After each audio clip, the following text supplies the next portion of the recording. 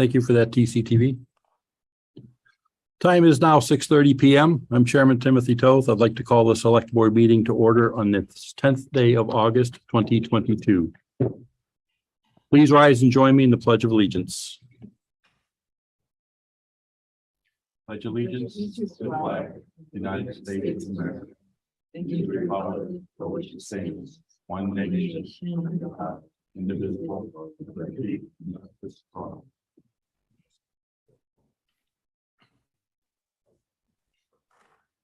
Thank you. Before we begin, I'd like to state for the record, we're not only being live streamed on cable TCTV cable station 8 and our YouTube web platform, but this evening's recording will be available for later viewing on our YouTube channel. We have the following board members, staff, and expected guests: Mr. Bennett, Ms. Griffiths, Ms. Richards, Richard, myself, and Vice Chairman Curry is participating remotely as he is away doing other things with his job. We have a large number of individuals in the room. I recognize most, but not all. I will apologize if I don't call your name. If I don't, please introduce yourself. We're sitting way back in the back of the room. Rich Curtis, our Emergency Management Director. The name, ma'am? Ms. Kauskas, representing yourself very well. Very good, sir. How are you, Steve? Carrie Novak, Ag Commission. Welcome, Carrie. Lori Weta, Development Services. Very good. Mr. Castle sitting in the back. DCTV. Brian Rosenberg from the Lions Club. Welcome, Brian. Lynette Gabriella, Wachusett Veteran Services. Welcome. And we have our town administrator, Adam Montaigne, our TCTV representative, the assistant town administrator, Holly Young, and our administrative assistant, Justice Graves. A few other folks entering the room. Gentlemen, if you'd be so kind to quickly introduce yourselves. Jim Cutting. Welcome. Welcome, gentlemen. As always, our agenda for this evening has been set no later than 48 hours out by law, publicly available to the official source for town information, templetonma.gov. Although I have the discretion as chairperson to add or to remove from the agenda, it has been set to allow for time, personnel resources, and public awareness. I reserve the right to move agenda items around to benefit our business and our guests. Thank you. If it's your first time attending a select board meeting or any public meetings in the community, welcome. We're glad that you joined us. Please be aware we will do our best to address all agenda items adequately, all public concerns with due concern, all comments with dignity and patience. We request you please do your best to show the same respects. A few comments for the guests we have joining us remotely this evening, and there will be some others joining later in the agenda. The Zoom rules of the road. Use the video whenever possible. Although if you're waiting for an agenda item, it is better to have the video off. Use the mute feature when speaking, when not speaking, although TCTV and the chair can place any or all on mute. Right now, it's TCTV is controlling that, which is fine. If you wish to speak, raise your hand, use the raise hand feature in Zoom, or politely break in if you're only participating remotely via telephone. If you wish to see materials shared on the screen, please request that of the chair. Email or refer to which document. This will help stay synchronized, be very helpful to the viewing public. Only the chair and TCTV are able to share content or screens. And we still have, as a backup, public participation and comments still possible via the chat section of the live stream on YouTube. I and TCTV will be monitoring the chat section. We will address comments, concerns as they appear or when appropriate. Remember, chat area is part of the permanent record. So if it isn't already apparent, please state your name as you would during town meeting, as most YouTube names are informal. The live chat tends to run 10 to 20 seconds behind the live meeting. And with a new change in the extension and what grants us to participate in meetings remotely, the Attorney General's office has issued some stronger guidance that will go into full effect next April, in April of 23. There'll be more info to come on that. Okay. Item number 3, approval of the minutes of the prior meeting.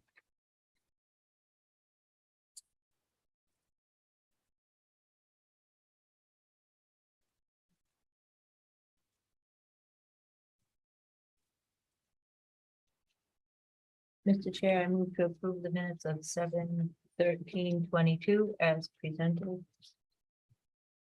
Second. Have a motion and a second to approve the minutes as presented. Any discussion?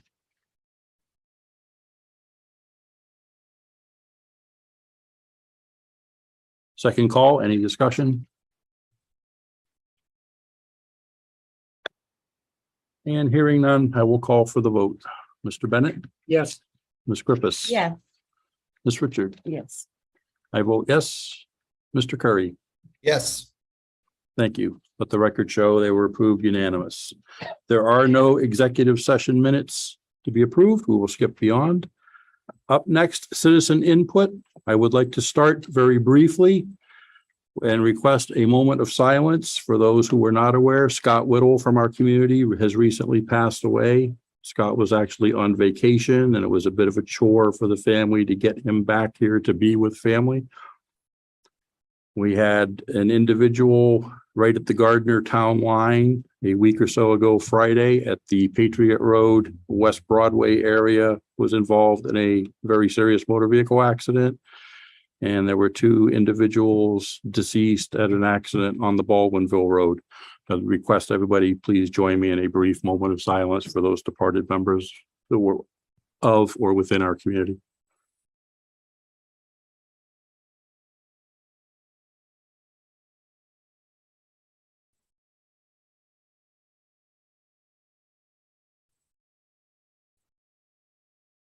Thank you for that. And a quick shout out to emergency management and our CERT team. Did an outstanding job starting last Thursday evening and took it up through last night at 8 p.m. staffing the cooling center. On the weekdays, they were in after the senior community center staff had left for the day, and they covered it Saturday and Sunday, noon to 8, and we picked up again from 4 to 8 in the evenings. It was outstanding. I know it was utilized. It would small turnout of people at some points, a few more at the others. So it was definitely the right thing to do for our folks. And today's break in the humidity and the temperatures has been welcome. I guess the humidity is going to go down even more starting tomorrow. Yay. Thank you, So- Tim. By you taking that shift on Monday, we were allowing people to come to our meeting and training. My pleasure. Always glad to help out. Any other citizen input? Mr. Chair. Mr. Vice? Hey, I just wanted to give Adam some public congratulations for getting his MCPPO certified by the Inspector General's office. He is now a full procurement officer. Good job, Adam. Thanks, Mike. Congratulations. Nicely done. Thank you, Adam. And Adam, that's a bit of a process to go through, if I'm not mistaken, correct? Oh, yeah. Thank you for that. Now we need to go out and purchase some more things. You got a long list. And for those that don't know, that MCPPO designation is the Massachusetts Certified Public Procurement Officer. It follows the Chapter 30 rules. Any other public input?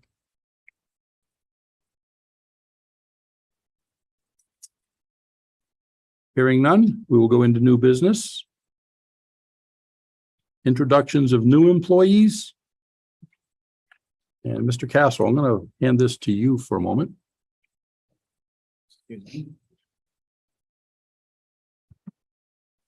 So as many of you know, our employee Hannah Bennett, who hosts our meetings and does a great job doing it. I think I've forgotten how to do it.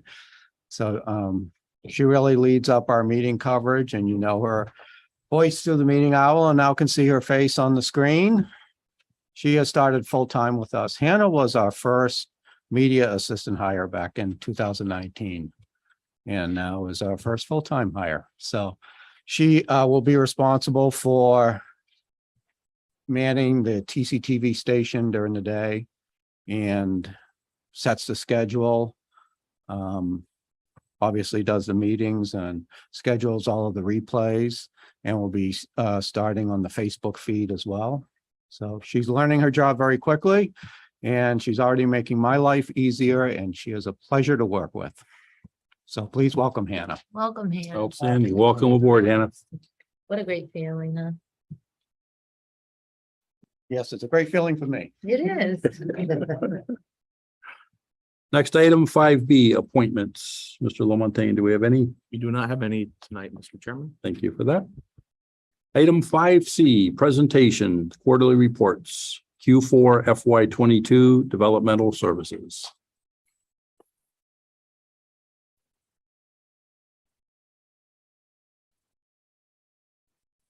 Evening, Hello. how are you? Fine, thank you. How are you? Good, thanks. So I'm going to do this the way I usually do it, cover a few highlights, and if you have any questions from reading it, I'm more than happy to answer those for you. I don't know how many people know this, but with COVID-19, the Montechusett Public Health Network had created and is staffing a response team that can be contacted if you take a home test and you're positive and you need help, food sensitive, anything that you need, they can help you with.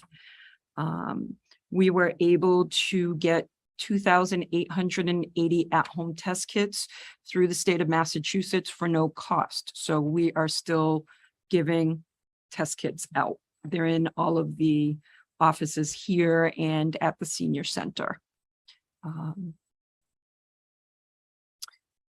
I won't steal your thunder on the clinic because I'm sure you have that on your, okay, good.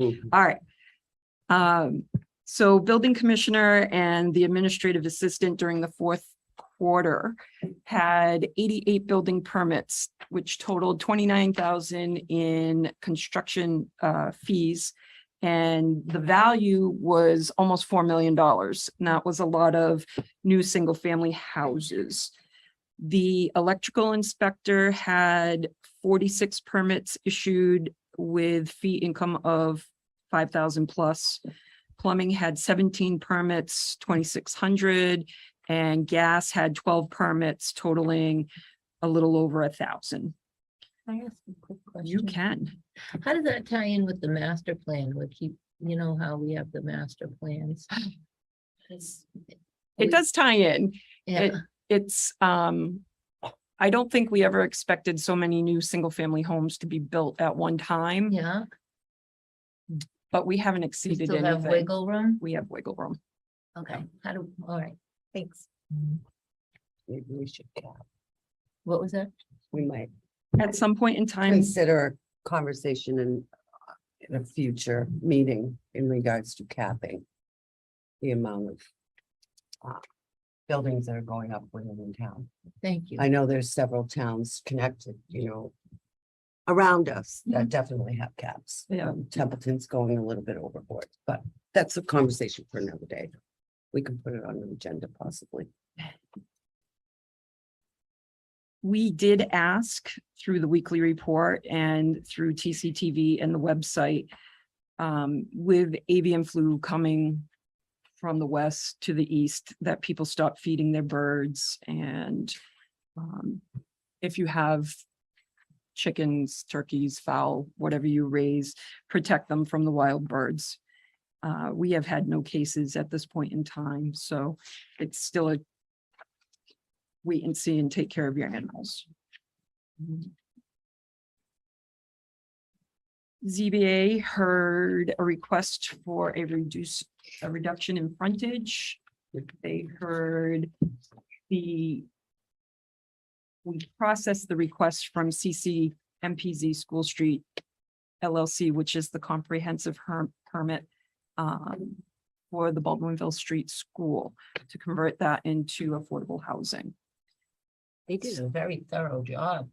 They did an excellent Took job. their time. It's a very scary application, a very large application. Gonna say, that was pretty big. It's pretty big, yes.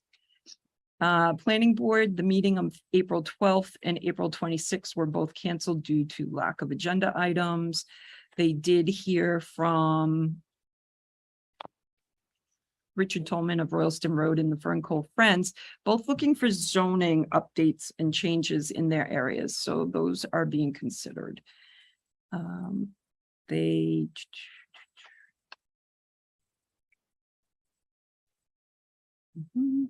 A&Rs for 473 Baldwinville Road approved. 403 Baldwinville Road received a special permit for light manufacturing and development. And Charlie Carroll was elected to continue representing the Montechusett Joint Transportation Committee.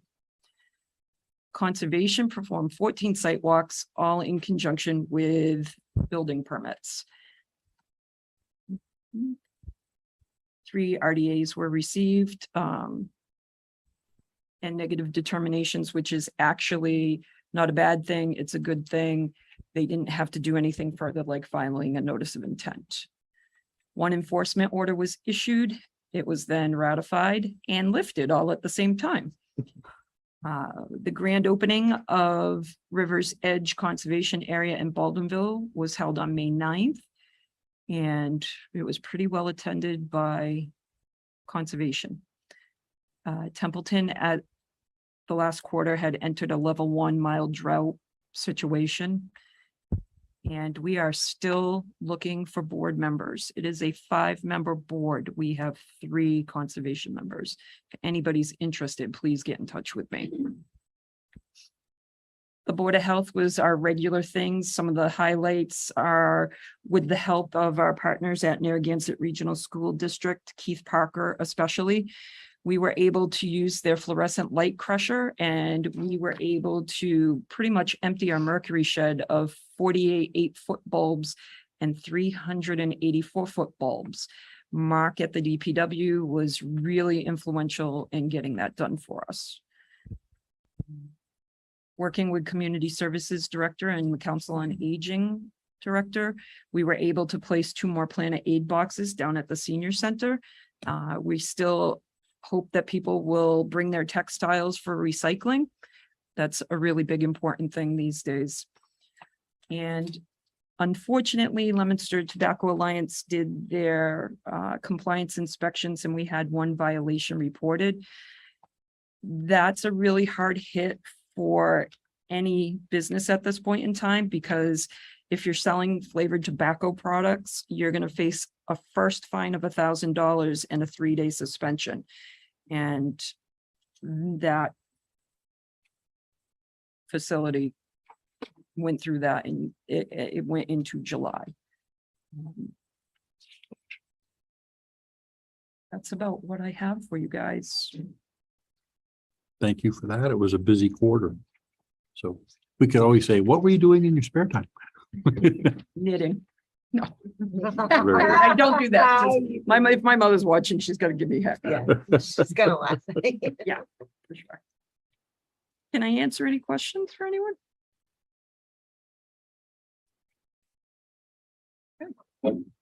Great report. I Thanks, Lord. have none. It was very comprehensive. Thank you. Thank you.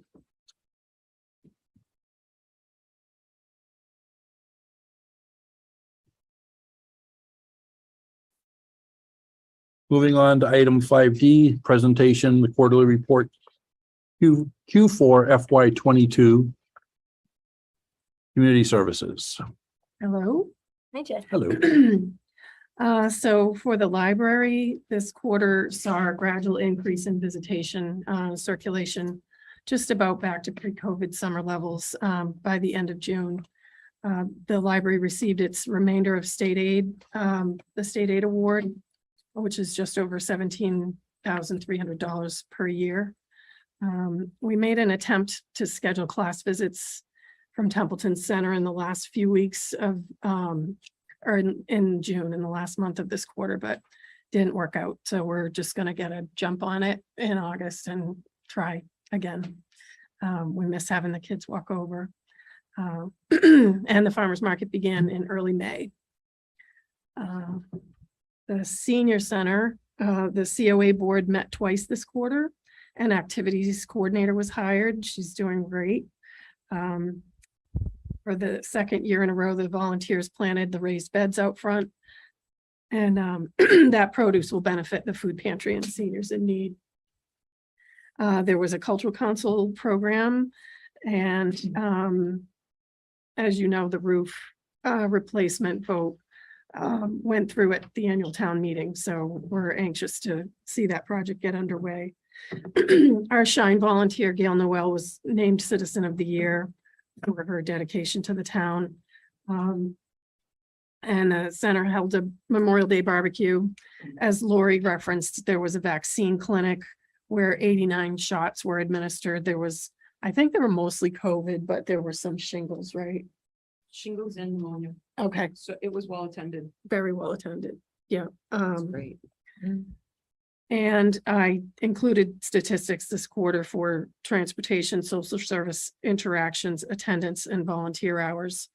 And I'm gonna do my broken record thing and just reiterate my concerns for the staffing levels in the current fiscal year 23, as there've been some cuts there. If you have any questions about library or senior services, I'd be happy to try to answer them. Recreation, the softball program was successful with 8 teams.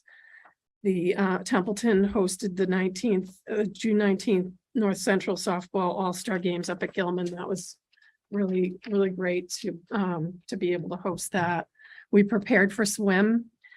Thrilled to hire Hunter as our swim coordinator and Brianna as his assistant. And they wrap up tomorrow. Yeah, Great program, local right? kids. Local kids, yeah. And Hunter wants to be a math teacher, so. Yeah, And Brianna always asked me if she could get employed by the program someday. oh, nice, nice. Yep, there were 60 kids enrolled in the swim Oh, they got program. a lot of volunteers too. Yes, yeah, Michelle Cormier is incredible. She's incredible.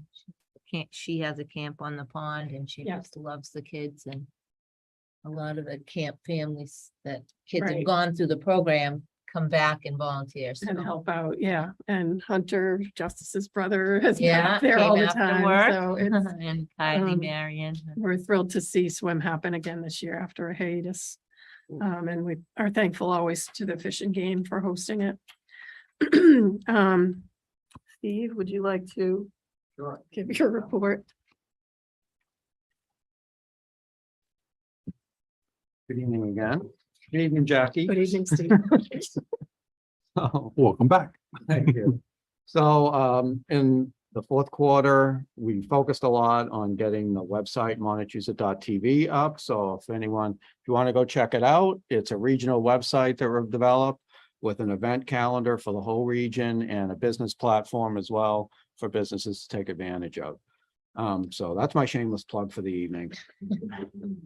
We hired Tabitha Bresnahan to help out with that and trained her, and she's been loading a lot of the content on the website, and we're working closely together. So the top line, a couple lines, all of the things that she's been doing. We worked with the web developers, obviously, on finishing up the website for this phase. And I got to tell you, I've worked on web launches before, mostly peripherally. This is the smoothest one we've had, because I think we weren't rushed to say, we have to get it out.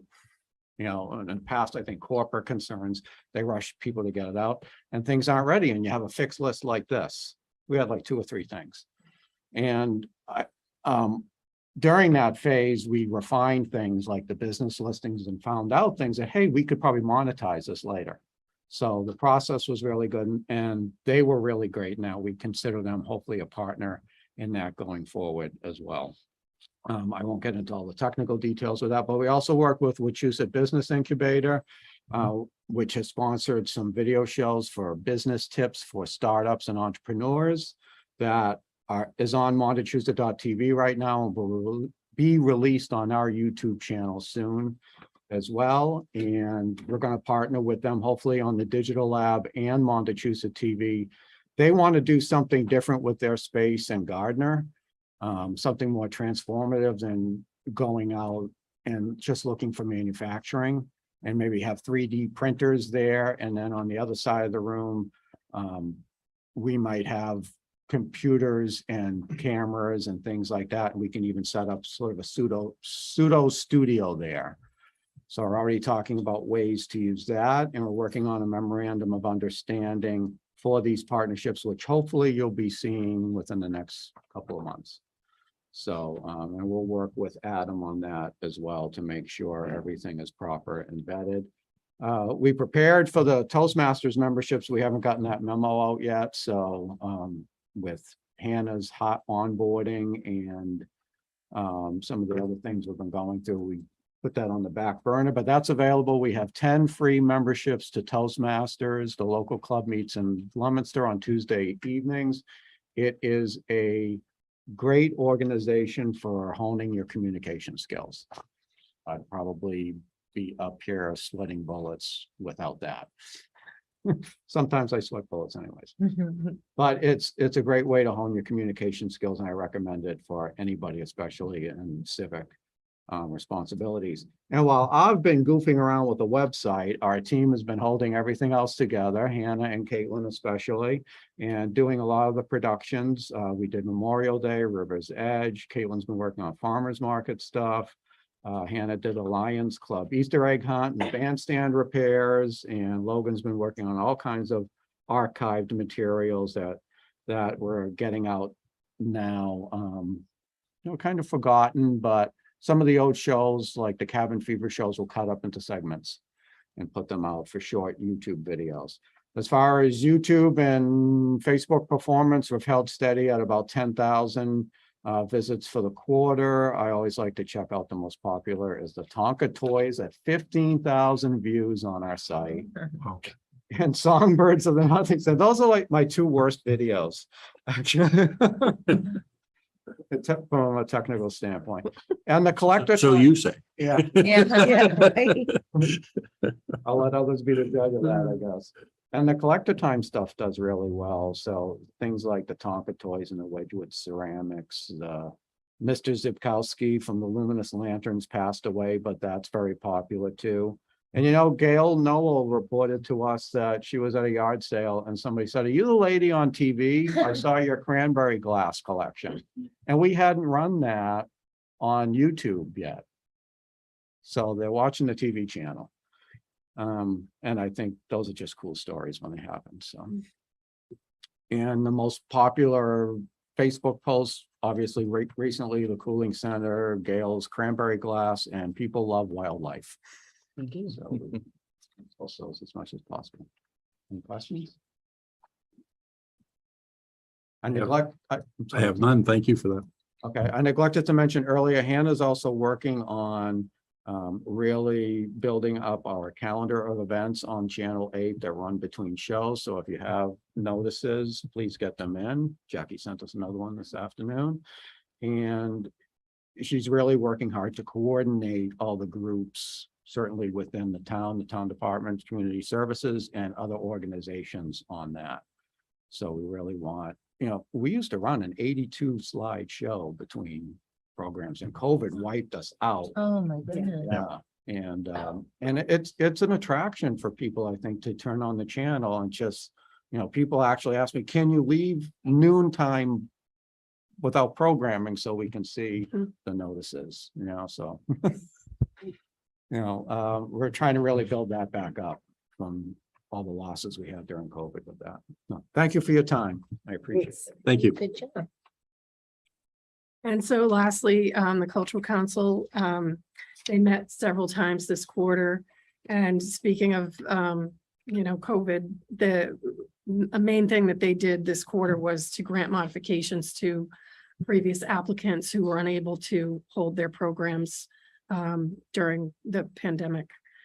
So among those was Winchendon Music Festival, Narragansett Historical Society Cabin Fever, Tribute to Lives Lost. And then in addition, the Senior Center, as I said, had a storyteller.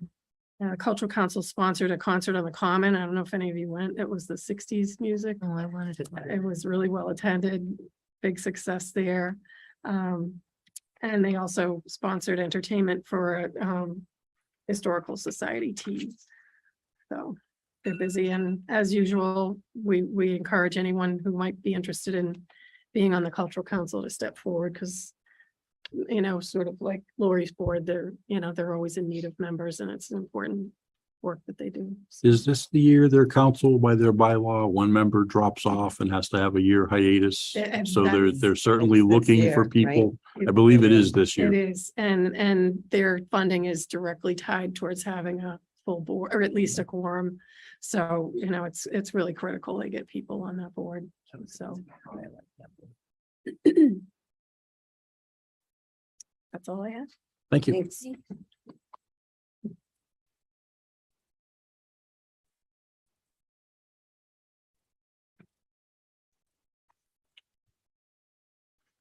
Next item action 5E, temporary MOU with the city of Gardner.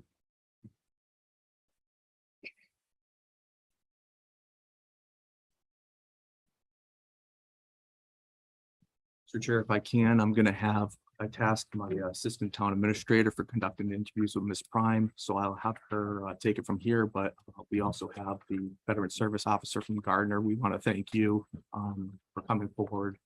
This is a time of need for the department, so thank you, and I'll let Holly take it from here. Thank you for that. I wanted to read a memo that I wrote regarding this. Understand the trepidation about members of their agreement with Gardner for veteran services. I believe that stems from the situation that was going to have when they were in North Auburn District service by the Alcohol Veterans Director. The director at that time was not adequately providing the services that Templeton veterans needed and deserved, and they had to travel 10 to 6 miles to get to the veterans office to request those services. This situation is completely different. Templeton veterans will only need to travel 2.8 miles further to Gardner City Hall than they do now to come to our town hall, and home visits are available if needed. Most town residents do the majority of their shopping in Gardner and utilize other resources there. The service there is full-time, 39 hours, Monday through Friday. There are 3 staff members that provide excellent service compared to what Templeton can offer, which is up to 19.5 hours per week, with 16 of those for office hours if we set it up that way. And the possibility that if veterans come in, the director would be in a meeting with another veteran and then will need to just wait in the hall and wonder when they can use this director. I have been in this office since our agreement with Alcohol and was here when Mr. Kaplan brought the veteran services back to town to the select board in 2014. In the time since, we have had veterans come into the hall on a regular basis looking for services and nobody was here to help them, whether it was lack of hours, out on another call. This has been consistent since 2014 through the 3 directors that we have had in that position. And the reason for that is that Templeton can only offer a part-time department. I realize there are concerns that the Gardner office will have 5 cities or towns for which they are working. I believe, and I think you will realize, that is not a concern with the staff Gardner supports and the hours they are open.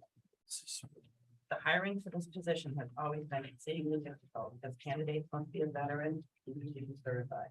We were starting with a small pool of candidates and then have the task of finding an experienced person that will work well with veterans.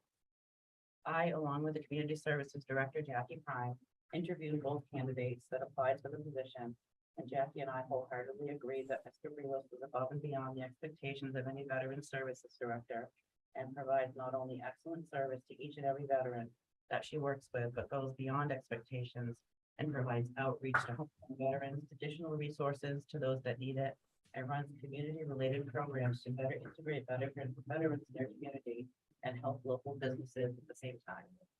I personally have never been a proponent of any kind of regionalization, as I feel it usually takes away from the town services. That simply is not the case with this situation. The benefits far outweigh the only negative, which is the veterans traveling a couple more miles to Gardner City Hall. In the event that a veteran cannot get to Gardner, Mr. Brelos would go meet with them. This MOU would give our veterans better service and more access to that service. And I do have a chart showing the pros and cons and comparison. If anybody would like to take one and pass them out. So you're all in one.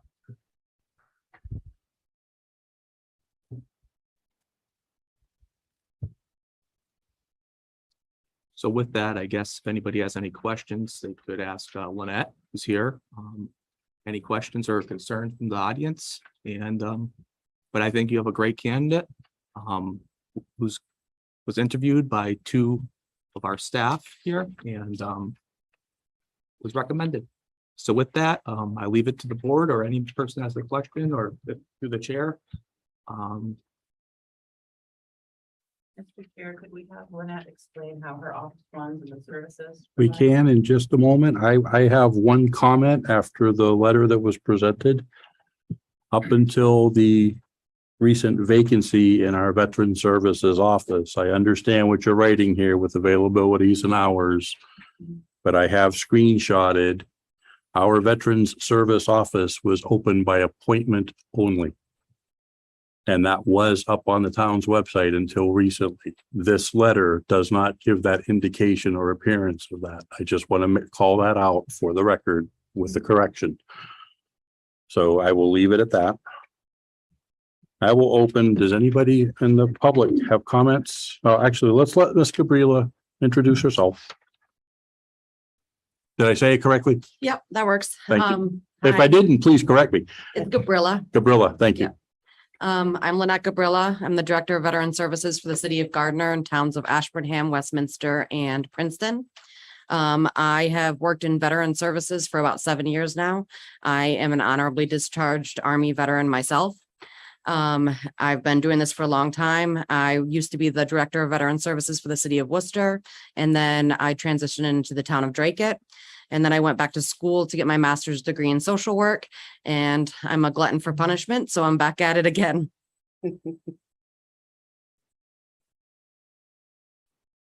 Wow, that is a lot. Okay, you mentioned 3 other communities, Ashburnham, Westminster, Princeton. Do you Yes. hold hours in those communities? So How does that work?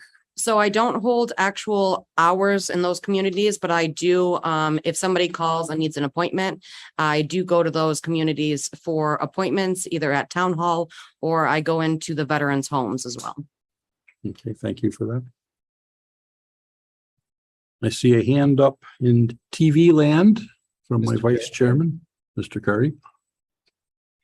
Hi, this is Mike Curry, I'm the vice chair. Lynette, could you elaborate a little bit more on your military experience? Yes, I was an intelligence analyst in 96 Bravo in the US Army. We mainly worked on like helping other people get their top secret security clearances.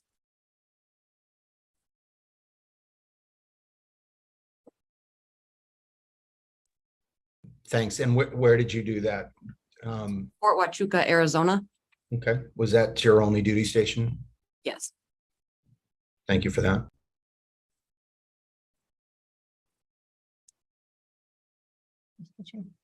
Ms. Bridges. So you have people helping you in Gardner, and do you have like a way of tracking the volume of veterans that you help in a week?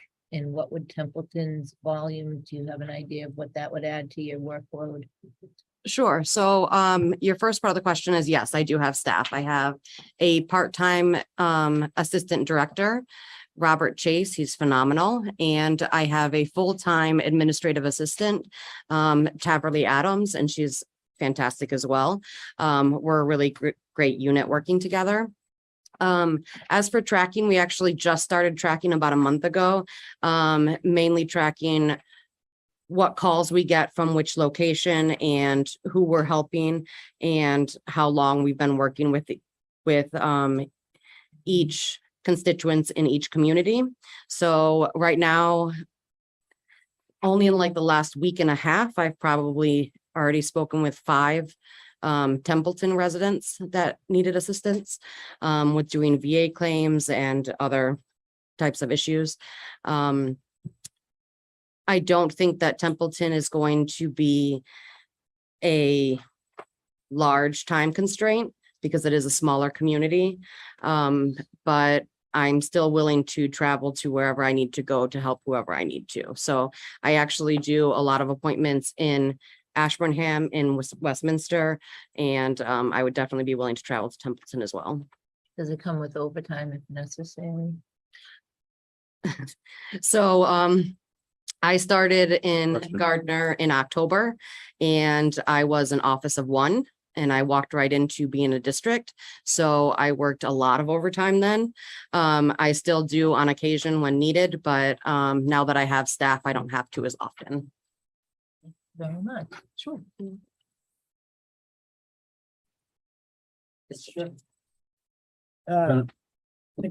Follow up on your tracking. So if you're tracking the towns and the number of veterans that you see, and would that include like the amount of time that you spend with the veteran? And what I'm thinking is, right now, this is temporary through June 23. So around, say, next March or April at the latest of 2023, if we were to ask would you be able to provide the number of hours and the number of veterans that you have seen for Templeton, assuming this is passed tonight, from now until then, because I think Templeton should begin to analyze, and I think this was done back in, it started out being done in 14 or so, but analyze the number of hours and the number of veterans that we're seeing, because I really believe that even though it's a small town, I believe there's a need to look at the hours and the salary to increase it, to potentially have a full-time service. It's my thought, but I would like to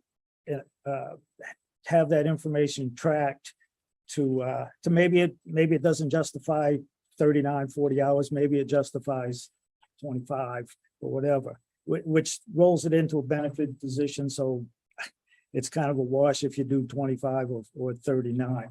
But I would like, I'm glad that you tracked that, because I would like to see that, and for Templeton to take a look and maybe move in that direction.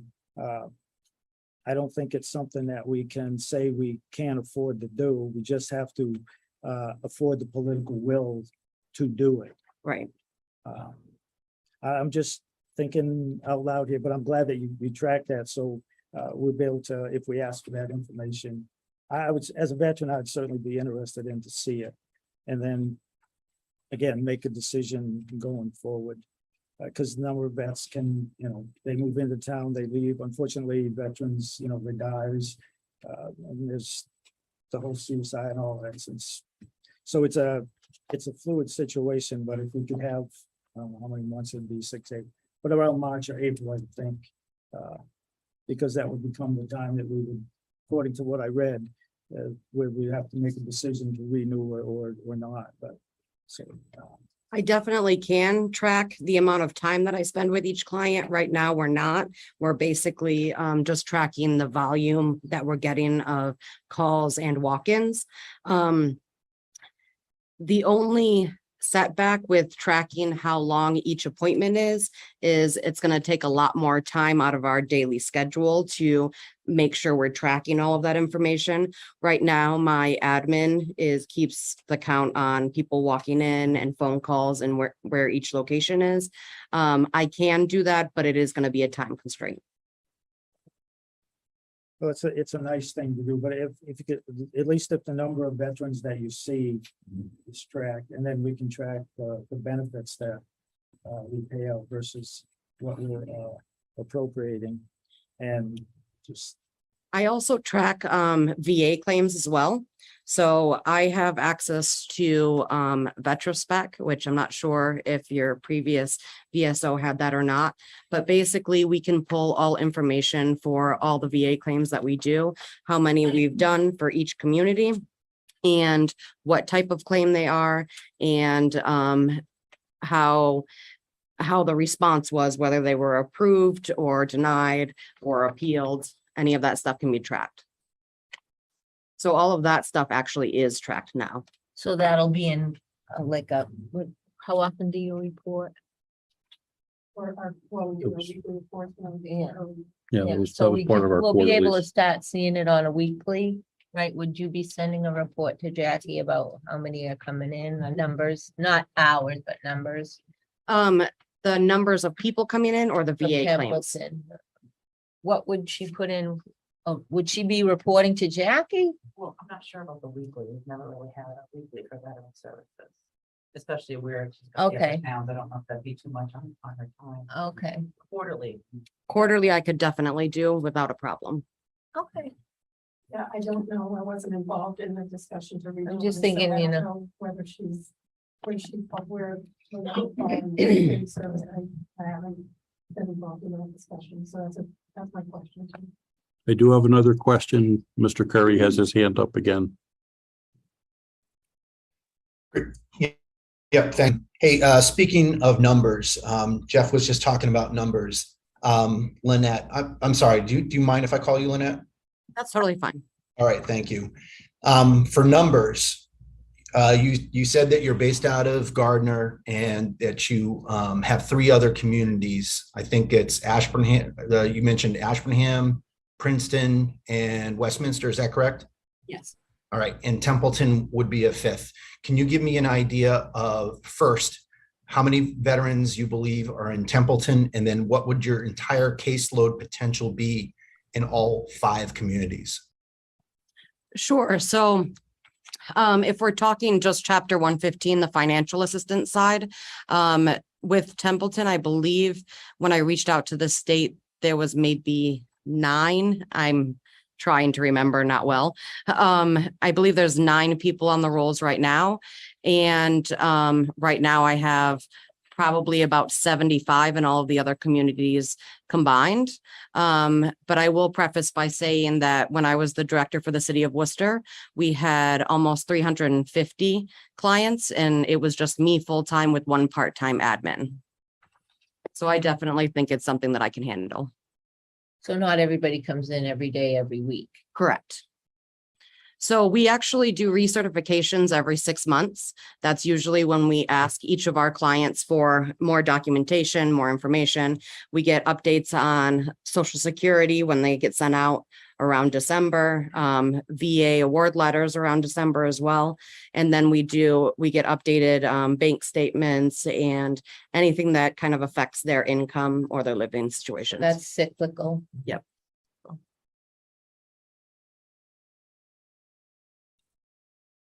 Any questions from or concerns from those in the audience? Mr. Kappas? Absolutely. Yeah, if anyone's got any comments, Mr. Chair, if they could come up to the microphone, that way I can hear everything. Hi, Hi. how are you? John Kaplas. Obviously, as stated, I took the with Jeff's help and some other select board members, I took the this town from a district to a standalone within 60 days. With the help of the DVS, with the help of a lot of friends in the veterans community, and we did very well. At that point, we had 4 people on chapter 115, if I remember correctly. We had 4. Within my first 90 days, we had about 65 members. That number went down, which is all fact-based. You can always check that, Jeff. Went down. We ended up spending probably close to about $170,000 my second year on chapter 115 alone. That was the need that the community has lost because of the fact that it was regionalized and that people couldn't get to, Athol, and, Athol never came here because he was only working 35 hours a week.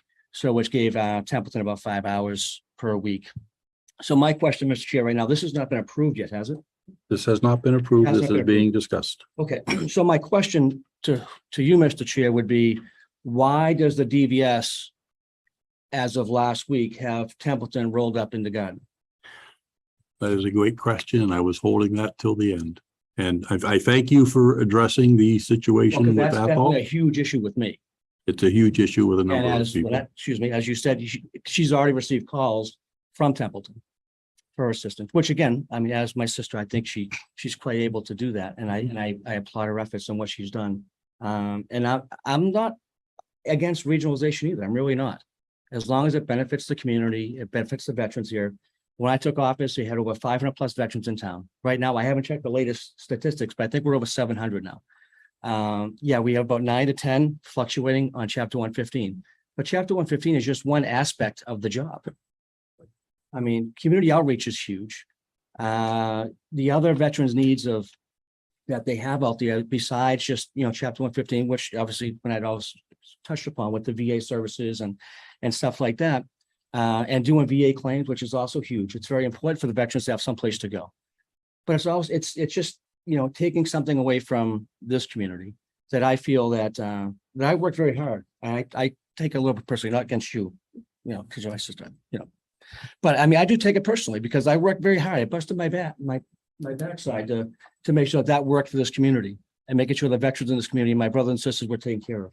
And their widows and widowers, going to their homes, doing last right bedside at deaths at home, being available 24 hours a day, 7 days a week with that cell phone. And I think my predecessors, I don't know if they had the same philosophy I did, but I know that the last one who just resigned, I know she did get calls and she did do stuff outside of the 19.5 hours because I did work over 19.5 hours. I think I worked average 40 hours a week. And I wanted to make sure that every veteran was touched, every veteran was taken care of. And I'm not saying that this process isn't going to be great. But I just don't feel in my heart that, taking something that's 19.5 hours. And then, it's going to depend on how many phone calls that Gardner receives to what services are going to be rendered. It could be 1, it could be 10, it doesn't matter. But obviously that veteran is not going to be here to render aid to the veteran that's in need. So there's a lot of things to think about. So I was very upset about that DVS having that. I had some notes.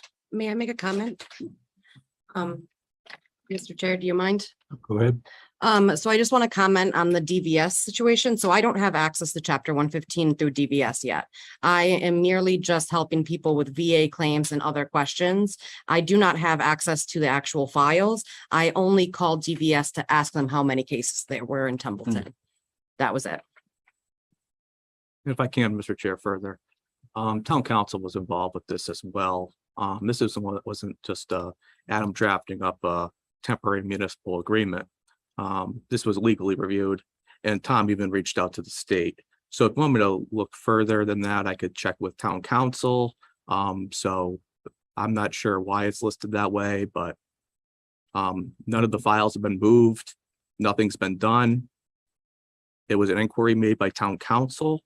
And you mentioned that you checked in just to see how many total. Yep. So. Mr. Chair, Go ahead, Mr. Vice. got a question for Adam. Adam, who directed you to move towards the MOA? The M.O.U. Yes, MOU, MOA. Who directed you to draft it and send it to town council?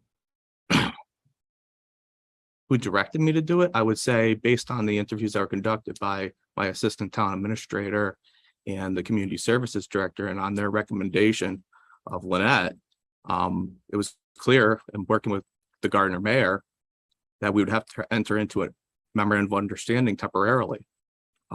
Based on that, of course, I would reach out to town council and have a draft ready for the select board to take action on. That's just a matter of process. Okay, so you logically deducted based on the results of the interviews that Ms. Gabriella divulged that I'm assuming that she told the hiring board that she worked for 4 other communities or Gardner that also serviced 3 other communities, and that you used logic to come to the MOA, MOU position. Is that correct? And I checked with town council, and town council indicated that would require select board approval. Okay. And then he indicated he would reach out to the state. Can I ask what day that transpired? At the top of my head, I'll have to go back to my. Okay, the reason I'm asking, it's been greater than a week. If you go on to the Department of Veteran Services, Commonwealth of Massachusetts, and click the search for my VSO, it comes up as Ms. Gabrilla at 95 Pleasant Street, Templeton, Massachusetts, 01468. That's actually a private residence here in town. I believe 95 Pleasant Street may be the Gardner City Hall address, but the zip code would be incorrect. And information has already been mispublished across many, many platforms and agencies, and that's a bit of a concern. I guess I'm curious as to what the nitpicking's all about. It's not a case of Because we're not in nitpicking. favor of this. It actually, this has the very outward appearance of a regionalization, and that is not what was presented in our packet as a memorandum of understanding. It was reviewed by town council and approved. I don't care if it was reviewed by town council. The question comes down, where were the marching orders? What gave you the forethought and the consideration to reach out to the city of Gardner? We had a hiring process. You had no veterans on the hiring process. There are a series of questions that are extremely pointed that a veteran would have been able to address. Nothing against Holly, nothing against, Jackie, but the process right now, as I'm viewing it, was flawed at best. Mr. Chair, if you can, when the veterans come into my office and they have prescriptions that they need assistance with, why don't you tell them that? Okay, Mr. LaMontagne, relax. The correct response, sir, would have been to have them call the Department of Veteran Services in Boston. I will provide you that information right at the close of the meeting. I'm all set, Mr. Chair. Thank you. Okay, thank you. And I'm sorry you're upset. Mr. Chair. Go ahead, sir. So, I just had an outburst that I said that we're not in favor of it. At this point, I want to make a announcement that I am a veteran, and I'm also a member of a 501(c)(3) that's based in Templeton. Mr. Kaplis is wearing a T-shirt from that organization. I believe we've had some issues before about me not disclosing it, but with that said, I think the hiring process went well. I don't know where the M.O.U came from. It is 100% clear to me that Lynette Gabrilla is a impassioned veteran that cares deeply about the thousands of veterans that are in this area. What I'm not in favor of is we have 3 veterans on the board. We brought home the VSO position to Templeton, and I don't want to be on the board while we send it out. I think that there's still a way to recover a VSO position in Templeton. I have full faith in Adam and his hiring process. I wish to pursue a veteran service officer that's based in Templeton. Mr. Chairman. Good. Just to put this out there, thank you, Mike, for that. Just to put it out there, I'm just wondering, in the interim of leaving it or bringing it back or not sending it out of our town, besides asking our veterans to call Boston and get a referral somewhere, what are we doing with the gap? We had someone resign. Is it posted? Are all the interviews done? Is someone else there that can do the 20? Can we, in the meantime, if there is, and we can get someone in that seat, do we now look at the needs, look at our numbers of our veterans in town, and start figuring out a budget as to, obviously, because I was here when John was here, in that office, in that seat, do we double those hours to 40? Is it a necessity for this town right now? Would be my question. Like, what do we do with our veterans right now, tomorrow? A veteran walks into the select board and they need assistance immediately. Are we handing them a phone number to Boston? Or are we handing them a phone number more local? I just want to clarify, like, what can we do for them in the immediate? That's a good question, and I will answer why I said we make the phone call to Boston. Right. When I moved and when my wife imported me to town, Yeah. I'm a vet as well. Important. Our services were shared with the town of Winchendon. Yeah. Charlie Grout, God rest his soul, one of the first individuals at the Veteran Cemetery in Winchendon. Mhm. After a short hiatus, all of our records were transferred to Ethel, much before John was our VSO. Mhm. John painted a pretty fair picture. I will go so far as to say, when you called, there was no return. You could not find the individual when I went to Athol. And I can tell you vehemently, my records did not all come back from the Athol office. I have concerns, and it's Right. just based on history. Right. I'm not saying that there's anything nefarious. I'm not saying that Ms. Cabrilla is not, capable, but I'm looking at this, and we had this scenario in front of us before. We had fixed it. We need to fix it again. But in the We interim, how truly we do. Service our veterans. Anyone have an answer for that? I do. Thank you. Holly has her hand up, just a moment, and she had it up earlier. I can answer that in part, but I also want to comment on what Mr. Curry said. And I think the board implied that Adam needed marching orders to look into this. The town administrator, under his day-to-day operations, has the authority to hire and fire. We suddenly had a vacancy. We had veterans coming in, hadn't been handled in the weeks prior, and we had to do something. So we put it out. We got 2 applicants. Interviews have been completed. We were not aware that you could tell veterans to call Boston.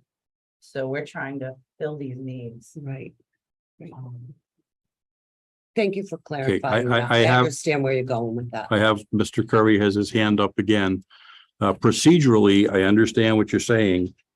And procedurally, I would also have to caution that since nobody in the town administrator's office is a veteran, doesn't know what the next step is, I'm curious why it didn't go to the department head, in this case, Jackie Prime, or why one of the 3 board members who are veterans weren't called and consulted, because we could have very quickly given you some recommendations. And I'm not going to get into procedures. I'm not going to say anything beyond that. Mike, your hand was up. Yep, thank you, Tim. Julie, so what I would say going forward, if a job announcement went out and you had 2 applicants show up for the interviews, I'd ask Lynette, were you applying for that part-time job? What was your intent when you applied for the job? So I didn't technically apply for the job. I sent in my resume with the inclination that it would be to be part of the district. All right, if you were hired, Tim, follow-up question. If you were selected by the hiring board, which it sounds like you were, would you be able to fulfill any amount of hours to Templeton? Do you mean like having office hours here in town? That is correct, and receive a paycheck from Templeton. No. So that used to be a situation that was allowed many years ago, and some VSOs were grandfathered in, but no, it would have to be part of the district. You can't get paid from 2 separate towns doing the same job at the same time. Okay, thank you for that. Just a moment. John, you had a comment. Well, because I mean, obviously, she's right. I mean, obviously, back in the day, you could get Yep. paid by different separate towns can pay, but because the retirement system way of space now out of Worcester State Retirement, you can't get, it's like getting 2 federal programs at the same time. You just can't get it. Right. So that's why the regionalization processes come forward. And to answer your question, like, I mean, I think at the end of the day, I mean, I looked at the announcement. It was about $2,700 less than the $20,000 it should have been. It was less money. Knowing that what part-time VSOs make per today and what full-time VSOs make, depending on what city or town you're from. If you're in Woburn, you're making $90K a year, that's one thing. But you're in Gardner, you're making $70, $80K a year, whatever. I'm just using numbers, I'm not saying that. Yep. Or if you're in Templeton, you're part-time 19.5 and you're making, 20,000 per year, or I think it was up to 22,000, I think. But you look at the average based on the amount of veterans you have in the community, a part-time veterans officer should be around between $25,000 and $30,000 a year, and a full-time should be anywhere between $65,000 and $85,000 per year. That's depending on the city or town. So I think if there was a little more dollars put to the veterans officer in that position, I think you would get more than 2 applicants. I mean, just like in any job, you know, and things are, I mean, 2014, I started this and it was $20,000 a year for 19.5 hours. That was in 2014. We're in 2022 now. I mean, just based on, 3% inflation, you should be around 23,000 or give or take some dollars and cents. But I think at the end of the day, if you increase that, you look at the immediate need that's here right now is the fact that there's no one in the seat. Well, what happens? Well, Right. you need to make sure your chapter 115 folks are taken care of. That's primary. That's number one. Yep. How do you do that? Well, there's two ways you can do it. Now, you can't have agreements with the surrounding towns. Like if I went on vacation, I was a VSO, I'm going on a 2-week vacation, I could lean to my sister and say, hey, I'm going on vacation for 2 weeks. Can you handle my calls Mhm. and answer any questions and just keep notes for me? And we'll have that relationship. Right. I had it with Gardner before. I had it with Winchendon. I obviously never had it with that. And it was just a working relationship that we had. But if we know what we're paying our chapter 115 folks now. We know we get about 9, potentially 9. So I mean, if we're paying them the same rate up until like, for say 60 days, so 2 months, until you can re-advertise this position, increase the pay a little bit, so it's more economical for the veteran to come in on a part-time basis to do this job. It's just dedication. It's not hard work. It's just giving a shit. It's not hard work. It's just taking care of our brothers and sisters. That's what this is all about. Right. I mean, I don't want to take anything away. It's my away from any- biggest concern right now because Yep. we have a gap in doing that. Yes. That's my biggest concern, And mine too. whether or not it goes regional. Yeah, whatever. I mean, again, I don't know if it has to go back that way. I feel like we're jumping a little bit quick because it's only been 8 years, 6 years? 8 years, sorry. It's been 8 years. Have we put all of the effort that we possibly can into this? I'm not sure that's a firm yes on that. Right. So I was just kind of like, what do we do right now if a veteran comes in for services tomorrow? you could have that agreement with the surrounding towns. And I think Okay. that's We that's can have an important. agreement. You all have that agreement. Hold up. I Okay. think if it needs to be in writing or not, it's just even if it's a verbal, I mean, if you're going on vacation or something's happening and somebody else needs to step up and then we all help each other out. I mean, I don't want to take any food off somebody's table. So it's just basically a phone call and everyone's Yeah. trying to help each other out in the Right. surrounding area. Well, remember we put out back in the day that when we wanted a town administrator, we wanted to live in town, right? Right. We want people that live in town that work in town, right? Right. Well, why is this any different? Agreed. That's my thought. Why is this any different? The need is there. I think the need is there. Maybe not 40 hours, Jeff, but I think probably at least 25 based on the numbers. I think it is 39, 40 hours, because I personally think if you're really doing Your job. and helping veterans, you're probably going 60 or more. Well, I mean, I just The took, way paperwork and things are Okay. going and I still don't expanded have- benefits now for various things. Take like this stuff, they finally get back, admitting agent on, so it's just gonna go up, up, up. That's why, absolutely. but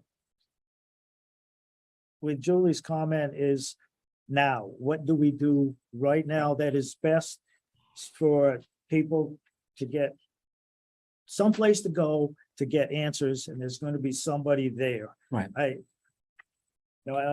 was looking at, And it sounds like we 16 figured annual that report when we out, started, correct? It was about 60,000-70,000. Yep. A year, and within a couple of years, it jumped up to 140,000. That's right. Benefits. Yep. So I just think that's gonna just keep going. It's gonna. And my concern is now, who do I call? Where do I go? Is there gonna be somebody there? Right now, this is a temporary thing. The worst thing I think we can do is leave this swinging in the breeze. We've done that with other positions, other things, and again, it doesn't work out well. It's like being cheap. It hasn't worked out well. And I would like to get the numbers looked at and analyzed, and we're only a few months away from Capital. 24 budget. Capital, Thank you. so I was just thinking. Yeah. We basically need to make a So- phone call to our neighbors in Gardner and surrounding communities that assist their veterans to give us a hand temporarily. And That's she- all we she's need. right here. Is a written agreement. We don't have to go regional, correct? We need a written agreement to get assistance for our veterans temporarily until we can get a position put in a seat that can handle our veterans in our town. Well, I don't want to go backwards. I want to go forward. Is how I'm looking at all What this, you have in front of correct? you right now is an annual agreement. So you're gonna lock yourself in, the town of Templeton's gonna lock itself in for the Correct. next 12 months. Point of clarification, it's a temporary municipal agreement, Mr. Kaplis. It's a That's gonna lock temporary. us in Yeah, for that's what 12. the language does say that. What It's does it gonna say? lock it says in till temporary. June of 23. It says it right at It's the what top. this So- agreement would do right now if I were to Right, put forth a vote. right. We're giving them a year of going regional. Yes. So if we want to think this one through, what you're suggesting, and some of the other members in the room that happen to be veterans, and thank you all, by the way, for your service. We need to reach out and get assistance from our brothers and sisters in local communities that can give us a hand while we have a gap. And we do not have a person in the position that we currently have in our town that needs to be filled, correct? My suggestion would be, is obviously you are the policymakers. Right. Make the policy that ineffective, what needs to Agreed. take place. You know, hiring process that needs to be in place. A veteran should be embedded in that process. The director should be embedded into that process. Everybody should be embedded into that process. So Thank we you. understand what's happening and have it out there more than, a month or 2 months. Maybe it needs to be out there for 90 days. But within a 90-day time frame, what happens to our chapter 115 folks? Well, they're still being hopefully paid by you guys. Right. Obviously, new clients that are coming in, work with our partners next door, hand in hand until we hire somebody. Again, that's just my suggestion. I Thank you. don't like regionalization. That's just my point. I have nothing else, Mr. Chair. Thank you for your time. Okay. Thank you, Mr. Kappas. Holly had her hand up. I see Mike has his hand up in TV land. And while we were discussing, I was watching some of the folks in the back of the room kind of chomping at the bit and getting ready to speak. So I'm going to open it up to some of the veterans who came in first, and then we will address Holly and Mike in order. Yep. Yep. Absolutely, sir. Holly's going first. Jim Cutting, Yeah, Jim Cutting, I am the commander of American Legion. Commander of the American Legion. And first off, the veteran to my right, thank you for your service. Thank you for yours. And I gets a realization because I had a gentleman come in Monday morning and talked about he had some problems with some paperwork and stuff like that, and I signed him up past April. He came in and I gave him Sheila's number, and he was taken care of, and he was very happy with what happened here in town. And I think Templeton residents, they want to be taken care of by somebody in Templeton. They're comfortable here in town. They don't want to go to Gardner. They definitely don't want to go to Athol because of past experience. And that's it. And that's pretty much it in a nutshell is, the veterans in town want to deal with the town of Templeton. And Some of their concerns obviously are sensitive, they- and they I'm just sure that get they one want out. someone Yes. familiar even within though their they may hometown. get good service somewhere else, Mhm. they're probably not going to go there. Thank you. They're gonna stay in town. And if they don't get the service in town, they're just not gonna get asked for the service. So I feel that's why we need a veteran service officer in this town. And that's pretty much it in a nutshell for me. All right, thank you for your time. Thank you, Jim. Appreciate that.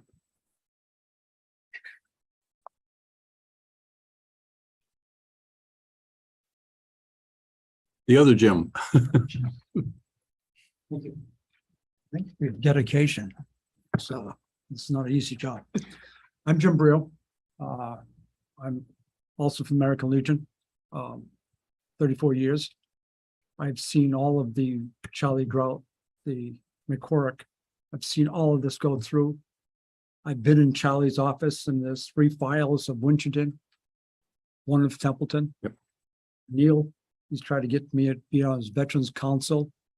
I see what he was doing and what he wasn't doing. His biggest thrill was to find somebody that was cheating the system and not necessarily helping out the veteran. I spoke to a Veterans Service Officer last night from Worcester County. He is working a district, what do you? Region. The district, thank you. So he has 15 hours for the town that he lives in. He gets paid $28 an hour. He has another town that's adjacent. He gets a little bit of money from them, and then he has another one that's a little ways away. So he thought it was an ideal situation because it's working for him. By the end of our conversation, he started to realize this is not an ideal situation because he has his own 15 hours. The adjacent people come in every now and again. He doesn't really go to them. And the one that's further away, he has two chapter 115s that he takes care of. And he goes to see them, see how they're doing, and to bring them food. And speaking of chapter 115, I'm surprised we only have 9 in this town. We ran a food distribution at the Legion for a year and a half, and we see these people coming in. And correct me if I'm wrong, a family of 2, a veteran and spouse or whatever it may be, is it $2,800 a month? Is the number they have to get? Wow. As long as they're. I think it's about 2,400. It's whatever the 200% federal poverty level is. That's what they're living on. You look at our career war veterans now. These guys are in their 80s and 90s. Our Vietnam veterans, some of the older ones, are in their 80s.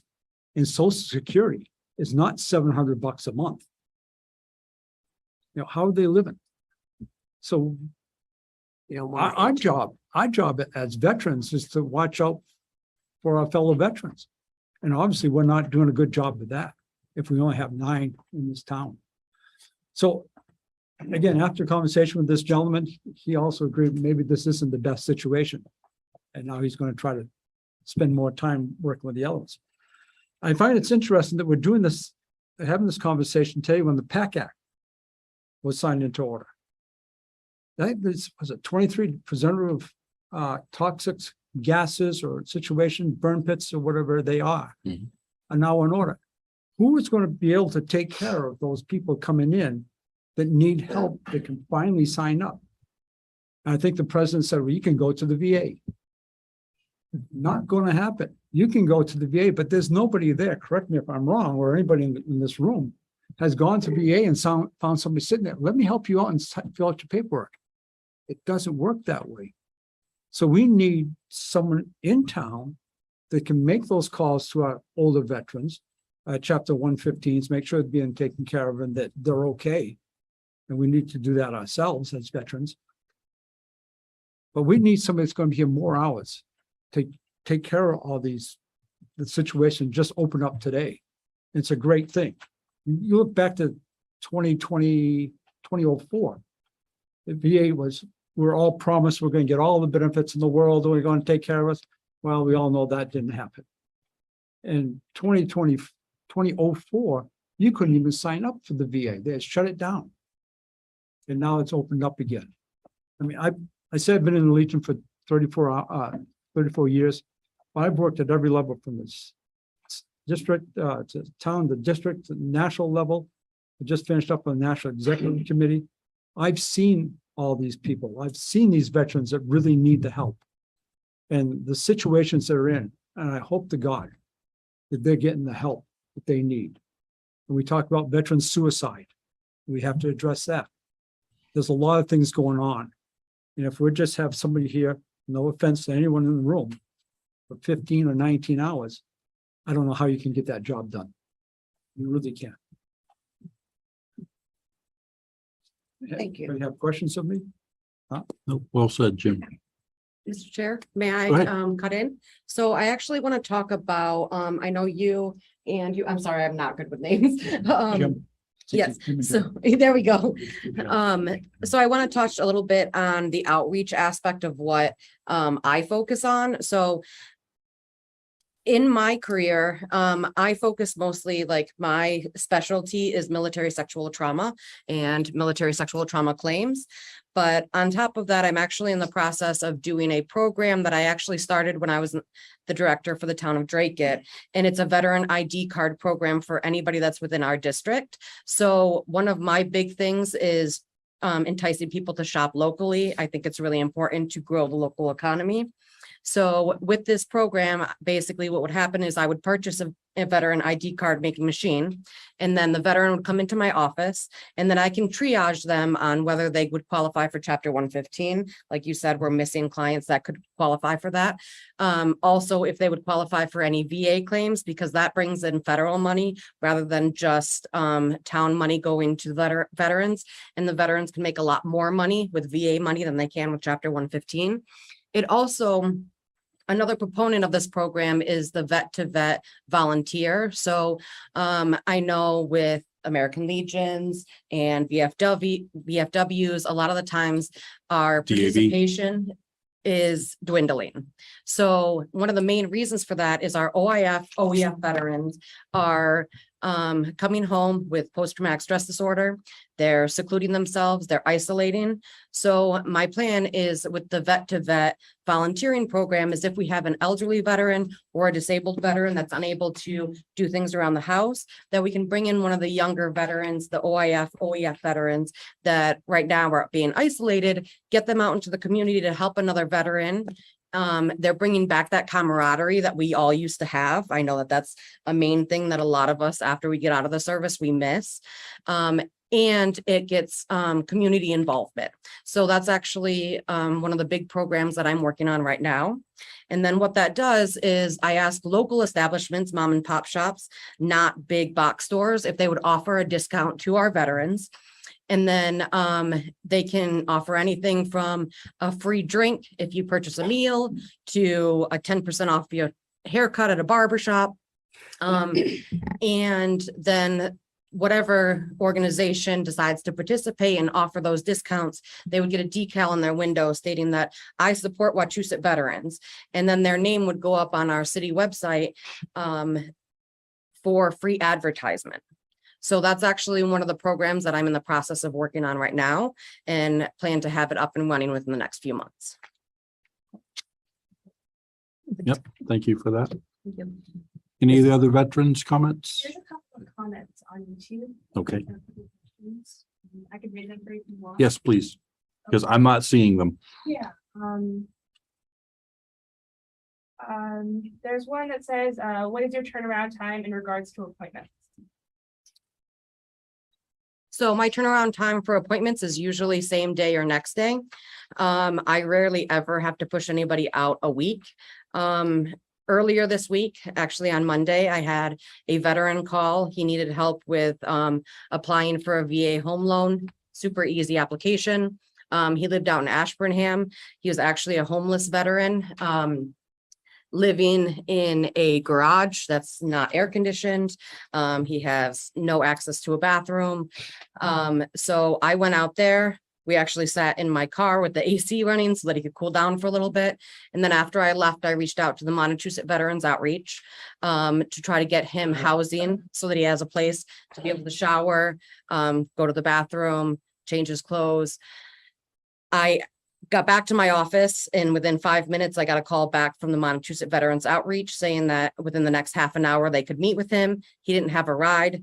I hopped back in my car, drove the 30 minutes back out there, picked up the veteran, brought him back to Montechusett, left him there for about 45 minutes to do the application process, went back to my office. And then as soon as my contact from Montechusett Veterans Outreach let me know he was finished, I hopped back in my car, picked him back up and brought him all the way back out to Ashburnham.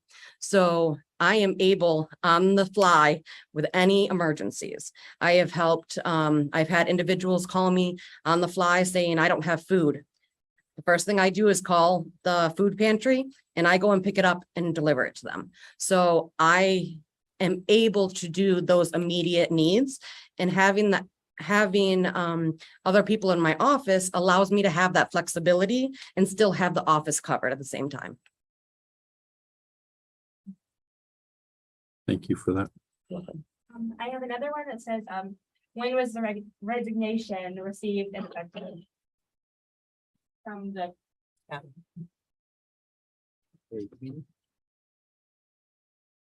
Believe July 18th. My head, and that's on. Okay. Holly, you had a comment. Mike, I'll get to you momentarily. I have several. First, I wanted to address John's comment that he took it personally. I hope you remember and know how much I supported you in that office.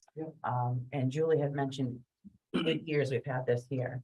And I can tell you, in 8 years, no matter how hard our veterans directors at the time worked, there's not enough time. And there's not enough in the budget to do full time. And myself and every office in this town hall, since those 8 years began, have had a constant barrage of veterans coming in. What are the office hours? Where can I find this person? I need help. It's messages and phone calls, and it's nothing against any of them. They're doing the best they can, but we just can't fund it. And also the suggestion about spending more money to make this full-time, that's great, maybe in the next budget, but right now, we don't have that. And with this option, we would save 10,000 right now. That could go to something else. Our veterans. And the hiring, somebody mentioned, Something else, it's obviously gonna go to the veterans. Well, Whatever it would- we it- may or may not right, It would go to, save, it would go to the veterans. if we go regional. yeah, a different expense. And the hiring thing, someone mentioned that we should have had a vet on the panel, a veteran on the panel. I 100% agree with that. Hiring is under the TA. It's his decision how that's done. And I don't believe a veteran needs to be on the panel. This is about providing services, having the skills and the experience and the certification. And that's something that I believe Jackie and myself would have the ability to see if the candidate has. That's it. Hey, Mike, your hand's up. Go ahead, sir. Yes, patiently waiting. Thank you, Tim. I agree with Holly.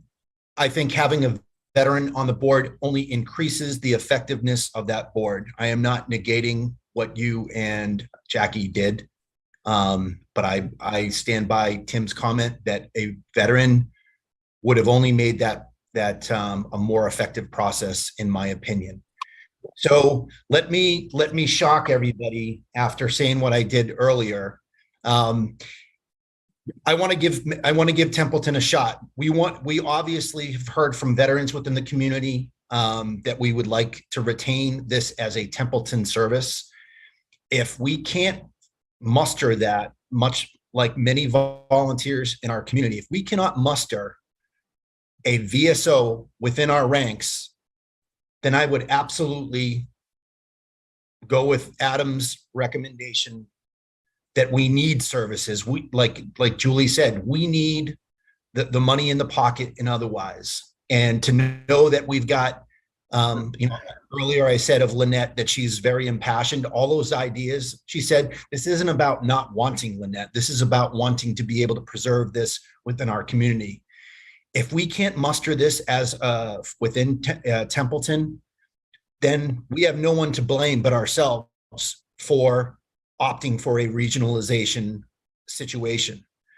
I understand the difficulties with that, but if we can't do this within our community, we have no choice than to go to the professionals that we have within our region. So I would support regionalization if we fail as a community to put someone in that seat. And to finish on that point to what Holly was saying, I recognize the fact that the VSO office is right next to the TA, ATA, administrative assistant and select board office. And when a veteran walks in, they're gonna go to where somebody is sitting in a seat. So Justice is gonna see that person, Holly's gonna see that person. They're gonna do whatever they can to provide the services. And it's happened probably more time. I'd have to take off my shoes to start counting, right? Perhaps, this is under community services.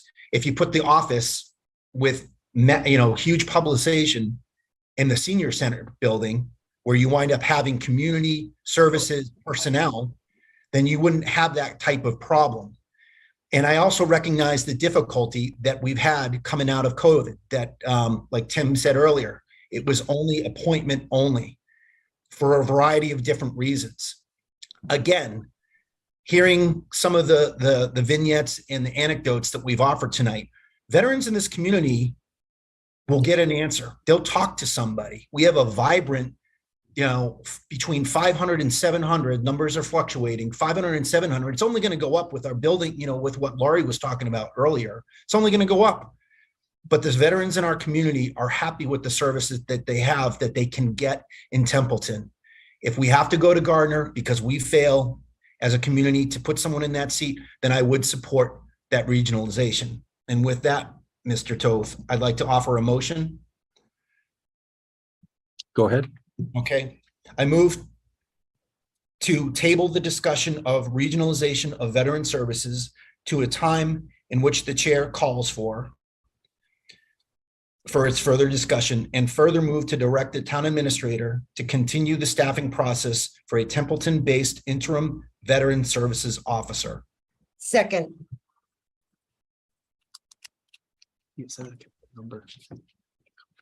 Mike, can I have you put that in writing and email it to myself and Holly? I absolutely will. So we have that for the record. Justice is waving his hand to us. Add him to the email tree. Okay. And since it's been seconded, I want to clarify my earlier statements.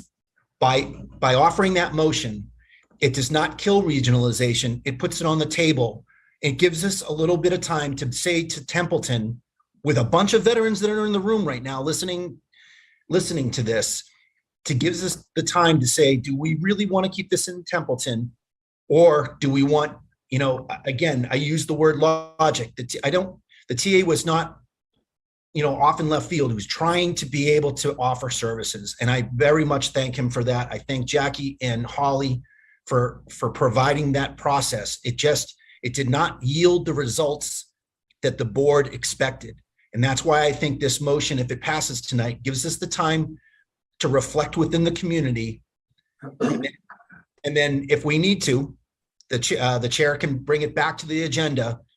And Adam, you've already done the difficult work of typing it up. And if Lynette, if you don't mind, if we take a little pause from our discussion, because again, I'm really glad that you came tonight and showed how, I want to keep using that word, impassioned you are and the amount of ideas you have. I don't want that to go to waste, but I just want you to recognize what we're trying to do in our little community, as you said, before we wind up reaching out for external resources. That's all I have to say, Tim. Mr. Chair, Thank you for that. Go ahead. discussion. Yep, good. So cycle back. So we're going to be relying on other towns to serve our veterans in the interim? Because I don't know who's been signing stuff for the veterans that have come in? You put through last month's payments, if that's not confidential, I don't believe it is. So And, we can disclose, we put Okay. through and paid the chapter 115 And we payments. talked to town council and had the chair sign for those. So you've been signing? Yep. And However, you'll there's been continue? no delay. Lacking a VSO, it defaults to the chair of the board under the legislation and how the authority is delegated. There has been no delay to the veterans. Correct. Right, however, for this next month, if I were to prepare that again to have the chair sign, I'm going on what was the month before. I'm not. There's prescriptions that have come in from veterans. I can't do, it's gotta be the same as I did last month. So I know they're getting their basic stuff. I can't I'm elaborate. willing to take that risk. I know this is just Mike Curry talking, and I got a lot of other veterans in the room. I've got two, I have a former veteran services officer. I have another veteran service officer in the room, and a lot of vets. I'd be willing to take on that risk if it kept the VSO in Templeton, knowing that we also have a path to regionalization if it wound up happening that way. But that risk of 30 to 60 days, I'd like to take that. So, Mr. Mike, so you're saying 30 to 60 days, and does there need to be like a motion to form a committee, including a veteran No. on it No. or anything? No. So, No, I'm asking Adam to go back to the staffing process to basically go back to that staffing process, repost. He understands what the motion means, to give it another shot to see what we can reap in Templeton. And if that fails, We could, within 30 days, our next meeting, we could wind up having this discussion again because Adam comes back and says, I put it out there, I got no responses, or I put it out there and I got 8 responses. I don't know that, but what I'm saying is I personally on the board would accept the risk of whatever time frame, given the staffing process, to basically say, can we keep this in Templeton, or are we going to go with the recommended action from the TA and obviously the ATA as well, as we received a bunch of documents from her. So for 19 and a half hours and the same amount of pay, I don't know. Oh. but we can't give a Possible. raise or It's anything. not a discussion. I don't No, know what kind of our incentive discussion can be at. Point of order. Yeah, go ahead. That's not a discussion option right now. Correct. Right now, we have, So with the motion that we table the memorandum Correct. of understanding, however, we do have the option, and I'm sure that if we get, something comes up that requires an immediate attention, it's obvious to me that Ms. Gabriela is willing to step up and work with us. Looking at this matrix that we were given as I'm reading through this, I had questions.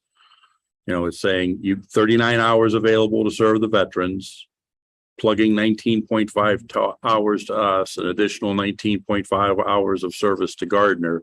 But it doesn't sound like that was the picture you had painted. I mean, can you dedicate the 19.5? And I think we addressed that. No, you can't. Correct.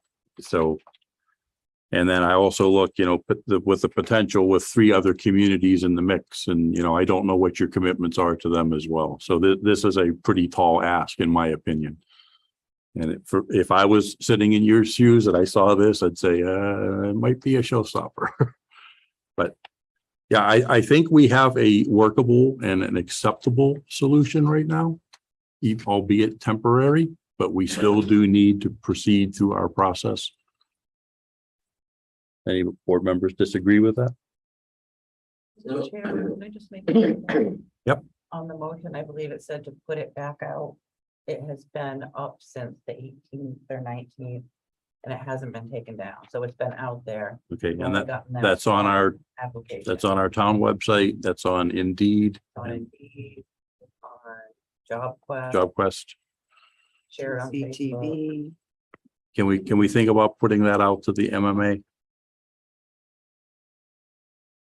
Yeah, I don't think you're gonna get I- any more applications. I don't think we will either, but I mean, there are other venues that are potentially out there that people do look at. I just want the board to be aware that it's highly likely it's gonna fail if we find someone, because no one's applied yet. It's been weeks. Every time we put this out, it's very difficult to hire because of the Mr. Chair. qualifications needed. Right. Mr. Chairman, Yep. may I just make the statement that this was a very good, healthy discussion in our community, and I believe that veterans within our community are gonna take this, look at it, analyze it, and you're gonna get a couple of applications. So I'm gonna try to stay as positive as possible, and I am hoping to keep a veterans service person in Templeton. So come on out and help us out, and we'll do our best to help you out.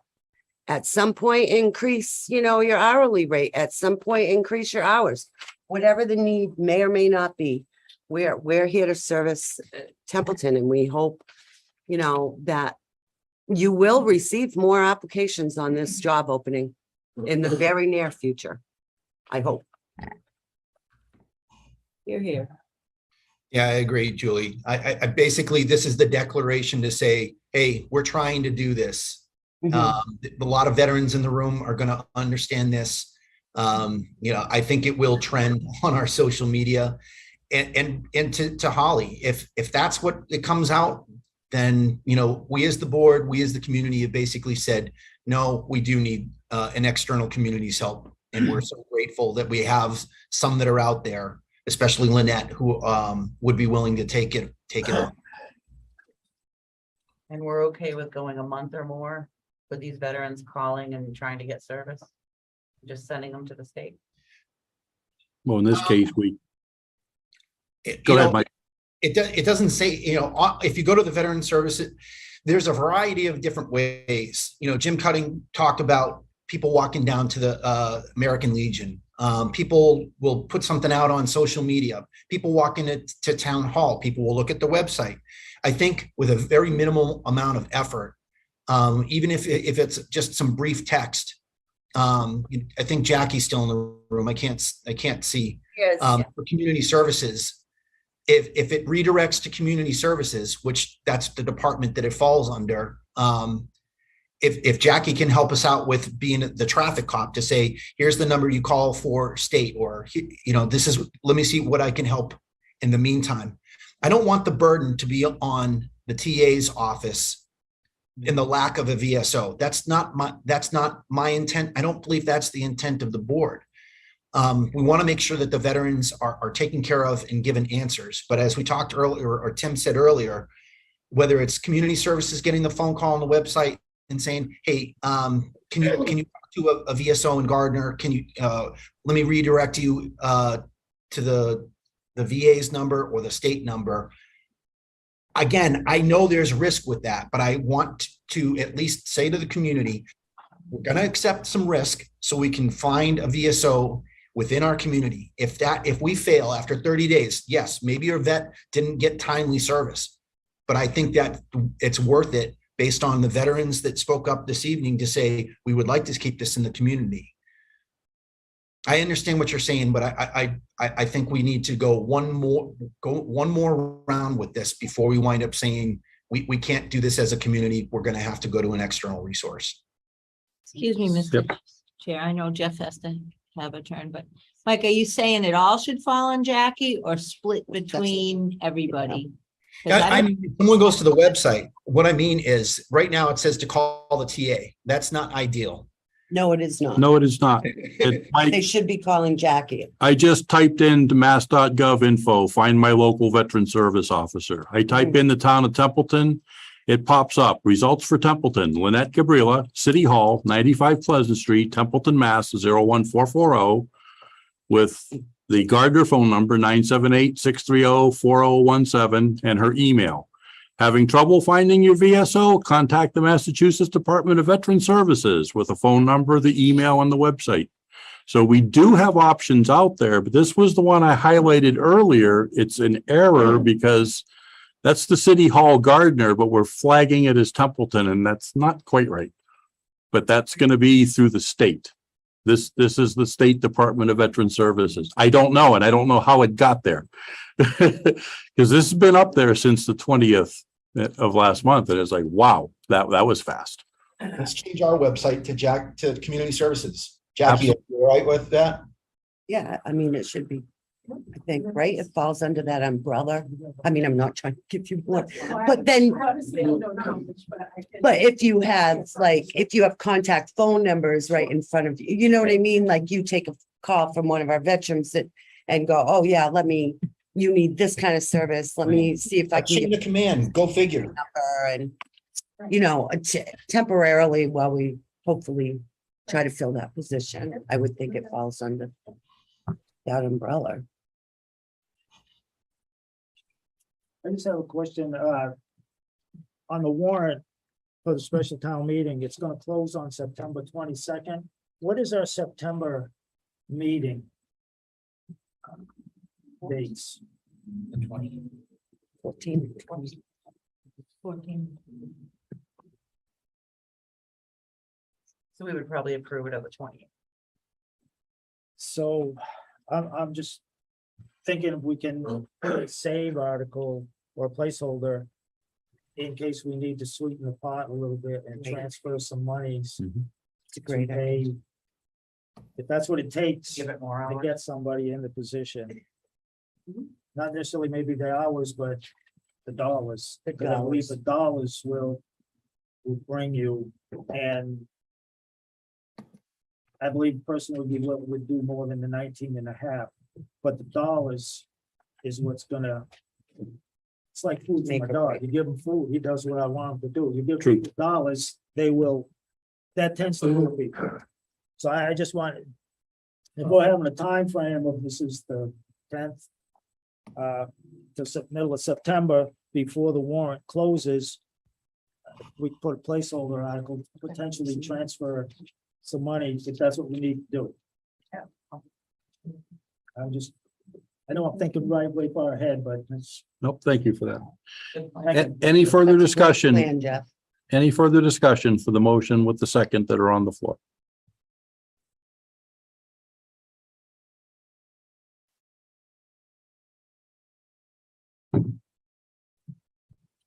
Justice, I have the email. Did you receive that, sir? I already received it. Okay. And we've had a bit of discussion, so just to jog everyone's memory. Mike offered, I moved to table the discussion of regionalization of veteran services to a time at which the chair calls for its further discussion.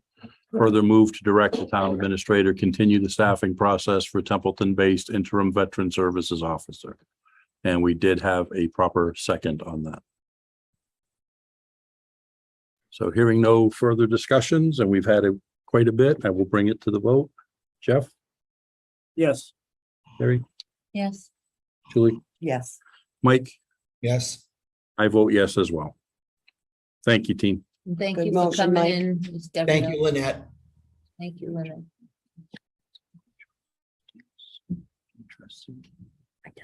Next item up. Action item 5F, assignment of police officers to the polling stations.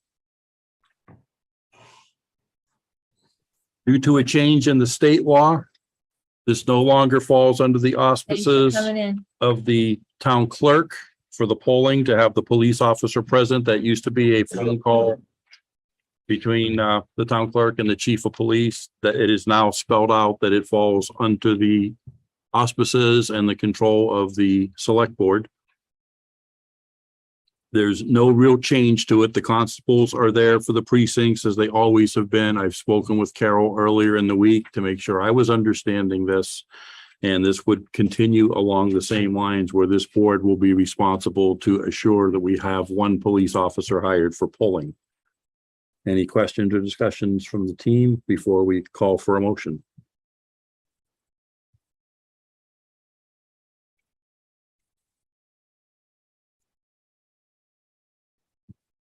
Hearing none, I will call for the motion. Mr. Chairman, I move to pursuant to assign at least one police officer per town polling location for all elections and primaries in 2022, and to designate the police chief the authority to assign specific police officers according to scheduling and availability. Second. I have a motion and a second. Any discussions? Mr. Chair, Mr. Graves? I think that part of the motion was fragmented. It should say pursuant to section 72 of chapter 92 of the Acts. Okay, Oh, section 72. Did you get that? All of I that. didn't get it. Can you repeat that, please? section 72. Section 72 of chapter 22 of the Acts of 2022. Oh. Okay. So moved. Would you like to amend your I motion amend it to include the missing include language? The missing language, yes. And would you like to amend your second to include the missing Yes, sir. language? Okay, motion as amended and seconded. Typo. Yes. Typo. That's like a really big. That was a big typo. That's our one. There's our typo. That's our one. We don't get any more. Okay, any discussion, team? Hearing none, I'll call for the vote. Mr. Bennett, Yes. Ms. Griffiths, Yes. Ms. Richard, Yes. Mr. Curry, Yes. and I vote yes as well. Thank you, team. Thank you. Next item, action 5G, the warrant for the 2022 state primary. Mr. Chairman, I move to approve the election warrant for the 2022 state primary as presented and for the board to sign. Second. Motion made and seconded. Any discussions?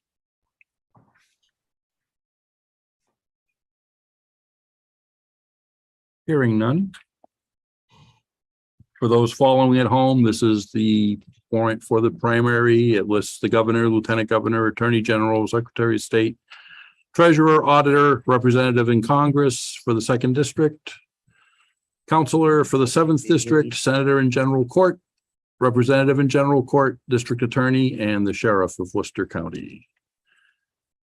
Mr. Chair, Sir, oh, just procedurally, well, not procedurally, but just after this bill, if I could have you all sign really quickly, so I can have this to Carol tomorrow morning. If that would be appropriate. Okay. it'll be missing one signature tomorrow morning.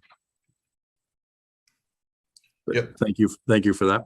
Next, unless you're gonna FedEx it to me in Oklahoma. Electronic. Don't worry about it. I think it's good. We'll send you a fax, Mike. Okay, hearing no further discussions. Vote, Mr. Bennett, Yes. Ms. Griffiths. Yes. Ms. Richard. Yes. Mr. Curry, Yes. and I vote yes as well. Thank you.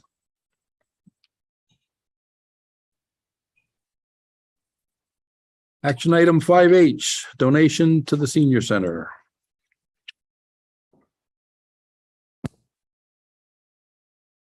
We know who's making the donation. Is it public or? Yeah, there was, there were two. I didn't see it. Ryan Patrick Part Jones. of the hero. Okay, I just didn't have that in my packet, so. I was gonna- Yeah. I Should have been didn't the have next it. page. Should we announce it? Yes. Mr. Chair, I can't see that well on that 360 view. Did we lose the town administrator? We did. Okay. For the remainder of the meeting, or did he just step out to use the bathroom? I'm not sure. I think No, he's gone. I think he left He's prior to gone. our vote. Okay. Is the ATA gonna fill in as the town administrator? Yes. Okay, Yep. In his absence, she takes his stead. Yes. all right, great. take it though, because I'm not really sure. Okay. All right, so the presentation we have before us, consider the following, consider to vote to accept the following donations to the senior center. The Ryan Patrick Jones Heart of a Hero Foundation Incorporated, $1,000. Judith and Brian Meisner, and I apologize if I said it wrong, $50. And these are the ones that always kind of tug at my own heartstrings, because these are the folks in our senior community services, and they're turning around, they're making donations. And that $50 can be quite a donation to us, but I also consider it, what does it do to their personal budgets as well? So, my thought is, yeah, absolutely sincere. Thank you on this, but I will entertain the motion. Yes, thank you very much. Mr. Chair, I move to accept the $1,050 in donations to the senior center as presented. Second, I have a motion and a second. Any discussion, team? Mr. Chair, I would just, I would echo your thoughts that that's, not only is that coming from seniors going back to the seniors, but some people, that's a sizable donation, in some people's pocketbooks, a lot of people. Yep, It's absolutely. like, we had not too long ago, it was like $100 or something. It's very generous of them, very much appreciated. And I know some people that's a lot of money, so it's very much appreciated. Absolutely. I know it's humbling. I know most probably don't want the recognition, but it's very proper to recognize what they're doing and the sacrifice they're making. It's pretty awesome. Okay, any further discussions? Okay, motion on the table.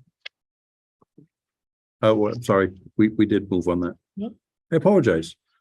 5I, Regional Local Emergency Planning Committee Establishment. Mr. Curtis, I believe you're on deck, sir. Yes, I am. I'm almost afraid to use that term regional. Just went through here. Scary word tonight, isn't it? Yeah. Thank you. Let me start off by saying that 14 years ago, when I took this job, Templeton was a part of a regional emergency planning committee. We met, well, I would say for my first 3 years, and then it just disintegrated. Not a word has been said about it since. The only reference to an emergency planning committee that we have had since then. We meet once or twice every 5 years to help redo our our hazard mitigation plan. No one has ever mentioned at all in those 14 years that this was a mandatory type committee. I don't even think right now on our town website, there is a listing for an emergency planning committee. There should be, but I don't think there is. Basically what it was back in the 80s, after some serious incidents, disasters concerning chemicals, the federal government put into effect this Emergency Planning and Community Right to Know Act. And they kind of govern the whole emergency planning committee thing. The Environmental Protection Agency is involved on the federal level, and MEMA has been designated as the state response commission. Basically, it has everything to do with the Right to Know Act. We have tier 2 facilities in town. I'm guessing it's Dave Dickey that's in charge of our Right to Know Act in town as a fire chief. I believe that is correct. So he probably has a complete list. I'm hoping he does.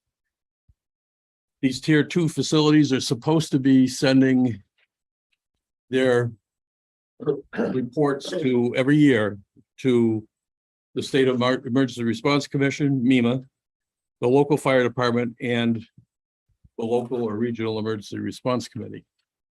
I've gotten, I believe, one every year, all these years from the Seaman paper. And I think I got one this year from, what is it? I'm not sure what the name of it is, the explosives place. Or other than that, I've got nothing. Now, I believe Hootula's fits into that with all their fuel, The propane guy the propane. So we haven't been getting any of those that I know of. with the Maybe new. the Dave new- is, but I'm not. This is a federal mandate, so it's not like it's something we can just let go. For some reason or other, all those of us that were in the regional emergency planning committee back in 08 to maybe 12, it just fell by the wayside. If you look at the list right now that MEMA has, the state has, for who's on either a local or an emergency, a regional planning committee, every town around us except for Athol is not listed. Athol has one. So basically MEMA is trying to get us to reorganize to get our emergency planning committees back into action again. So they're obviously pushing regional. We have to have either a local or a regional. That's where I need your help in determining which way we're going to go. Local, we do it all ourselves. That would include, well, let me see, got to meet twice a year at a minimum and discuss hazardous materials. We have to do one drill. We have to develop an emergency reaction plan, which I believe we already have satisfactory. It might need updating, but we have one. Basically, that's about it, but it could be, and there's training involved as well. Excuse me, Mr. Curtis, when you say we, so it would be the committee, so if we go local or regional, it would be that group that would have to train and meet. Yes, When you say we, it'd be the group we decide or vote on or work on. and this certification, now it's a certification. It's not just having an emergency planning committee. It's now a certification. Okay. And it takes 5 years to get that final certification. And then every 5 years, Sorry, when are you retiring? Sorry. 5 years. you gotta start with a startup certification. Yep. Then you go to a prevent, that's for 2 years. Provisional certification is good for 3 years, and then you get your full certification, Certification. which is valid for 5 years. And then every 5 years you have to recertify. And it's mainly, I believe, just them checking on our paperwork and making sure that we're doing what we're supposed to be doing to remain certified. And as you said, it's been a number of years, but I believe this has its heart and soul coming out of CERCLA, which was 1980, 42 USC. So this has been a deep rooted Yeah. process and involvement. Yes.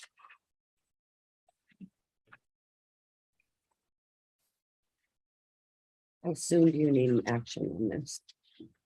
Well, at the end of this month, I'm gonna guess and say it's the 31st. I've already been to one meeting. Athol wants to head up. God bless him, let him. But he wants to head up the regional emergency response committee.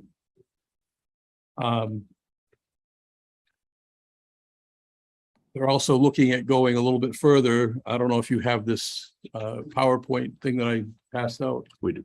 We do. Under all hazards, the pages aren't numbered, but a lot of the newer EPCs are starting to do all hazards instead of just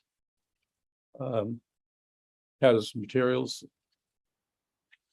They're looking at, regional trainings and exercise for hazmat, school security, cybersecurity, stuff like that. Regional community emergency response teams, which we don't want.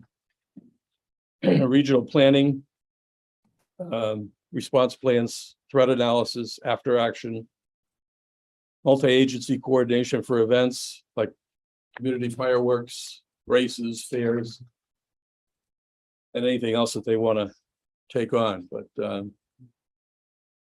becoming regional for some of those things, like CERT, for example, one reason I say no to that is because you become regional and you're going to immediately burn out the volunteers. Gonna say that's a huge draw because The the workload.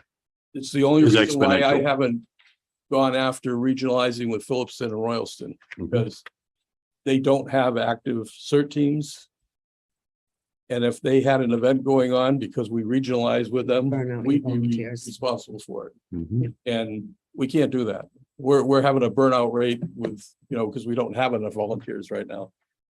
Just on the events we have in town here, so. I don't want to ever see that. Plus, you're looking at those grants that I get all the time for CERT.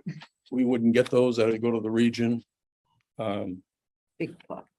Can So you, it wouldn't be profitable for us. can you speak to this?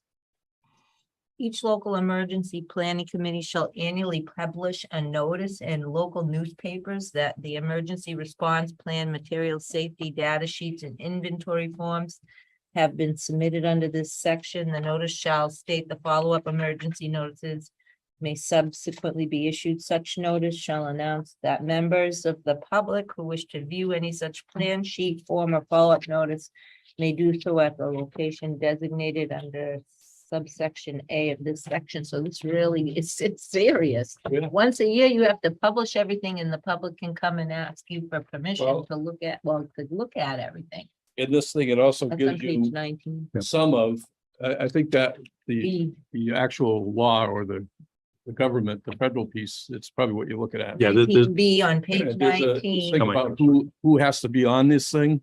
They want, well, I mean, they cut it down. MEMA really cut it down here at a minimum: police, fire, civil defense, or emergency management, public health, transportation, environmental professionals like, I read that. conservation or whatever. Representatives of the facilities that are tier 2 facilities, community groups, and the media. They even wanted a lot more than that in the state, but I mean, in the federal, it's on the first or second page. I think. the good news is, as you were reading through the list of requirements, we are in various parts Yes. already in compliance. Yeah. Which, in my mind, just based on what we receive through your efforts and your office and the grants alone, would more than justify keeping it local versus kicking it to a region. And then we The only we would concern, not necessarily reap the benefits of those grants. right. Well, the thing is, I don't think we've ever even looked at those grants, quite honestly. Yep. I don't think they were available to us before. There is another meeting August 31st in Athol with MEMA concerning this again, and they're hoping to get more people to attend. Nothing has obviously been definite by any means. A regional committee does give you the benefit of if we get ourselves in a bind and we can't do a drill, they're doing a drill would count for us. That was one of the benefits. That's a benefit that I see for ourselves, yes. And vice It also versa. gets you, everybody working on the same page. Yep. So that, if there is an incident going on, if they're available, they could jump right in and help. They know what our emergency reaction plans are because we're all running on the same one. But that's where I stand right now. I just need to know which way you want us to go and whether I should decline or accept the regional. Mr. Chair. Go ahead, Mr. Vice. This is right up your wheelhouse with your background and experience. Well, I certainly thank Rich for giving us all the material. A lot of reading. I understand the guidance and the law that brings us here. It's one of these, we talk about unfunded mandates. This one is like unmanned mandates. So, I was all ready to jump into regionalization, and maybe that's the direction that we go. But then I heard Rich say burnout of our own troops, potential loss of dollars or otherwise. If you took on a local emergency planning committee, Rich, what would be the impact? Do you think that would be something unattainable? Well, quite honestly, in my opinion anyway, it would fall more under the fire department because I believe where he already does the right to know, he's probably got 3/4 of it already done. There's got to be certain mandates he has to follow in order to That was my question. Who's Keep doing that it part. now? Yeah, that was my question. regardless of which way we go, they still want all those people to show up at all these meetings at least twice a year. So that's going to be an issue, which we haven't been doing that. So now you're going to be taking away police, fire, Board of Health, conservation to go to a meeting Twice a year, twice a year, Mhm. minimum. minimum. We do that in-house. We could do it in-house. I mean, there's a lot of work either way. There really is. We're gonna have to Dave would have to give information on our right to know to the region. So it's gonna create paperwork. Oh, and they use the word contumacy. It's like civil disobedience. You have to fill it out if you have. Yep. There's rules for trade secret chemicals, but even that, Yep. on the federal and state level. But you have to release those to nurses and doctors in some instances. Well, anybody in this room could ask for the chemicals that any of these businesses have, and you Yeah. have to give it to them. Yeah, I think I'm leaning towards having you pursue or at least attend some meetings for regionalization. That way you can, you can either say, you know what, I think an application is, or participation is going to be beneficial, or you wind up going to, you talk with somebody or you go to a meeting and you kind of test the waters for what is the appetite for some of the other surrounding communities, even if they even participate, if they come to the meeting. If you're able, you align with, can you align with just one other community like Athol? Well, I believe so, but Athol is looking right now at Royalston, Phillipston, Templeton. They didn't invite Winchendon and Gardner, but they're going to, I guess, for this next one. And they might even reach out to Ashburnham.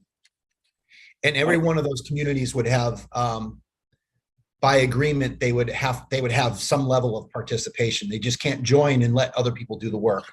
Correct. Okay. How does CERT fit in? As far as I'm concerned, it doesn't. I was going to say that. I would have to I agree don't with see that. how CERT fit. That's an That was issue. one of the things that the fire chief in Athol is looking to regionalize CERT, and I told him absolutely not. I told MEMA absolutely not. And I gave him the reasons why. And when we had our last meeting in July over this regionalization, that one page that shows those possible things you could do, like regionalization or CERT, he came out and he asked the MEMA if that means if we regionalize, does that mean we're automatically regionalizing CERT? Oh, I He looked knew at me it. And then he looked at him and he said, no. I knew. So that's not gonna happen. Yeah. So, Mr. Chair, based on just my comments right there with, how Rich can kind of develop that discussion, I'd like to make a motion. Go ahead. Okay, and I will email this. I move to request the Emergency Management Director to pursue an application or discussion of participation for a regional emergency planning committee with local emergency directors, specifically Athol or state representatives, and report back to the TA or select board on the success or failure. That part of that discussion. I further move to assess if creating a local option is feasible as an annex to our comprehensive emergency management plan that would suffice for the federal requirement. Second. Get that. That was a Well- good one. It is That was well written, Mike. a motion and a second. Any further discussion, team? Second call, any further discussion? Hearing none, I'll call the vote. Mr. Bennett, Yes. Ms. Griffiths. Yes. Ms. Richard, Yes. Mr. Curry, Yes. and I vote yes as well. Thank you. Could you put me on your next meeting? Yes. That would be in September what? 14. Just as September 14. We still have a placeholder, I believe, for the 24th of this month as well. We do, yes. So, yep, So we will put you on the So next I'll meeting. find out everything you need to know, I think, on this next meeting Well, that meeting is the 31st, of right, this month. of this month. Our next, the placeholder is the August 24th, so we might want the September 14th for you. Right, So September you will know what's going on with the Athol meeting. I just emailed everybody that would need that motion to include you, Rich. What's that? You got the motion. The motion. Oh. Okay, Yeah, just FYI. all right. Thank you, Rich. Thank you. Yep.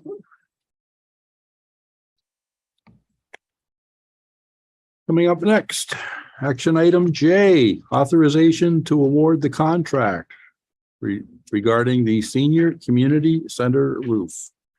And I see we have waiting anxiously in Zoom land, Andrew Kanata, our architect. Hello, everybody. Yeah, I'm waiting patiently. Thank goodness for Zoom, because I live in Boston. I wouldn't want to have to drive home now. Jackie. Yes. Do you want to ask me, or should I do the talking on it? Holly, you have anything to add? And Jackie has left the room, so. Okay. No, I just wanted to say that we had 4 bids. The apparent lowest bidder was La Rochelle Construction. And I believe Andrew's gonna cover this, but we were going to go with the base bid because they could not get the white material that we wanted for the roof. Oh, really? So Andrew, is that accurate? That is correct. They can get a white material, but it is a different material. What's on the building down, what I use and have used forever is a 60 mil EPDM, which is rubber, and it is black. And the companies, the big companies like Firestone and Genflex, which La Rochelle wanted to use, and they've used it successfully on the Boynton Library, the flat roof portion over the children's area. Unfortunately, and I called twice, I called Genflex, and both the regional distributors and the headquarters said they are no longer producing the white coated EPDM. And it has to do with supply chain, and it's been at least 18 months. So what La Rochelle did was they offered another PVC roof, which is another entirely different material, which is white, for an additional $21,000. And you know, I frankly, I don't like PVC. I lived through an era when they were failing all over the place, you know, granted a long time ago. And it was because plastic doesn't stand up to the extreme hot and extreme cold weather that we have in a seasonal cycle. And back in the day, these PVC roofs were failing after 7 of these cycles or years, because it lost its elasticity, its plasticity. So they came back, the industry came back, and they reinforced it with fiberglass, and that supposedly has straightened it out. But I have no confidence in it, and I've spoken to other roofing people, and they understand where I'm coming from. So we can stay with the black roof. The black, and another thing I want to address too, you must understand, in 2019, we put the siding on the building, okay? By Kurtz Construction, they did a beautiful job. And the whole perimeter of the roof, which consists of the long dimensions of curbs that I had constructed, and then on the short dimensions, we have gutters. All of that was re-roofed for 18 inches around with rubber, because it had to interface with the PVC siding that we put on. And so my thought was, we're just simply going to, when we tear up the old roof and the sheathing, we put the new sheathing down, then the insulation on the outside, that it would just simply be a weld. We'll be welding or, you know, gluing in new rubber onto the perimeter, which is 3-year-old rubber, and it was going to work fine. They cannot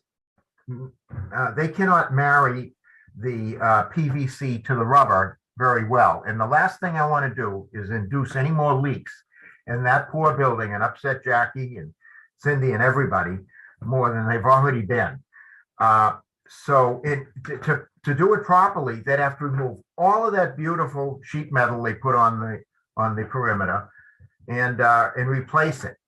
And it's just not going to work. The black roof is fine.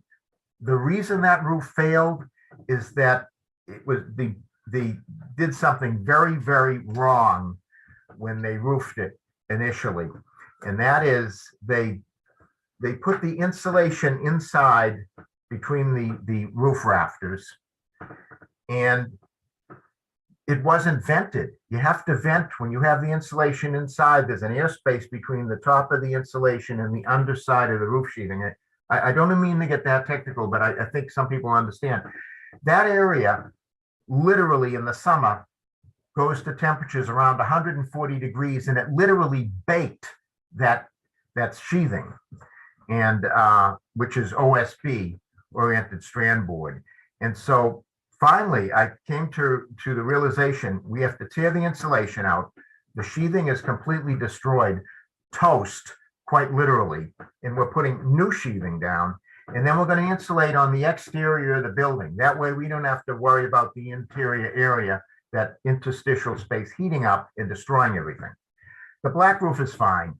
It would have been nice to have the white to reflect the heat, but it's going to work fine now because we've got the proper insulation on the proper side of the sheathing with this project. And so, look, you're going to save $21,000 if you agree with me and go with the base bid of $151,000. Excuse me, Mr. Chair. So I was there for the opening and that was my question of the difference between the white roof and the black roof. And they said it was the heat, the temperature. Did you say we have a ridge vent now on the senior No, center? we don't have, we do not have to vent that space, which is above the acoustical ceiling and, you know, the insulation area there, because we're not going to be allowing the heat to get into the building. See, we had the black roof was sitting right on top of the sheathing, and the insulation is a bat insulation, you know, the pink stuff, very thick. And it builds up, the heat builds up in that space. And normally I could have poked vents all over the roof. It would have been horrible. The way we have to do it is you want a rubber roof, you don't treat it like a residential roof, which is the way the roof was there. You put the insulation on the exterior and the heat will not build up inside. And it's thick insulation. It's 6 inches thick. It's producing R40.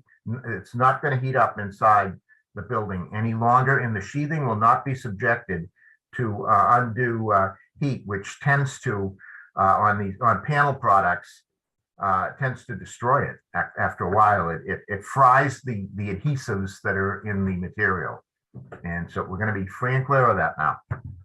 Thank you for the further clarification. You're welcome. Mr. Chair. Go ahead. So when I look at the bid matrix, there's the base bid and an option 1. Based on what Andrew was just saying, I'm to understand that the re-roofing is the base and the roof sheathing is the option, correct? Oh no. The roof is getting totally resheathed. Both of them are identical. It's the membrane. The white membrane is more costly. When the white PVC membrane, the Sonofil, is more costly than a standard black EPDM. Okay. All right, so the sheathing is being replaced in both, and that's very unusual to replace the sheathing when you re-roof. But as I said, that sheathing was subjected to very high temperatures that were not being vented properly. Okay, so you quoted a price of $151, but that's not what I thought that the total quote price was. What's the difference between 172 and 151? $21,000 premium for the white rubber, PVC. Does that change the conditions of the bids? No. Everyone's bid, base bid, everyone acknowledged the, no, excuse me, one person didn't acknowledge the alternate. Yeah. Want to get into it, but it's fair, it's apples. The whole base bid line, you're comparing all apples, so to speak. They're all speaking the same language, which is the demolition of the existing rubber, the existing oriented strand board, OSB sheathing, and the pink insulation. They're going to reach in. Now, they're going to have to coordinate this with the weather and do sections of the roof at a time so that it stays dry in there. But they're all doing that. Then they're putting the new sheathing down, and on top of that, they're putting the insulation, which is a thick exterior insulation that tapers at the edge, and then the new then a cover board, which they recommend, and then the new membrane, EPDM rubber membrane. I'm confused for, I 100% agree with the process. What I don't know is what are we authorizing for a dollar figure that is still technically acceptable? $151,000 and no cents. Okay, which was the low bid of the base bid, as I'm looking at the spreadsheet from La Rochelle. Correct. Is what you're saying? Yes. We don't need alternative 1. No, you're going to save that money. Okay, that's what my question was earlier. So I understand, and my matrix driven brain looks at the chart to say, I know Adams, I know procurement wise, we have to go through rules and go for the low bid. And now that you've explained that, I appreciate that. Thank you. Thanks, Tim, for sharing that. Yep. You're welcome. I apologize. It was up earlier and it shut itself down, but it's back No, up. that's okay. I just wanted to kind of walk through that for when we give authorization, because we need the roof. I just wanted to make sure we were giving the right amount based on what bid was out there. And it looks like La Rochelle under that rubric still was the apparent low bidder. Yes. And they've done a very good job on 2 other projects for the town. I'm very pleased that Dan La Rochelle and his team are back on a 3rd roofing project that I've been involved with. Great. And we're still within budget. Well with it, because I gave a figure of about 200,000 because I was so concerned with all this supply chain stuff and plywood going from $25 a sheet to 90 for a while. I was really concerned that this project wasn't going to go through. And I'm telling you, of all the projects I'm working on now, this one must go through. It would have been great if it was done 5 years ago. Yeah.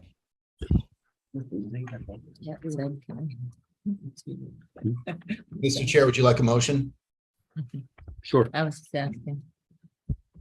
Mr. Chair, I move to authorize the town administrator to execute an award for a contract for the re-roofing and roof sheathing replacement project at the Senior Community Center to La Rochelle Construction of South Hadley, Massachusetts in the amount of $151,000, and further authorize the town administrator to execute such change orders as deemed to be in the best interest of the town, not to exceed $17,000. Second. Oh, I thought it was $15,100. I was just about to say, there is, and Mr. Gray doesn't have this, an alternate motion in front of the 4 other board members in the room, and the change order amount is 10% of the total bid amount. So you would need to change and amend that 17 to. Yeah, I just figured if we had the money that I would give that additional, I understood. You're right. I didn't see the alternate motion. I just was doing the math in my head and said, if we're within budget for what was authorized this in the first place, I wanted to give Adam the maximum amount, given that the number had changed, unless that's precluded by law, that it has to only be 10%. Then that's why I said 17,000. Do you want me to amend it? I think for the administration, we would be more comfortable with an amended, because I don't know why Adam instructed me to do it like that. Okay. I just figured if we have the money, I understand, you set a management reserve based on what you think. And if you have the money, that's why, unless he was driven by law that he couldn't do a management reserve of over 10%, then I get that. And I'll amend it to, what was the number you gave? 15,000? 100, 15,000. 15,100. I amend my motion for the change order amount to be $15,100. I amend my second. Okay, motion's been amended and the second has been amended. This is a general bid practice. It's a change order. You allow up to 10%. And then if it exceeds that, it has to come back for additional appropriations. Yeah, you understand why I Always shaking her head yes at me as I'm saying that. Okay, any further discussion, team?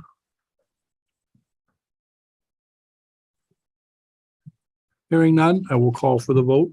Mr. Bennett, Yes. Ms. Griffiths. Yes.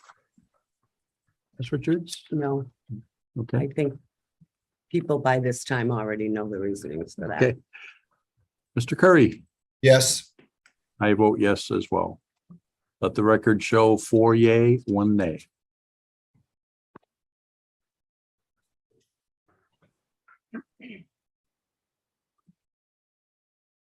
Next item, green communities, weatherization, town buildings. So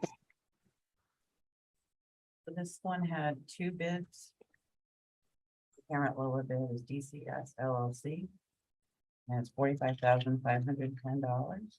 This is gonna be for work at Town Hall, Boynton Library, Baldwinville Fire Station, and the cemetery garage, similar to what we did with the DPW and Templeton Center Fire Station, weatherization work. I'm looking to see if I actually have that one that I can share real quick, and I don't think I do.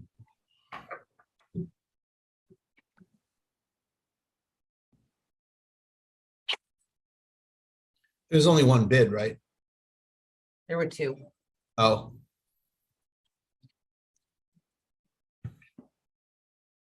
They all met the requirements and there was just one that was lower. I do have it. Do you want me to share that?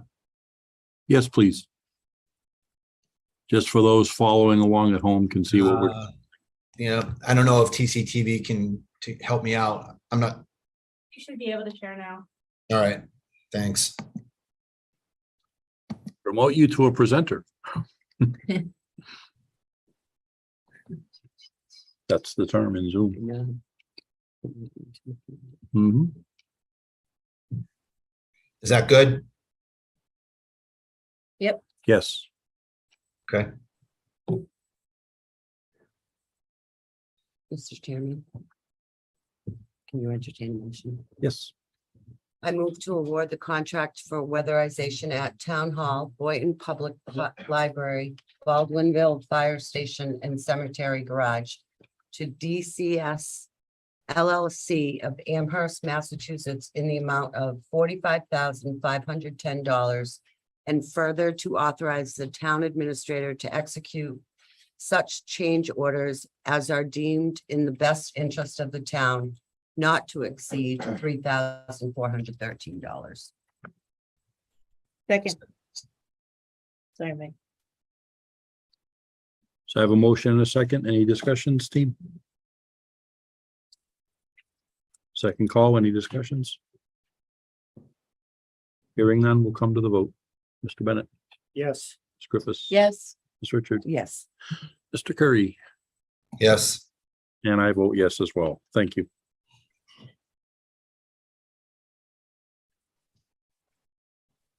Item 5, Lima, no loitering signs at Town Hall. So we had, as I'm sure many residents are aware that have drive by town hall on a regular basis.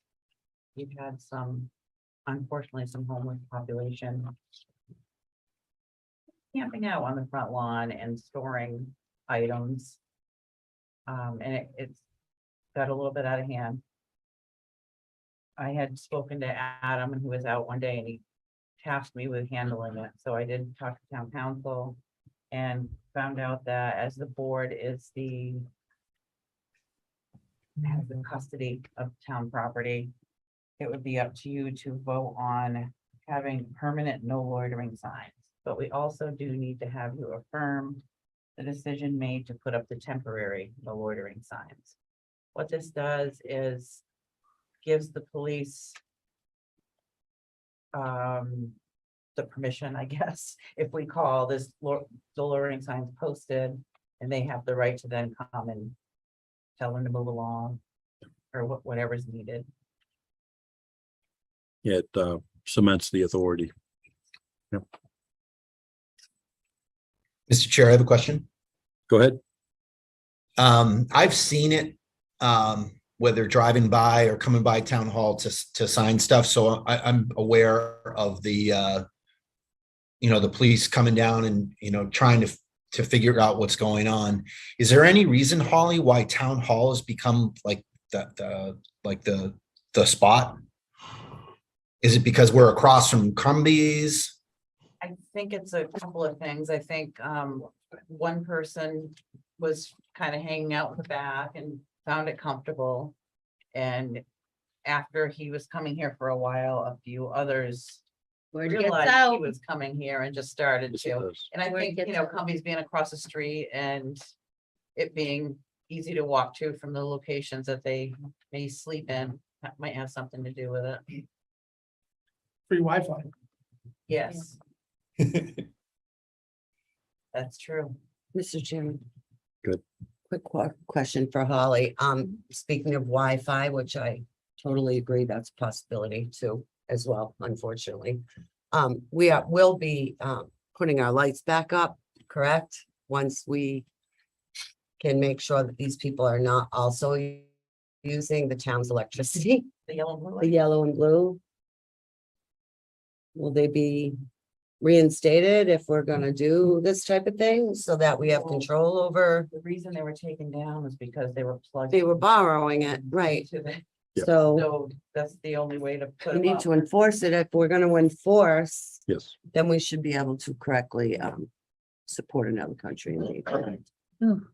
The signs I have mean- made a difference. I've seen. I've people- seen less. Yeah. So mean, I think they're- the signs are during the giving a day, hint which is out, but- fine. They should, sit on the picnic Okay. table, enjoy the property. It's Mhm. just not storing and sleeping and living here. Right, Yeah, it gives the discretion to the police. It right. does. Gives them more. Yep. Mr. Chair, Mr. Bennett? I just have a question. If these no loitering signs, are they gonna be inclusive, this whole area? The whole town hall? The whole town property, yes. Well, what was the reason for the little pavilion area out back? It has a picnic table in it. And that was built by the highway department out back. What was the reason for that being Is built? that for residents to sit at if they want to sit, enjoy the green space here? Or if somebody just wants to sit underneath the shade tree when it's a hot day? But really, I mean, that pavilion, what was that built for? And as a residents allowed to use it? I think originally with COVID, we were having some bid openings out there. So we were gonna use it for business, but it was also for the employees. And I believe it's fine if residents wanna come sit there and use the I table. mean, if you have no loitering signs, then legally they can't sit there. No, but the loitering is, from what I understand, staying for an extended period of time or trying to, Pitching a tent. camp Camping out. out or store your things. Well, yeah, if you're sleeping here, you can be moved along without a loitering sign. It's just, I'm just concerned that put up no loitering sign, then literally anybody can sit out there and they'd be told to leave, Right. sign. And then the police come and it's like, you either need to move along or we write. Right. I'm just, I see your point. We That, don't, that would be at the discretion of town administrator, somebody who's out there, just keeping to themselves. If did you see where the temporary one is underneath the message board? I believe we would put it down there. So it's posted, but it's not I right know in your they face. were trying to do something with one or two guys that came here. There was one guy that just comes here in the day and then like evening he leaves, but I know there was a couple people. I drove by one day, it was a sleeping bag and some other junk out there. It was like campground, but Yeah, I think those were taken care of. I'm just about residents, who want to sit out here. And it's really the only green space. I mean, there's a little bit by JK Crossroads, but the residents can come and sit and where the enjoy it, signs are, you know. right. in this, down here, in this area. That's my thought on that. Thank you, Mr. Chair. You're welcome. Go ahead. that is hand about the. Go ahead. I think the police officers can know the difference between a family of four running around the yard with a couple of kids and somebody that's sleeping the night and base it on a case by case basis. So I think it's pretty obvious that if they pull up and see somebody that is loitering, he's loitering. And if it's a family with the kids running around and riding their bikes and running around and riding their bikes in your driveway, it's a little bit different.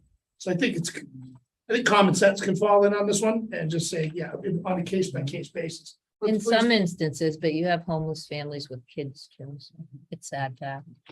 It's sad. Mr. Chairman. Go ahead.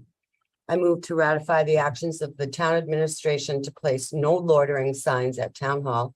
I also move to approve of the placement of permanent no loitering signs at town hall.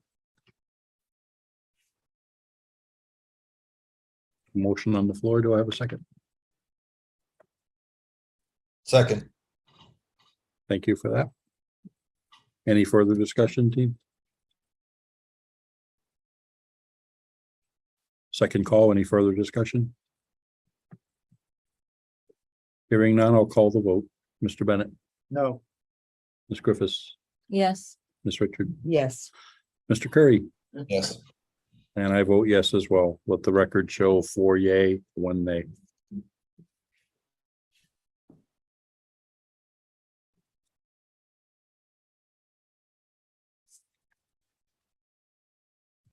Item N, status of our Disability Commission, and I had requested this be put on to our agenda this evening.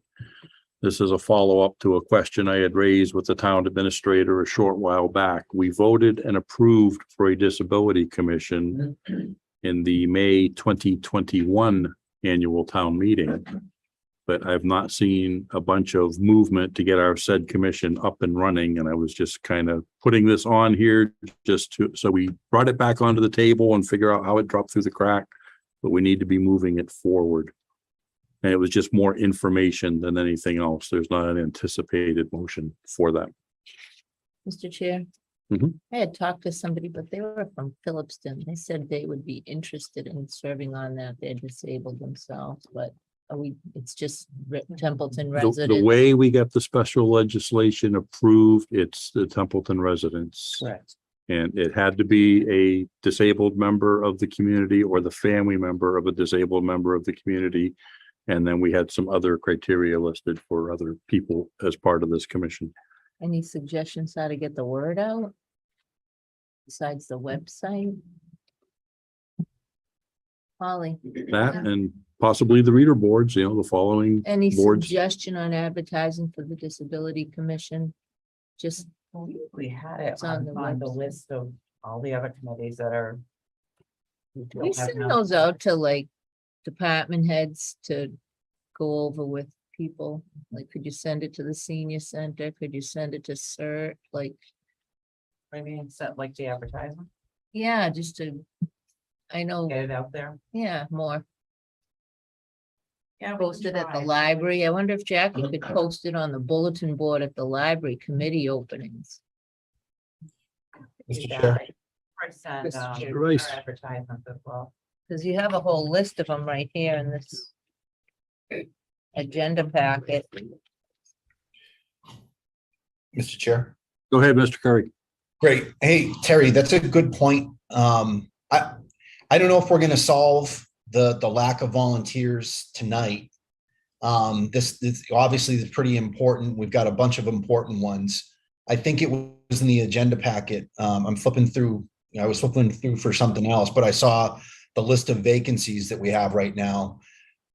I would say for our retreat that we've got coming up soon, maybe we add this as an item or, for our goal setting to come up with a strategy to seek volunteers. Because, it's kind of like Groundhog Day with putting it on the website and otherwise. Thanks, Tim. Yeah, that's the vacancy list. This is off the town's website with the vacancy list. Gotcha. Perhaps we can talk about strategy in our goal setting. Mr. Chairman. Go ahead. I agree with you on that, Mike. I think that's a perfect forum to have this discussion again. I know we've had it in past years as well. I also want to note that another discussion that might be able to come up at that meeting would be that the status as well of the one that you accidentally missed, actually, come inclusion back of to it. employee pay to the annual town report. Mhm. Those things really should be, we should be brainstorming at a different setting. I agree with Mike on that 100%. It Thank doesn't you. answer your question, Tim, on the status of that, but we understand that the lack of volunteers, and then we can come up with a strategy that we can either hand to Adam, or we can send something out to the department, not the department head, because I don't want to. That's within Adam and Holly's purview, but maybe we send out something to the chairs of all the committees, boards, and commissions to basically say, here's what we would recommend. What are your thoughts or otherwise to start that discussion? Although now that I say that, I guess maybe that would run afoul of open meeting law, but we at least got to come up with something, maybe a memorandum that says, here is a strategy that we believe might work to try and get some of these things filled as a one-way communication, so we don't deliberate. But I just think that we got to take a look at what some of the systemic effects. These are all great things that we have basically we've set up the structure for. We're not getting the baseball team members that we need for it. Right. And again, there was no intended motion on these tonight? Yeah, I think, yes, this is a great topic for our goal setting and strategic planning. Absolutely. I'm chomping at the bit. I'm just Go shutting ahead. right up right now because I can hold my patience, but I got ideas. So I'm really not looking for a vote or a motion on this one. It was just more informative. I accidentally skipped over action item M. Yeah. I apologize, folks. My reading glasses are sitting on my desk at home. And the new $6 million eyes are great from about the microphone out, but in closer, I can't see. But seriously, we'll look at item M that was on the report. The inclusion of the employee pay in the annual report. I know Mr. Bennett has addressed this in the past. I know last year we did have it pop up in the town report, which was wonderful. And in years past, we had it broken out actually by departments. And I think that makes it easier for the folks who are paying attention and looking through, and when they get the annual report, just to see what's going on. Mr. Bennett, anything you'd like to add to that? It would just be, as you mentioned, a return to what had historically been done For quite a while. for a long time, up until say maybe 2013 or so, up and through. Give or take. Right around there. Yep. But it used to be, last year, I think the school salaries were back in. Yes. Thing, but that was a historical thing that was always in the annual town report, and it's mandated by the bylaw to report. the It is, spending. and it's an expenditure of public funds, so it's a matter of public We used record. to have all town employees Yep. and their salaries, and all schools, employees' salaries were always in the I report. remember that. And it is the accounting of spending of public money, so it'd be good to get back to that. And, Do you need a motion on that? No, these were just topics of discussion, just to kind of jog everybody's memories and bring them back. Thank you. My next item, action item O, again at my request, status of hiring of an emergency medical services employee per Article 6, the annual town meeting of May 2016. And I know there's been a lot of discussions back and forth. I know the fire department is working on bolstering and hiring people in. But this is the excerpt where we appropriated for fiscal 2016 to include funding for one additional emergency medical services employee. But I'm not 100% convinced that ever took effect. And to Mr. Bennett's point, we put it in writing, and here again, we're not doing what we said we're going to do. there was, there's been several of those articles Mhm. In 16 for fiscal 17. And this all goes back to when they first started to switch from an all volunteer, go around collecting donations. And they created a revolving fund in 2005. And there was a limit of $100,000 in it, and they took in over 200,000. And they actually had to do some transfers of funds so they could pay back then the stipends of the volunteers who were riding in the ambulance. And it got seen as a cash cow, and the next year the revolving fund went away, and those ambulance money was getting washed into the general fund. And it kind of defeated the purpose of going to a billing service and having the revolving fund. Mhm. And finally, it went back, it got approved in 2011 to have ambulance receipts reserved and to begin in 13. But again, we had those articles until then in 17, it switched again, because the original article in 2011 is not real specific to make those things happen. And if you look at the study we did with the emergent fire departments in 2020, it's like 80% of the calls to the fire department are for EMS, for ambulance. It's like that in many other communities. It's a nationwide trend. It's It a is. thing, and it's almost like what we're talking about with the veterans agent. It's cheap pay, long hours, trying to get people. And the calls are all going that way because people are getting older, kids, they got all kinds of ailments, allergic to this, to that, EpiPen shortages, all of that stuff. It's just leading to it. And we finally do have an article to support the ambulance service out of the fee for service. personally myself, I think we should be headed to split, have two departments, the fire department and the EMS divisions like police and dispatch. Because we need the personnel. We can't have the fire chief riding in the ambulance. You know, it detracts from his duties as the fire chief. And I don't think we ever did. I don't think we've ever gotten to the staffing levels that we need for the advanced life support. That, you know, we started going down that road, I think, in 2013, but that never came to fruition. And it's badly needed. It is. It's, It is. the pay, the staffing. And again, the fire chief riding in the ambulance, if he was going to transport somebody to Haywood and there's a fire like 10 Pleasant Street, Mhm. who's in charge? Where's the fire chief? Well, he's delivering somebody to the hospital.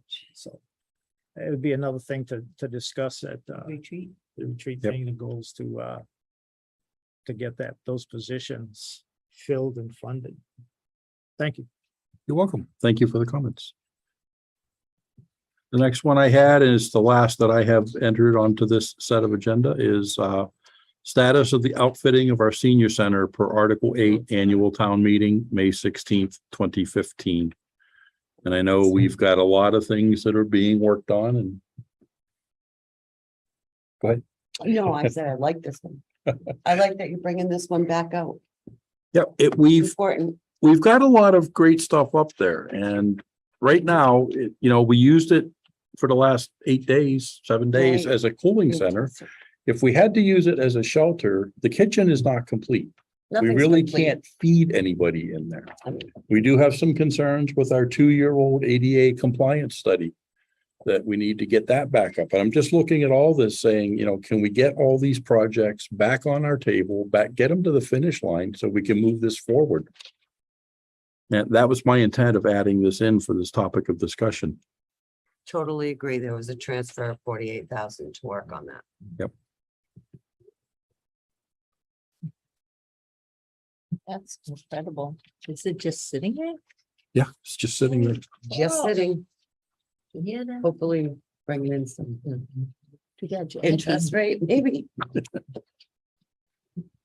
And I know one of the things, if we could ever get it to get the kitchen finished, having a conversation quite candidly with Cindy Shea, our senior center director, is there's meal opportunities through the Montechusett Opportunity Councils that we could have a warm lunch for our seniors Monday through Friday, each day of the week, that comes under a different funding source that would not be the town's money whatsoever. So it's just one more reason to push for this and let's get it done. 100% agree with that. Okay. Last item under new business, action item regarding opening the fall town meeting warrant. Mr. Chairman, I make a motion to open the fall town meeting warrant. Second. A motion made and seconded for the fall town meeting warrant. One of the reasons we're opening this so early, and if people want to call it early, I know it takes a little more work on the part of anybody wanting to bring forth citizens petitions and collecting signatures. So this gives a little more time to go through that process as well. It's considerably more signatures required for a fall town meeting than there are for the annual in May. And to Mr. Bennett's point, when do we want to close this in regard to our next meeting? So we can look at what do we have as warrant items and then finalize our annual town meeting warrant. Yep. Mr. Chairman, may I ask Holly that question? Yes. Holly, so when do you suggest that we close our warrant for fall town meeting? Do you have a specific date in mind Yeah, so that we're following? we had on the alternate. September 20, here, Julie. Second. September 22nd. Okay, thank you. Quite a few weeks. Okay, 5 or 6 weeks. thank you, Terry. Want to do that? After your motion? Sure. Would you like me to reread my motion? Yes. I move to set the fall town meeting date for Wednesday, November 2nd, 2022 at 6 p.m. at the Narragansett Auditorium, and further move to open the fall town meeting warrant to citizens petitions this evening for the warrant to close on Thursday, September 22nd, 2022 at 4 p.m. Second. Motion duly made and seconded. Any further discussion? Hearing none, I will bring this to the vote. Mr. Bennett, Yes. Ms. Griffiths. Yes. Ms. Richards. Yes. Mr. Curry, Yes. and I vote yes as well. All right, action item 6, old business. Item A, wage and compensation study. Mr. Jacobs, you're up to bat. Thank you, Mr. Chair. You guys are incredible. Thank you for your patience tonight. Thank you. We've had a busy agenda. Well, I had a lot of time to sit in the back and think about, what I wanted to share with you this evening. I assume you have a packet Yes, that I sir. asked Adam to put together, and I don't want to necessarily just reiterate what's already in your packet. What I really want to do, because I know time is late and we need to move on, but it's been about 7 months, frankly, since I had a chance to talk to the board about the issue of compensation. And I want to try to put this all in perspective for you, because we've made some progress, frankly, relative to developing an employee compensation plan, but we're not quite there yet. So really, my purpose of being here this evening is to update you and to share with you some of my thoughts and what I've given to Adam at this point with regard to developing an employee compensation plan. Let me first just take a couple of minutes just to go back and cover what we've already accomplished or what we've established relative to developing a process to pay positions. And that's really what basically the board has initially approved. In your packet, I say, the goal or purpose of developing the classification compensation plan was to establish a process in accordance with the Massachusetts pay equity law. And wherever I've been working in the last couple of years, I think it's important to reemphasize the fact that there is a law on the books. Whether we like it or not, it's there.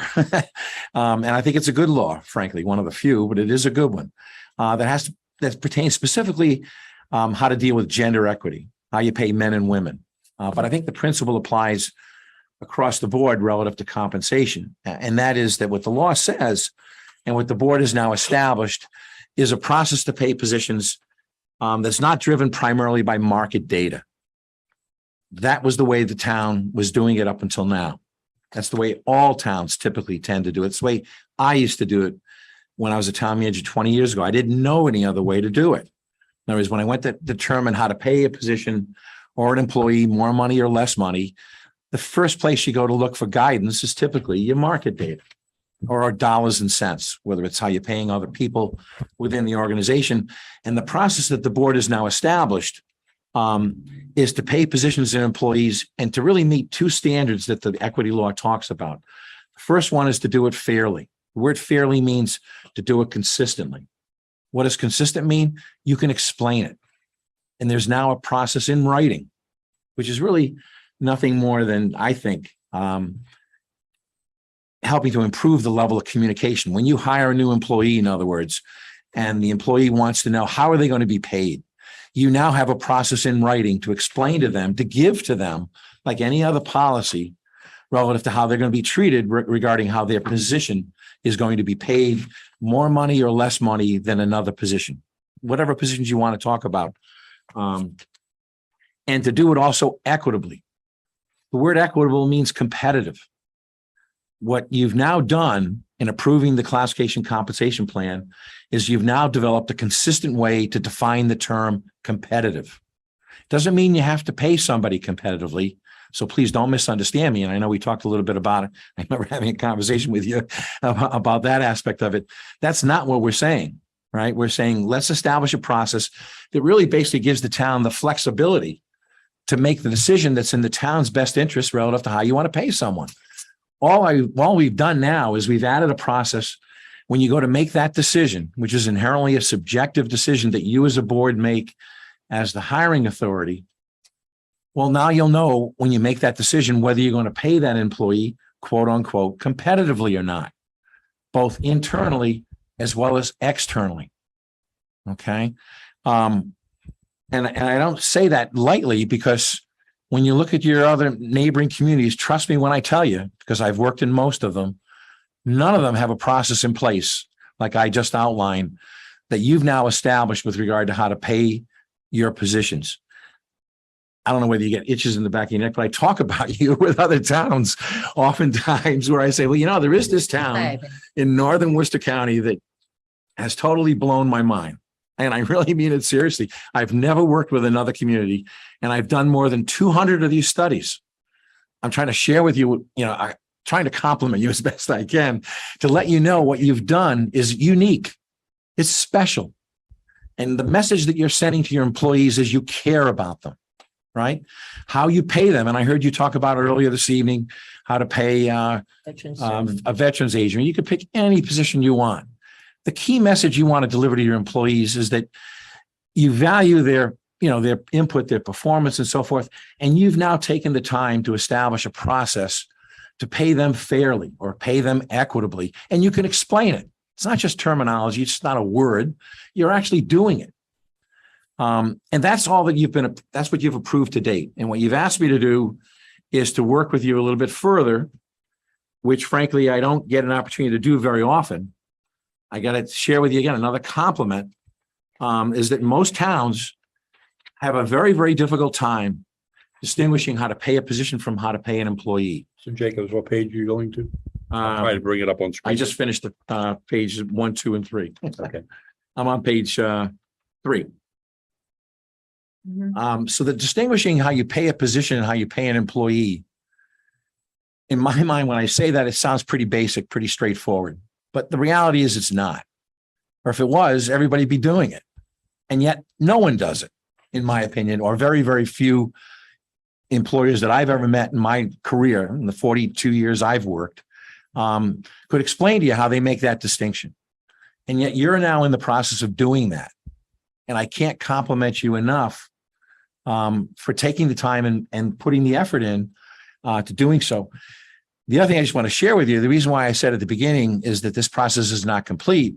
It's taken a lot longer, frankly, and it's to be expected. I don't mean to say it negatively, to get together with your employees.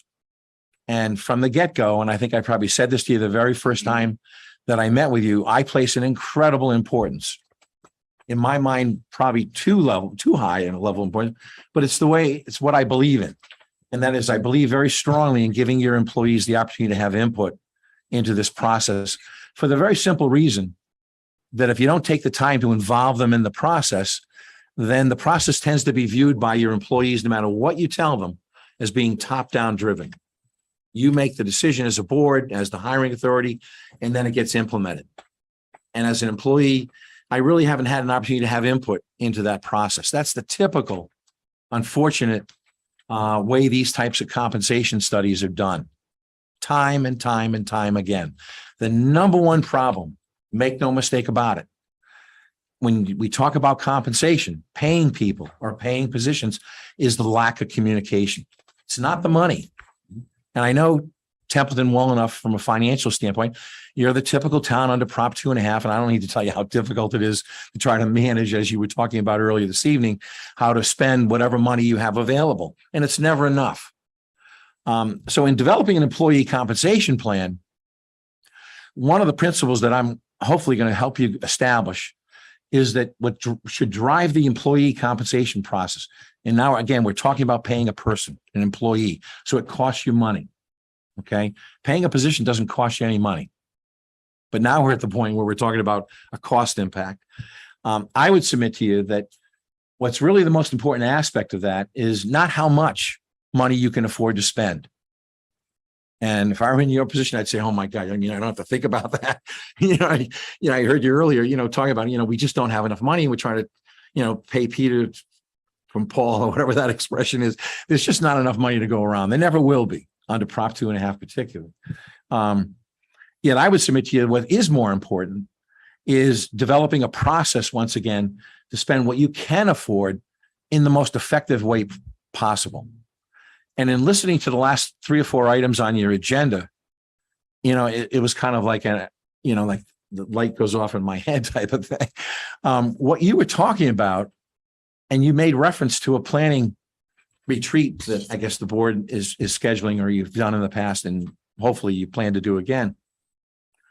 Believe it or not, the key aspect of developing the employee compensation plan is what you just had a brief conversation about. And that is very simply the word planning. In other words, what I'm going to ultimately recommend to you, once I've had input from your employees, and I just haven't, the plan is done. I've had a plan in my mind since day one, but what's delayed the process is getting your employees to have input into it. And for those that are here or listening or watching, hopefully you send a message to your employees, particularly your department heads, how critically important it is for them to have input. Now, if they don't want to have input, all we're trying to do is give them the opportunity. Okay. And it's not because they don't want to. It's just that we've had difficulty scheduling it, and we will get it done because it's that important. So where's the difficulty? Excuse me for that, but where's the difficulty? it's really a scheduling issue more than anything else. What's the scheduling issue? Well, people are all over the Everyone's place. busy in the town of Templeton? There you go. There you go. Yeah, we need to get that. And word that's a out. given that no matter where you are, everybody's busy. That's a given. But that's not a good excuse, Right, it in isn't. my opinion. Mine If you either. think this is important, we all understand, when someone says that they're too busy to do something, really what they're saying is that they have other things that they think are more important. Whether they're right or wrong, well, that's a debatable, or that's a whole nother issue. So I'd like to think that your employees feel that how they're being paid is important to them. I don't assume that. I'm hoping that that's the way they feel, right? So in working with Adam, and Adam's been incredibly cooperative, and I've had no problem scheduling time to get together with Adam. That's not the problem. Okay. Well, that hasn't been the issue. So the next step is, based on the information I'm sharing with you this evening, you're seeing information tonight that I typically wouldn't show you until I know the employees have seen it. Okay. For the simple reason that, I like to develop a bottom-up type of communication process, but enough time has gone by where I thought it was important to get back before you, and at least, if nothing else, bring you up to date and to let you know this issue is going to come to you very, very soon, or as soon as possible, frankly. So in listening to you talk about your last several items on your agenda, what struck me was you were talking about planning and the importance of planning. The town has had an employee evaluation process. I don't know how long, but you have a form that you have in place today. The problem, at least from what I can observe in looking at this form, is that this form is not part of your planning process. Okay. So in developing an employee compensation plan, what I have in mind doing is really the primary characteristic that will define the employee compensation plan is planning and paying employees based on how they plan. Okay. And I intentionally use the word plan, not performance. Okay. Because performance, unfortunately, I think has somewhat of a negative connotation associated. Well, what do you mean by performance? How are you going to measure that and all that type of thing? Whereas developing a plan is something that I think people have a little bit easier time understanding. Now, whether the planning process is a good one or not, meaning is it inclusive and does it develop a plan? By the way, what typically is missing in 99.9% of the plans that I've ever seen in my career, and I haven't seen your plan, your goals, objectives, is the word priority. Okay. If you look at in my 42 years, and I'm as guilty as anybody, I'm not sitting here tonight telling you that I walk on water and I used to do it the best way. No, I didn't know how to do it better. Unfortunately, when I was a town manager, I know how to do it better today, but I'm not a town manager anymore. So the word priority is absolutely essential to your planning process. And you'll see how that's built in to the employee compensation process. So what I've outlined for you, and you see it up on the screen, are initially 4 components that'll make up the employee compensation plan. Competitiveness, again, we've developed a process to define competitive. The word benchmark that you see up there means survey average midpoint. So to use average salary survey, that's one of the criteria that we want to pay people more money. The other one is years of service in their current position. There's a value associated with years of service. As you'll see when you see the final plan, it's not unlimited. It's not the way I'm going to recommend using years of service is just the opposite. It's limited, but it has a purpose. Okay. But it's not indefinite. It doesn't go on forever. It's not longevity pay. If you're familiar with that term, I don't know, does the town have longevity pay now? Yeah. A lot of towns will pay people more money based on 5 years of service, 10 years. You've probably seen it in other communities. That's not what is going to be in the employee plan. Okay. So this is not about paying people based on longevity. But it is based on performance, or what I say in parentheses is the word accomplishment or planning, which I think is frankly a better term to use. And there's 4 components that you see on item number 3 that'll make up your overall evaluation or employee compensation process. Some of them you already have incorporated into this current plan. Unfortunately, you're missing 2 of them. So what you do mention in your current plan are skills or competencies. That is incorporated into your current plan. The word objective is in your plan, but it's not defined. It's not emphasized enough as being the most important part of developing a planning process. In other words, what do you want to accomplish? How are you going to do it? When are you going to do it? And so on. What are the priorities associated again with accomplishing different things? Development plan means once you've developed a process to evaluate what you've accomplished, the question then becomes, well, where do you go from here? And that's what I refer to as a development plan. So if you look at it as an overall process, it starts with developing a plan. It then moves to the stage of obviously implementing the plan, making adjustments during the course of the year and so on. And then at the end of the year, evaluating what the outcome has been or the results, and then developing a process to determine, well, where do we go from here? What are you going to try to improve?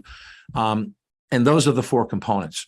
The development plan is not in your current plan whatsoever. It's not even mentioned.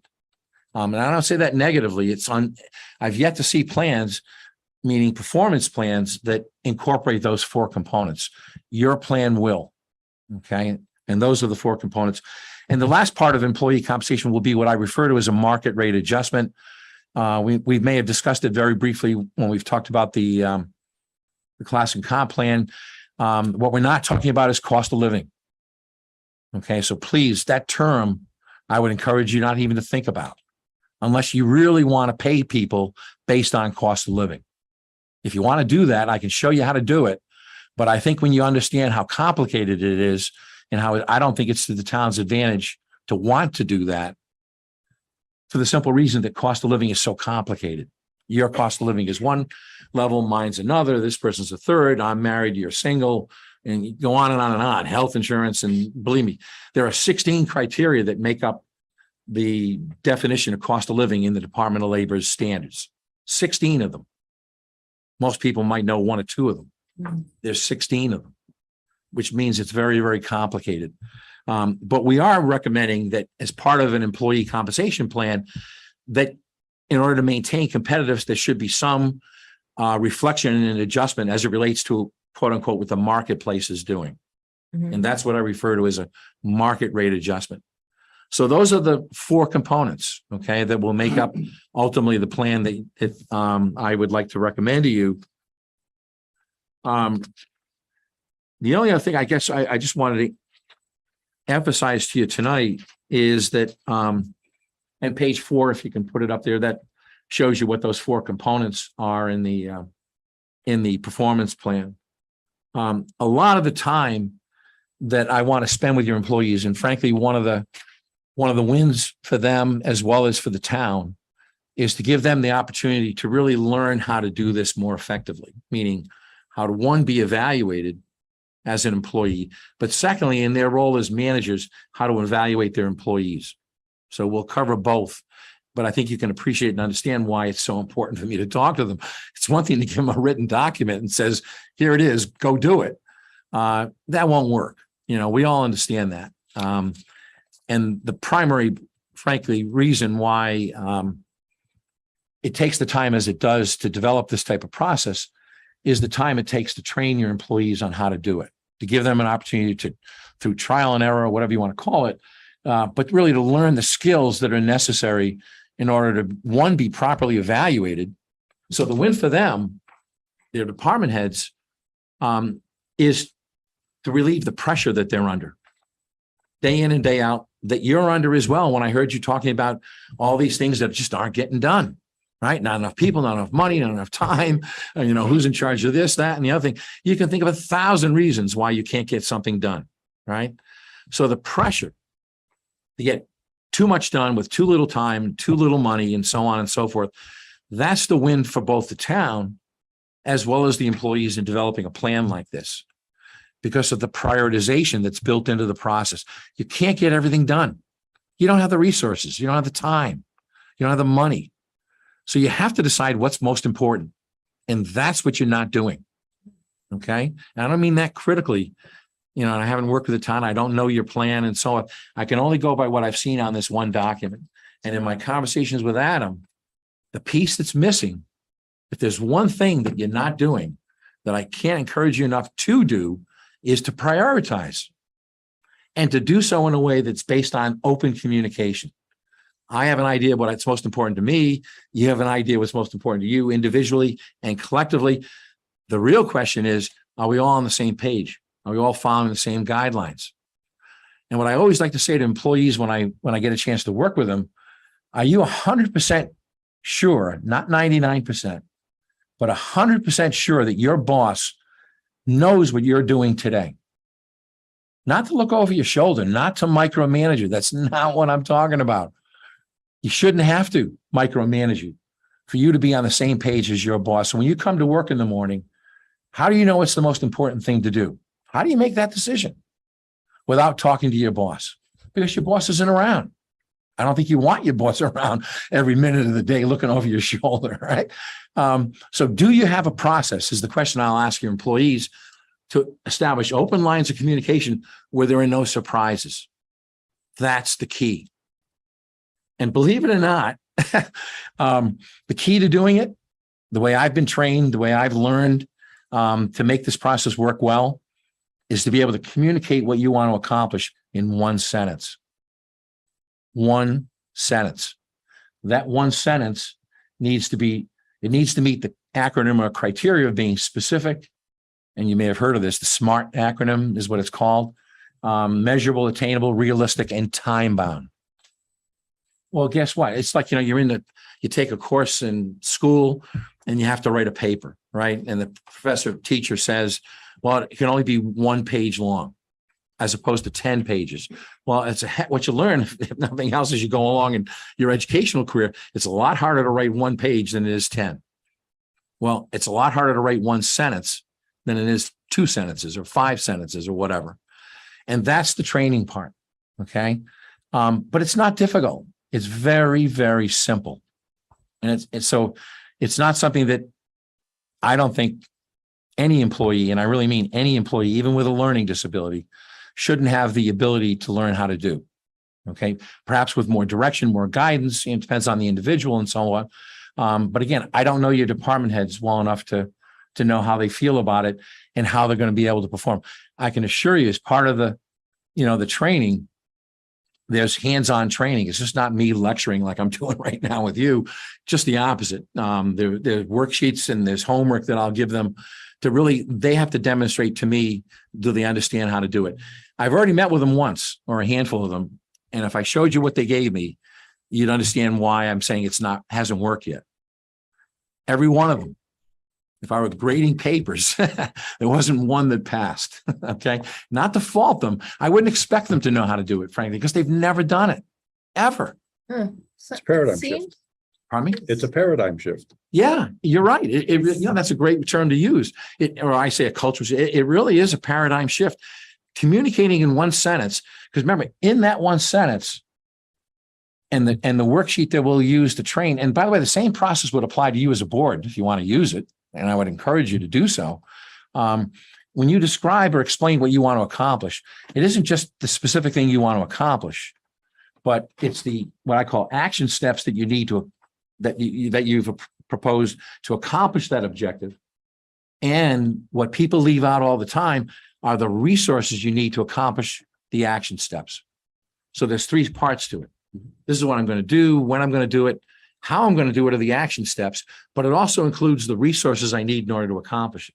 So if I don't get the money appropriated, If the Board of Selectmen doesn't apply for a grant or whatever the issue might be, or I need somebody's support, you know, if it could be the fire chief, police chief, whoever it is I need help from, and that person's not here or doesn't follow through, my objective isn't going to be accomplished. And that's one of the wins for the employee, particularly for the department head, is knowing that there's some level of protection for themselves individually built into the process, so that if you don't get something done, that's not necessarily a bad thing. It doesn't mean you're going to be punished. It doesn't mean you're going to receive less money. Although if it is something you should have done and you haven't communicated why you haven't done it, yeah, you will be held accountable. There's no question about it. The bottom line here, by the way, is accountability. There will be some employees that, and I like the term paradigm shift, when they understand what we mean by the term paradigm shift, and it's a change in the working culture. The bottom line, to make it simple, is that they shall, not will, but shall be held accountable in a way that they've never been held accountable before. And stop and think about that. There are some people that just don't want to be held accountable. You know it, and so do I. And I don't know your employees. The conversation I've had with Adam is very simply, I know he already knows who those folks are. He knows who they are. I haven't asked. I purposely have said, don't tell me who you think they are. Let me observe your employees and I'll give you some feedback and we'll see whether I'm right or wrong. Maybe there's nobody. I mean, I'm hoping that everybody buys into the process and everybody thinks it's a win for them. But I'm not that naive, and it hasn't been my experience. There are some employees that will react negatively to this for whatever their reasons, right? But the bottom line is, it's ultimately your decision as a selectman as to whether you want to implement this paradigm shift. I'm going to use that term now. That's fine. It's a great term. And so that's very simply why I'm here this evening. And I said, I'm sorry if I've already taken up too much time. I've given you enough. I think we've also given you a form in your packet that is a performance form for you to take a look at. That's a preliminary. If it's in your packet, I can't remember what Adam gave it to you. I think it is. Yeah, it's in our packets. Right. And that really is a tentative. And the reason why I say tentative, one of the questions that I need feedback from your department heads on is, are they comfortable evaluating non-exempt employees? The difference between exempt and non-exempt, your managers, your department heads, and your employees that are paid overtime, is very simply the basic difference is non-exempt employees typically are not required to plan what to do. They come to work in the morning, they do what they're told to do. They do what they know they need to do because they've been in the position long enough. They already understand, they understand the position better than anybody. That's not planning. Planning means you're going to do something in addition to what you normally do. What you normally do day in and day out are your job duties, right? Your job description. Objectives are things you're doing over and above in addition to your job duties. That component, that responsibility, if you want to call it that, I just don't know whether your department heads require your employees, particularly your non-exempt. Now, your exempt employees are required to plan. That's the definition of a manager. And that's why I say it's very simple. It's not a difficult process to measure how you plan what to do. Very straightforward. Okay. Very, very simple. Whereas you're non-exempt, so you may wind up with two different plans. The difference between the two is just that planning component, those objectives. Your non-exempt employees typically wind up becoming evaluated primarily based on their skills, how well they apply or carry something out, but they don't necessarily do different things at different times other than what's already required of them in their job description. And I just don't know what the scenario. So you could do it either way, frankly. It's a little bit more difficult, as I think you can maybe appreciate, to evaluate a non-exempt employee only because it doesn't include that planning component. All right. But that's why I need your input from your department heads. Okay. So you have pretty much now 90% of the outline of what a plan is ultimately going to incorporate. There may be some changes, adjustments. Oh, one last thing on the exempt form that you have in your packet. One of the other things also that I think is somewhat unique and different, certainly from the form you've been using, is that the section having to do with skills or competencies, right now you're evaluating everyone based on the same skills, as I can understand it from reading your form. The form you have in your packet, everyone's skills will be customized or individualized so that my skills may be different than yours. We may share some of the same skills, but we may have different ones. So that component, that third component, the competency part, is not uniform across the board. It'll vary from one employee to the other. It'll be personalized, basically. Exactly. Yeah, that's what I'm saying, based on what they need to know how to do. So it ties back to that whole comparable value business that I talked about earlier, that skill requirement. Okay. So again, last thing I just want to say, I really want to encourage you relative to your planning process. I haven't heard too many boards talk about planning the way you just did.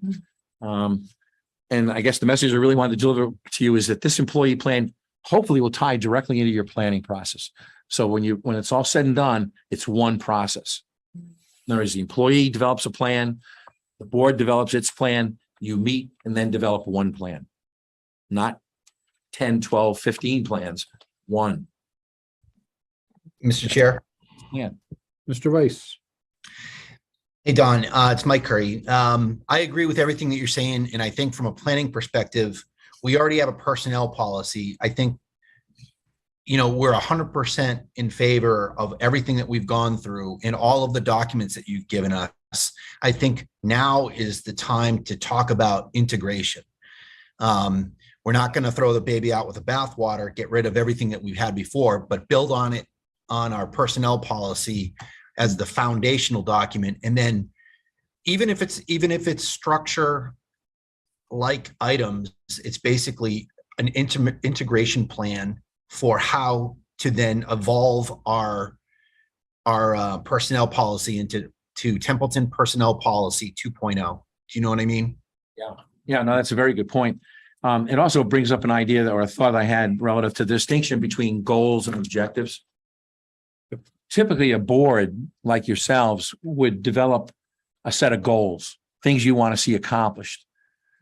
It's not your responsibility to carry out the goals, though. Those are the objectives.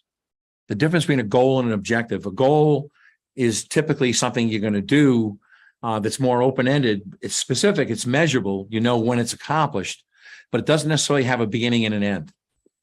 Okay? Like we have a goal to establish a certain personnel policy relative to how we want to treat employees that incorporates a lot of different aspects of personnel management, let's say. How you do it and what you do when, in terms of priorities and so forth, those are your objectives. So objectives are time bound.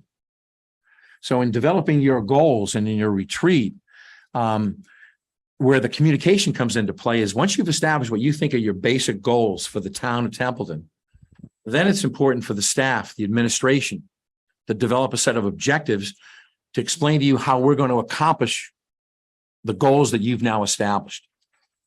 Whether, you've talked about a number of different issues this evening, at least what I sat in on, how those all relate to the plan, quote unquote, is reflected in the objectives.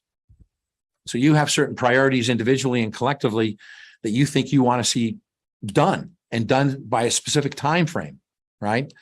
Not only are you saying you want to know when it's going to be done, but you also want to know how it's going to be done. That's the piece that could be missing, by the way, in some of the items you were talking about earlier. Well, we've identified it, we've talked about it, but we didn't have a commitment as to when we were going to do it or who was going to do it, right? Who's going to be held accountable for accomplishing a specific objective, right? In order to establish that goal or accomplish that goal. So it all ties together very, very nicely. Really what you're getting is the employee input, your so-called administration input, how that ties into your policy process in setting goals. That would be the next step, frankly, to incorporate. So as the selectman mentioned, it all ties together. Don't throw the baby out with the bathwater. Talk about a paradigm shift. Yeah.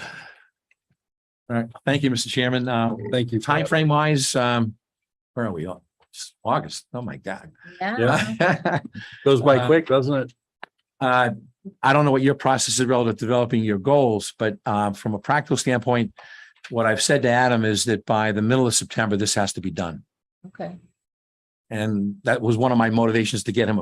I said, Adam, if you can't get your employees, I've got the plan. I'm ready to go to the board, but I don't want to go to the board without your employees. So this was sort of a compromise this evening.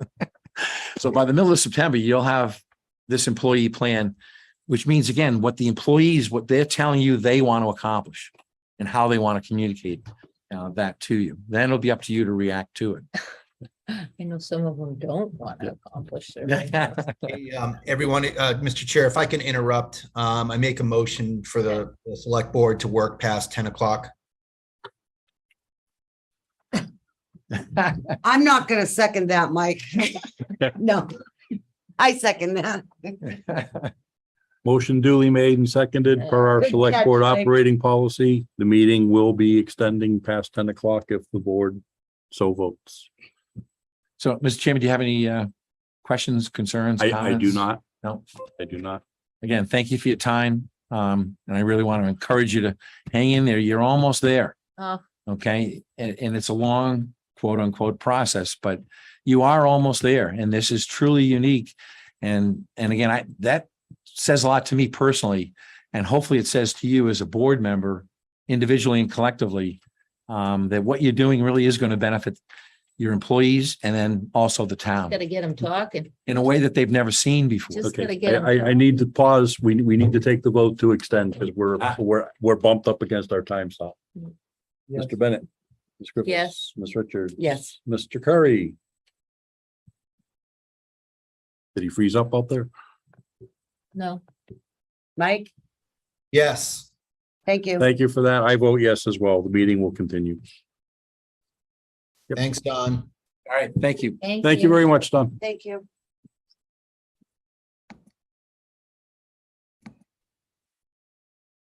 Item 6B.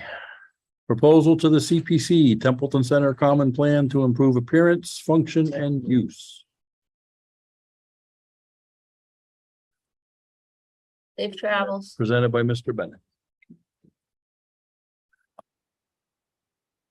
Yes, back in June 22nd, the board discussed that and voted to have the town administrator approach Community Preservation Committee to see if doing work to improve the common, various things would qualify as a CPC funded project. And if the answer was yes, then the town administrator was to present or come up with a plan to present to the board to further CPC. And what I see is presented in here. And part of that was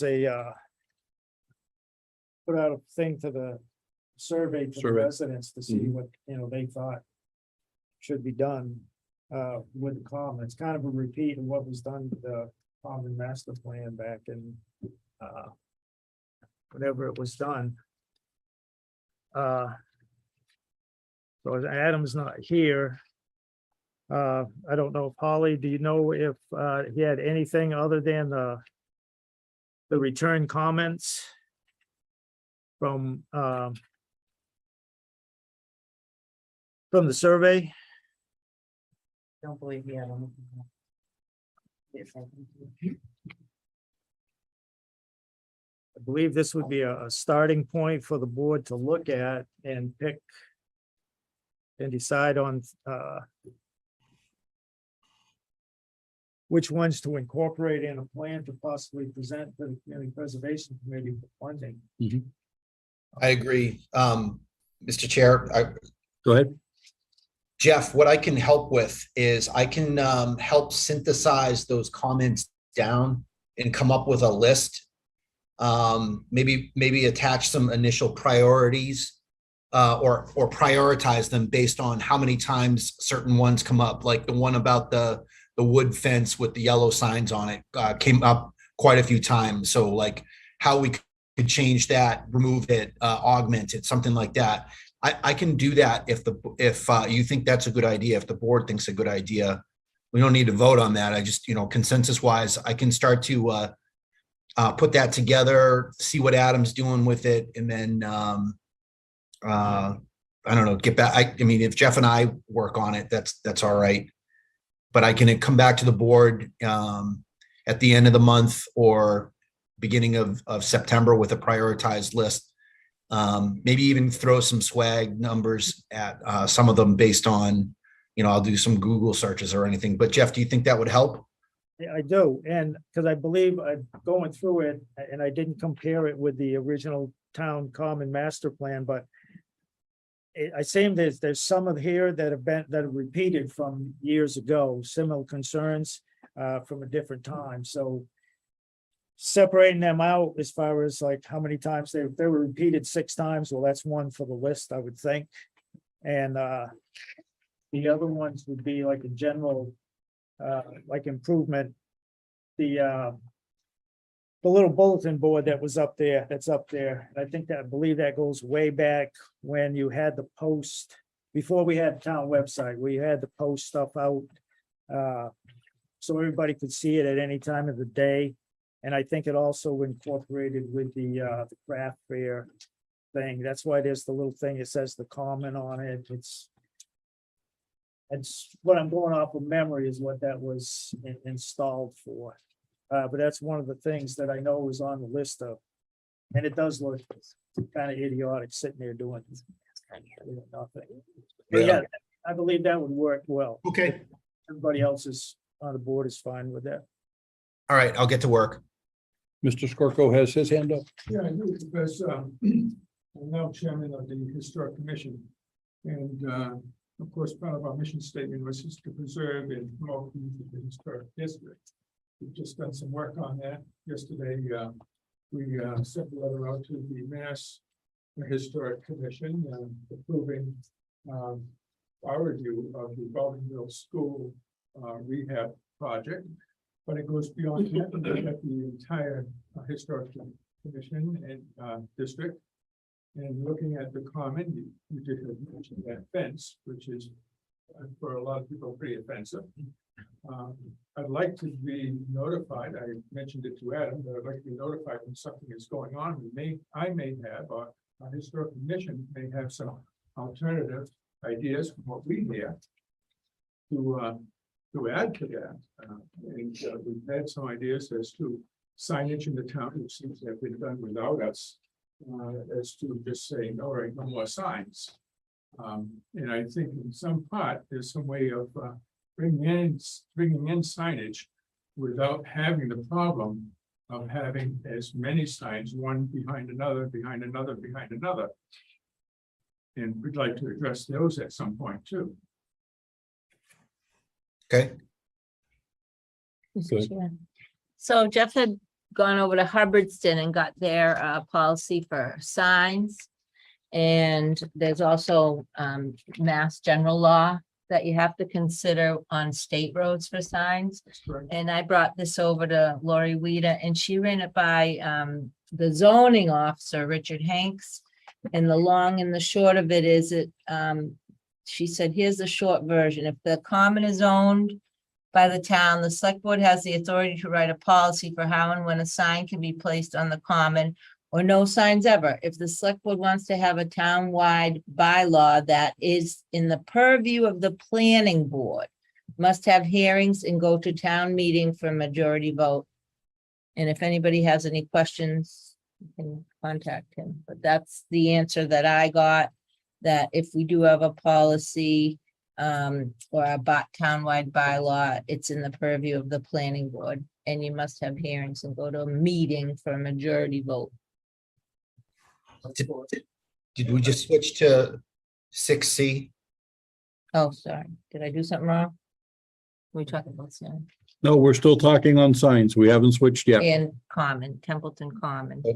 Okay, If I may, there has been several solutions besides just shutting off the signs. I know when I've gone through Westminster where they have signs, well, also in Gardner, where they have signs that promote particular businesses, and they're kind of look like the MASH unit. There's a sign that says this way to North Korea. Yeah, this way. yeah.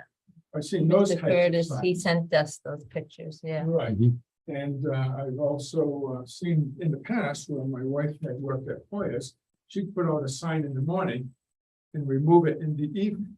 And I think that causes a lot of people that would be like from out of town that just want to put up their signs. They're not wanting to come back every evening and remove a sign. So if it's a sign that goes up during business hours only, that's another alternative because it would be planted and then removed. And I think it's important to certain businesses that are especially agricultural to be able to have that information out there saying, all right, today we're selling strawberries, today it's blueberries, today it's apples. And as long as it doesn't get cluttered by having that note Yep. on there saying that has to be removed in the evening. Let's or hold, It's thrown away. let's hold that till we get to item 6E, because we're drifting from the Oh, I'm intent of sorry. 6B. No, they're kind of interrelated, but Okay. I'm not dismissing what you said, but we'll take it in the correct order. So the improving the appearance, yes, I understand the complaint. I know the folks are upset with the guardrail system that was installed. As the custodians of the town, and one of the challenges, thank you, Mass DOT, angled intersections are not supposed to be the case, which is why Baldwinville Road got redirected. If you're coming down South Road and look across the short extension across the common, and where it used to run, the telephone poles still go there.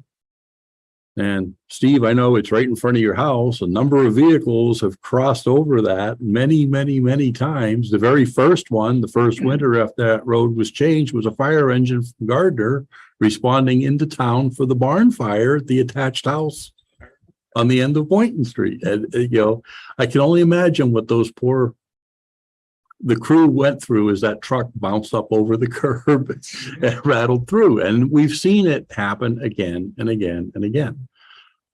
So that was done in an interest of safety, and it was something that got delayed and backburnered. But I can understand the people getting upset about it. But I see there's alternatives. There are. You put a park bench there, and people are gonna see that that's not a way you can go through.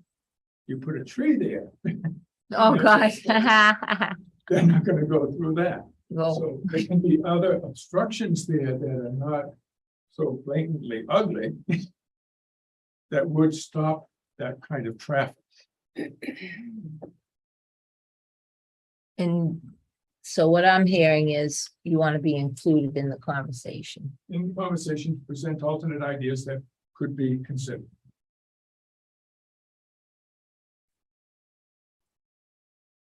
We have no suggested motion. Is there not form a committee? Did you mention you wanted to form a committee for that? No, we left it in. No, we left. I have not, because there was a common improvement committee at one time. I served on it for a year, and it started out like many committees with a purpose. We met, and then it got changed to different people, and years went by and nothing ever happened.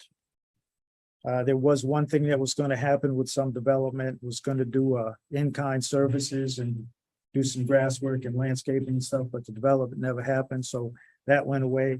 And then we just disbanded that committee, I don't know, last few years, because it never went anywhere and it never accomplished anything. Well, As a lot of committees do, that's, they start out, oh yeah, we're gonna get this done, and then you're looking for members and you can't meet, it's a public body, so you have to do all the, open meeting law stuff, and we have to meet all them things, and that starts getting, I didn't sign up for this, well. Yes. It's the law, you gotta have minutes, you gotta have this, you gotta do that. And the historic commission can take that place. With some of the things.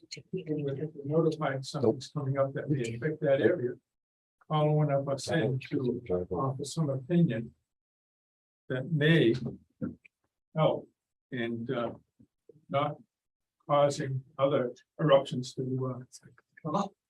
But I believe, down somebody from the historic commission that serves on CPC, I believe. Mike. Mike, It's yes. in- Right. He So, lives yeah. up there.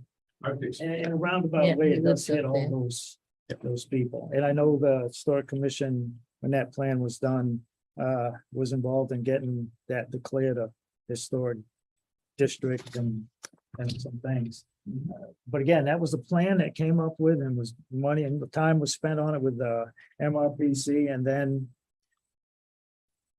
it's collecting dust because it wasn't even not even on the town website. The town master plan is, but the common master plan is not. I couldn't find it. Well, I'll start looking in the attic of the library. So, well, But not in this software. Have to drag me out with a rope. but, yeah, so it's. I know there's various entities on the Community Preservation Committee. I know there's rec and there's historic and supposed to be a planning board member, and all the entities would, see that, and then that's my thought anyway, is that all these entities would see this and then go back to their groups and say, hey, can we get on in front of the board and, do this and do that? We got one offer. The ladies at the First Church of Templeton want to put flowers up there. But first we have to whittle down the things that we're gonna So try to Mike's go gonna- for with Yeah, that's So what I Mike's said. gonna I will do that. If, Holly, are you able to send me the source document from those forms so I can copy, paste them? From the comment forms. Yes. Do you have, is the source document for the Templeton Common Improvements? Do you have that or access to it? Justice has it, he'll send it to you. Okay, yeah, if you could send me that, it'll just make it easier for me to dwindle it, to distill it down, and then I can come up with a prioritized list. Like I said, I was gonna do. So would this be on the next agenda or bring? Sure, yeah, I mean, I will get it, I will turn it around quickly, so you wind up having a more distilled view of what the possibilities could be. I even have that master plan document that Jeff is talking about, so I can try and put some footnotes to say this was referred to in the master plan. Just give me, I'll take a little bit of time to do some work on that. Thank you for that. Okay.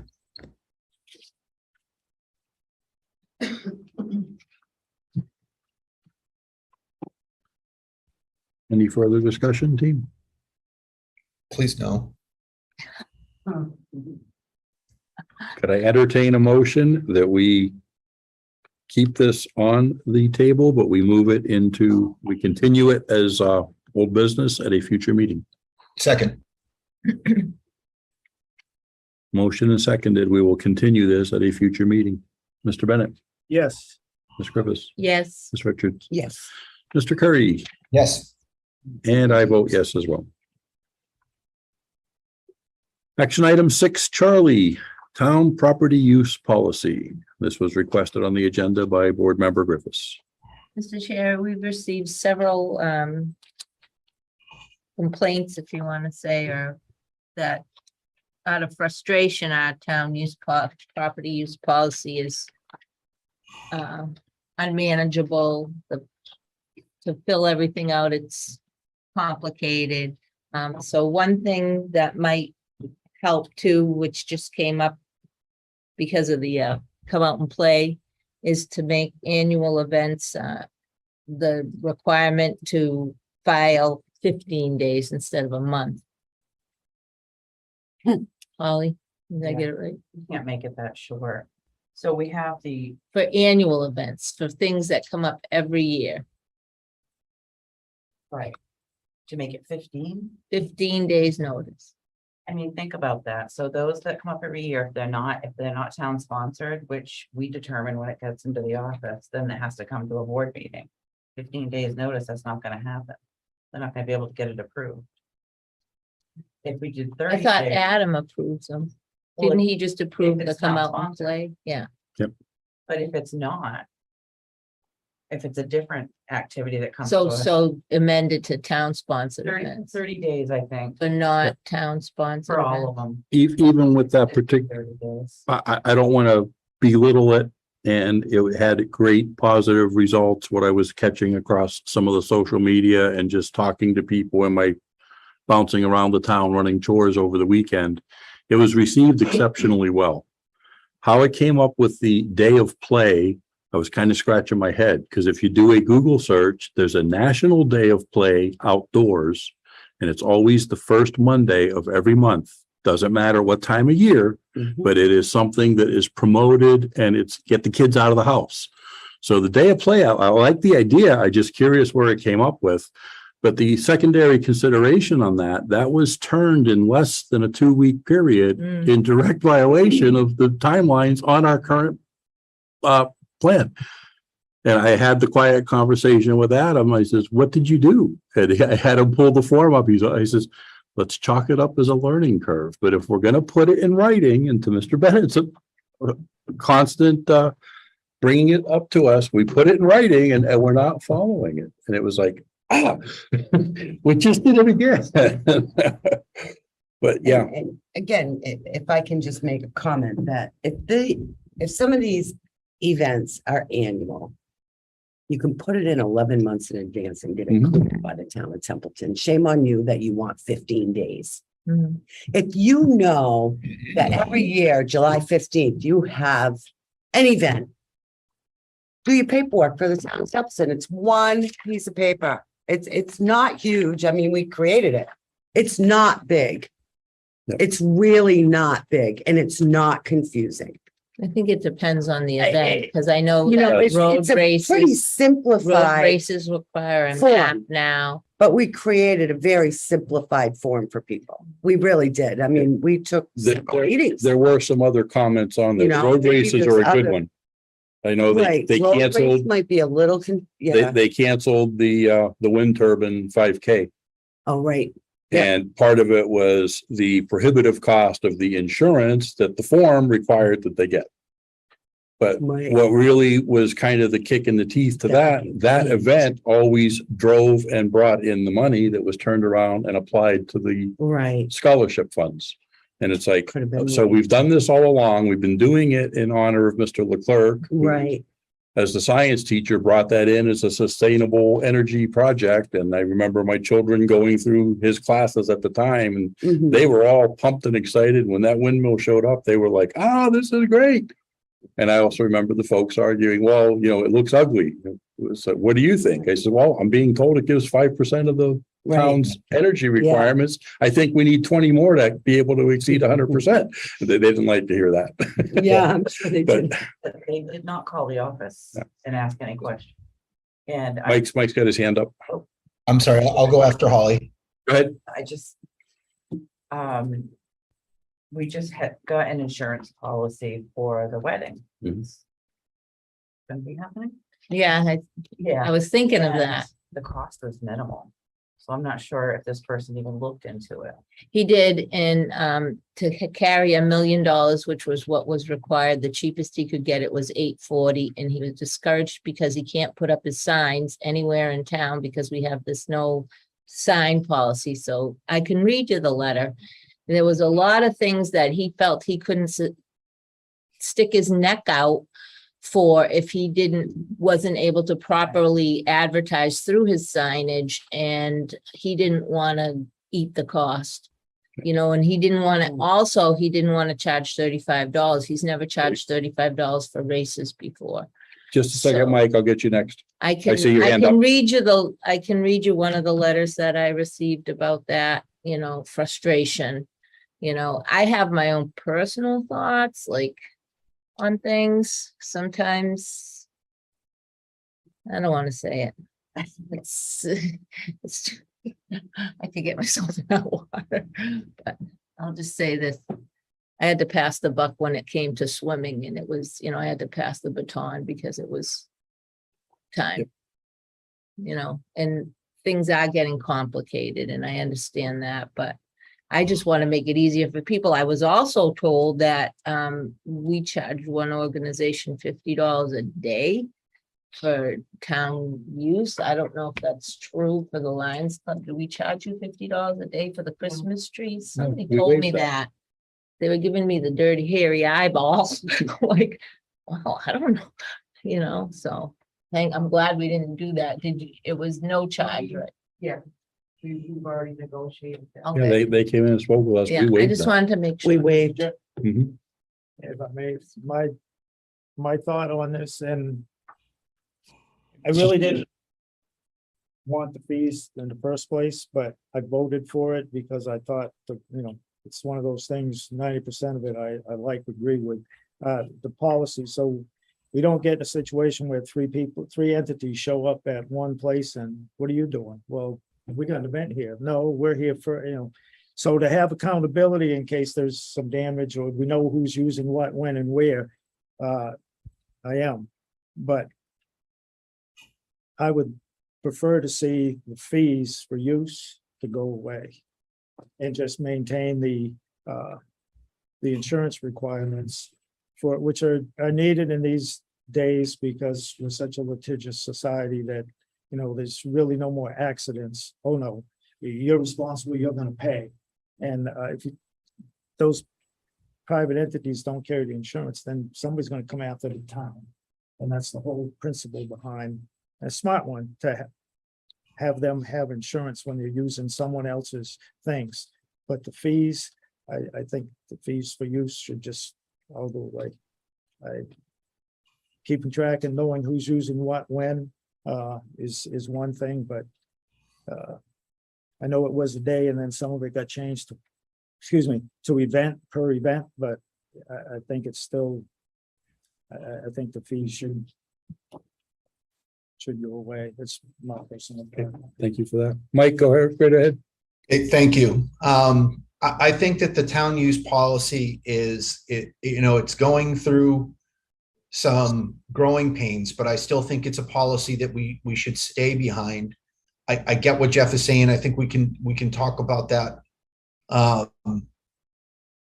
in the future. And we have been able to mitigate any stress that the fees that we've been able to mitigate that thus far as a board, whether we're waiving or otherwise. So we do have that power.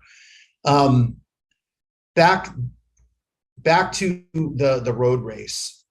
We have 27 nonprofit communities that are based out of Templeton. Some of them are not active anymore, and some of them are. What I feel can be done in a lot of these situations, if they want to have an event and they don't have insurance or otherwise, I think a lot of these organizations need to reach out and find out how they can partner with the agencies that do have insurance or do have the capabilities to do that. I don't remember who was saying it, but they felt like the person hadn't researched it or maybe didn't explain it very well as a one-day event.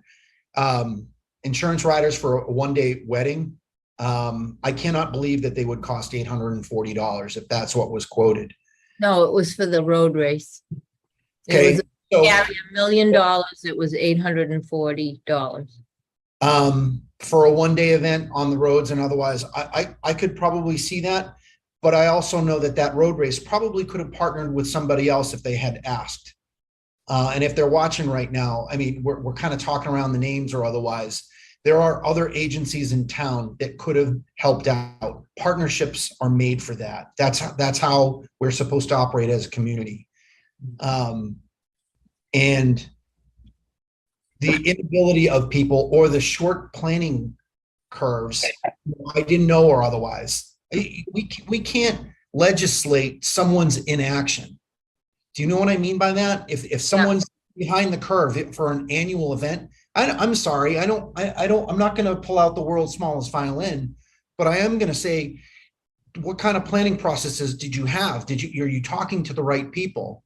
I get that people want to complain, but usually when you start peeling things back, you get someone that was like, well, I didn't know what the process was, or I wasn't sure on how to do that. And I think a lot of those things could have been mitigated. I don't feel that it winds up necessitating a change in how we go forward. It just means that there was a lack of communication or understanding on others' parts. Well said, Mike. So did Adam mean a first time event? Was he had mentioned, maybe that's how it came up. Was it a first time event, 15 days? I talked to him this morning and he had thought 15 days would be sufficient, but he wasn't thinking about the ones that had to come to the board. And there's also, if someone's going to do an alcohol tasting, that needs to come to the board. Yeah, that's a whole different So, yeah, story because that gets I'm into done. the licensing. Yeah. Yeah, good points, everybody. Plus you have to consider staff time. If we get something 15 days before, Yeah, and we've got something else huge going on, it's, kind of hard to get that done, especially if it does have to go to the board. Mr. Chair. Go ahead. Yeah, and someone coming within that also is indicative to me, as the policymaker, if you have someone that's coming under that window, it's indicative of their planning process. So that's also a red flag. If someone's got something and they're coming to you a week before the event saying, hey, I need this real quick. I think we could, whether it be Adam or the board, whoever's jurisdiction it would be, we're not amendable to situations, but structurally, we just can't always say, oh, we'll let it go that time. We'll let it go that time. I'm saying that the lack of planning from an organization's view may show that it might be an unorganized event and it doesn't have the proper resources to go along with it. I'd rather help. If someone is, doesn't have the resource or something, I sent that list of nonprofits to Adam and Tim. I can share them with Justice and Holly. A lot of those agencies would love a phone call to say, we would love to help. We would love to get involved with that. I mentioned I'm a treasurer of one of them on that list. And we totally would have listened if someone had come to us to say, would you like to partner with that? Our agency is fully insured, or our 501c3, the Friends of Templeton Veterans, fully insured.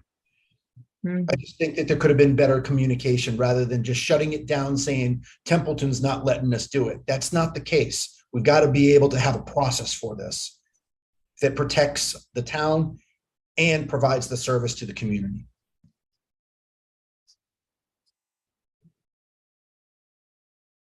Yep, duly noted. I got a hand up here in the crowd as well. Mr. Leclerc, you had a comment? Negative. Negative? My hand was not up. Okay, I apologize. I thought I saw your hand up. Yeah, I'm looking through the policy right now, and it's a 60-day window for application process and deadlines. For recurring events, must receive a minimum of 60 days in advance. First-time events, application must be received a minimum of 60 days. For events requiring road closure, 30 days in advance for those that do not need road closure. Process, application reviewed process by the select board's office for approval. Event organizers may be notified if there's an additional information or modifications required. I think one of the things, and Mike, you and I have spoken quietly offline about this, just in a general conversation, is sometimes we write a policy and we just it sits there, but policies are intended to be discussed, amended, revisited, reviewed, adjusted as required. And that's Totally agreed. That's just one of those things we need to be looking at. Totally agreed. I know it increases our workload, but that's what we signed up to do as well. Yep.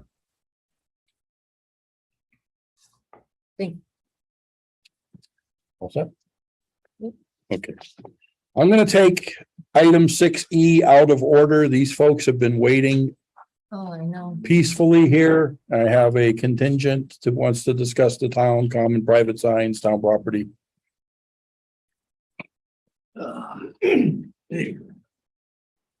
Well, I gotta tell you, you folks took on a pretty healthy agenda this evening. Kudos, seriously. It gets bigger every other I week. gotta hand it to Dave, this is going to be our longest one yet. TA, but he's Hey, just Mike, not I think listening. you're gonna have to put another motion to go past midnight. 'Cause Not gonna happen. Hey, would anybody like a snack? Favorite. I got bribery. Yeah, no kidding. It's a No, 50. that's communion. That's a sacrament, folks. I have one a day now. This is what's happening in this town of Templeton right here. Yummy. Fresh fruit. So good. And that's kind of what we're here tonight to kind of talk about. I know it has to do with the signs. But again, on behalf of the Templeton Community of Farms and Agribusinesses, again, I want to extend our thanks and gratitude for the select board to allow us this opportunity to again address the banning of the temporary signs of on the Templeton Center Common. Now, it's pretty simple. We, the Templeton Community of Farms and Agribusinesses, need to have our signs back on the common, period. Since the removal order came down, we are losing somewhere between 30 and 50% of our business traffic, which is primarily based on impulse and spontaneous purchase clientele. This media platform is so critical to our financial survival. So at this time, we're requesting the select board to rescind the article to ban the private signs on the common, particularly the farms and agribusinesses. Time is of the essence for these farms and agribusinesses to utilize this medium of direction and advertisement. And we are losing revenue daily because of the action to ban the signs on the common. This action has created unintentional consequences, harming our ability to conduct business. I cannot underscore enough the devastating effect the action to ban this medium is having on our farms and businesses. The agricultural community does not have the opportunity to wait any longer for this ban to be rescinded, or at least a moratorium on the enforcement of the ban. The ban needs to be rescinded, and further review needs to be conducted in an orderly fashion to produce an amicable resolve to those concerns that brought this issue to a head to begin with. Now, we've gone through a 2-year pandemic, and now we're confronted with record high inflation, fuel, diesel, commodities, supply chain issues, and fertilizers have increased exponentially. And now the town government, however unintentional, is thwarting our ability to reach out to the public, inform them of product availability, and to direct them to our establishments by denying us access to a platform of letting the community know we're open and here's how to get to our places. I cannot expound any further on how important these signs are to our survival and financial sustainability. Bottom line, we need this medium to communicate to the general public, and our sales status depends on that. We are prepared to accommodate any concerns the select board may have regarding the aesthetically pleasing alternatives for promotional mediums. But now is not the time to ban the signs. We are going into our fruition season. Public and select board debate is welcome, but the signs need to be allowed during the negotiated process of amicable resolve. Over the past few weeks, the Templeton Community Farm and Agribusiness has conducted dialogue with some of the select board members who are concerned with the negative impact that their decision has had on our farms and businesses, especially with our ability to conduct business in this town. We have seen the social media comments regarding this subject, and the overwhelming consensus is in favor to promoting our local farms and agribusinesses by utilizing this media platform. However, the Templeton Community Farms and Agribusiness is concerned by some of the rhetoric being distributed by certain members of the town governing board, which apparently have set out to extinguish our businesses by advocating to purchase agricultural products elsewhere. Testimonial evidence was submitted during our agenda protests. These posts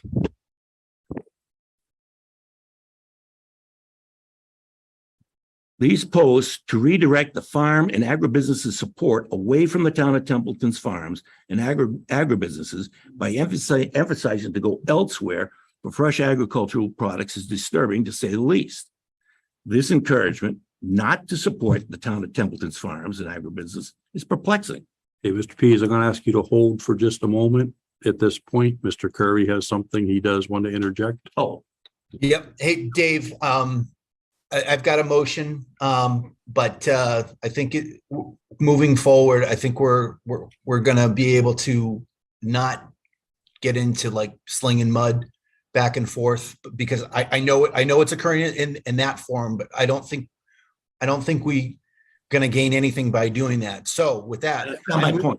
That's my Yep. concern. Yeah, thanks, Dave. I move to institute an immediate moratorium on the enforcement of the recent town memo banning private signs on the Templeton Center Common. That's the town-owned land, until the town can codify a fair use policy and/or a bylaw governing the authorization, prohibition, and fair use.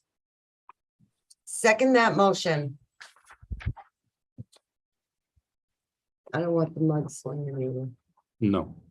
Because it's counterproductive. Yeah, exactly. Mr. Chair, I believe you talked, I forgot your first name, I'm sorry. Steve. Steve, I believe you talked to Adam about a compromise as far as the moratorium goes and put the signs up in the morning and take them down in the evening. Was there a reason for that? Well, in large part, people from out of town that have been putting up signs aren't going to be coming back from Pittsburgh or Gardner to remove their signs every evening. If we have that, where that signs are put up in the morning and down at the end of the business day, those will be mostly local businesses. And it's not terribly offensive. And if it's not removed by the end of the day, then it probably should be removed by force and maybe the signs thrown away. But it's open to everybody to be able to put up the sign, so it's not exclusionary in any way. Out of towners probably aren't going to want to do that. Whereas people in town would be, I think, fairly easily be able to put down a sign. Say, this is what I'm selling today: peaches, apples, blueberries, and then remove them at the end of the day. And I think that keeps it so that way it's not filled with signs, as I had seen 4 signs in a row, which is the lines now.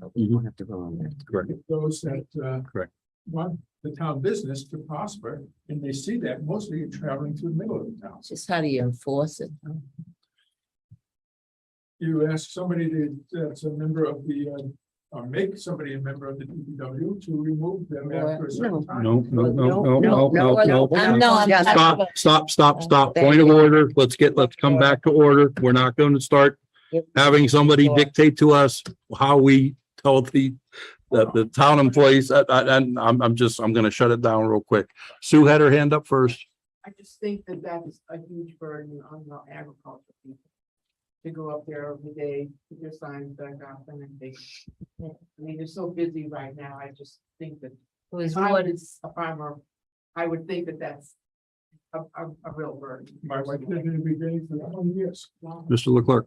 I think it's discussable in due time. It's just let us get our signs up, man. That's all we're asking to do. We're not asking for anything else.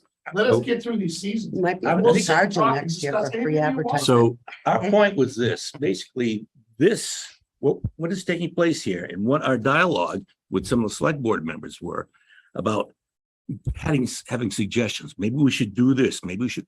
Those discussions should have taken place prior, and we brought this to light before we met, prior to the banning the signs. You have an ag commission. I happen to be on the ag commission. Mr. Leclerc's on the ag commission. We got to think about this for a minute. Do you think these farmers, who are out there, tending to their livestock or whatever it is, have nothing else to do but to put signs up? No, there's a reason for it. And it's a strategic location, which you call point of impact. All that being said, this dialogue could have taken place prior. Say, hey, listen, we got an issue with these signs. We need to figure out a way to do something with it. So that could have taken place. So what we're saying is, right now, we need to have the signs up. You are correct, Mr. Pease. It could have taken place. It know, was on an agenda and nobody was here. The 3 members on the board who initially discussed it, and it's how it kicked up. We talked about this last time.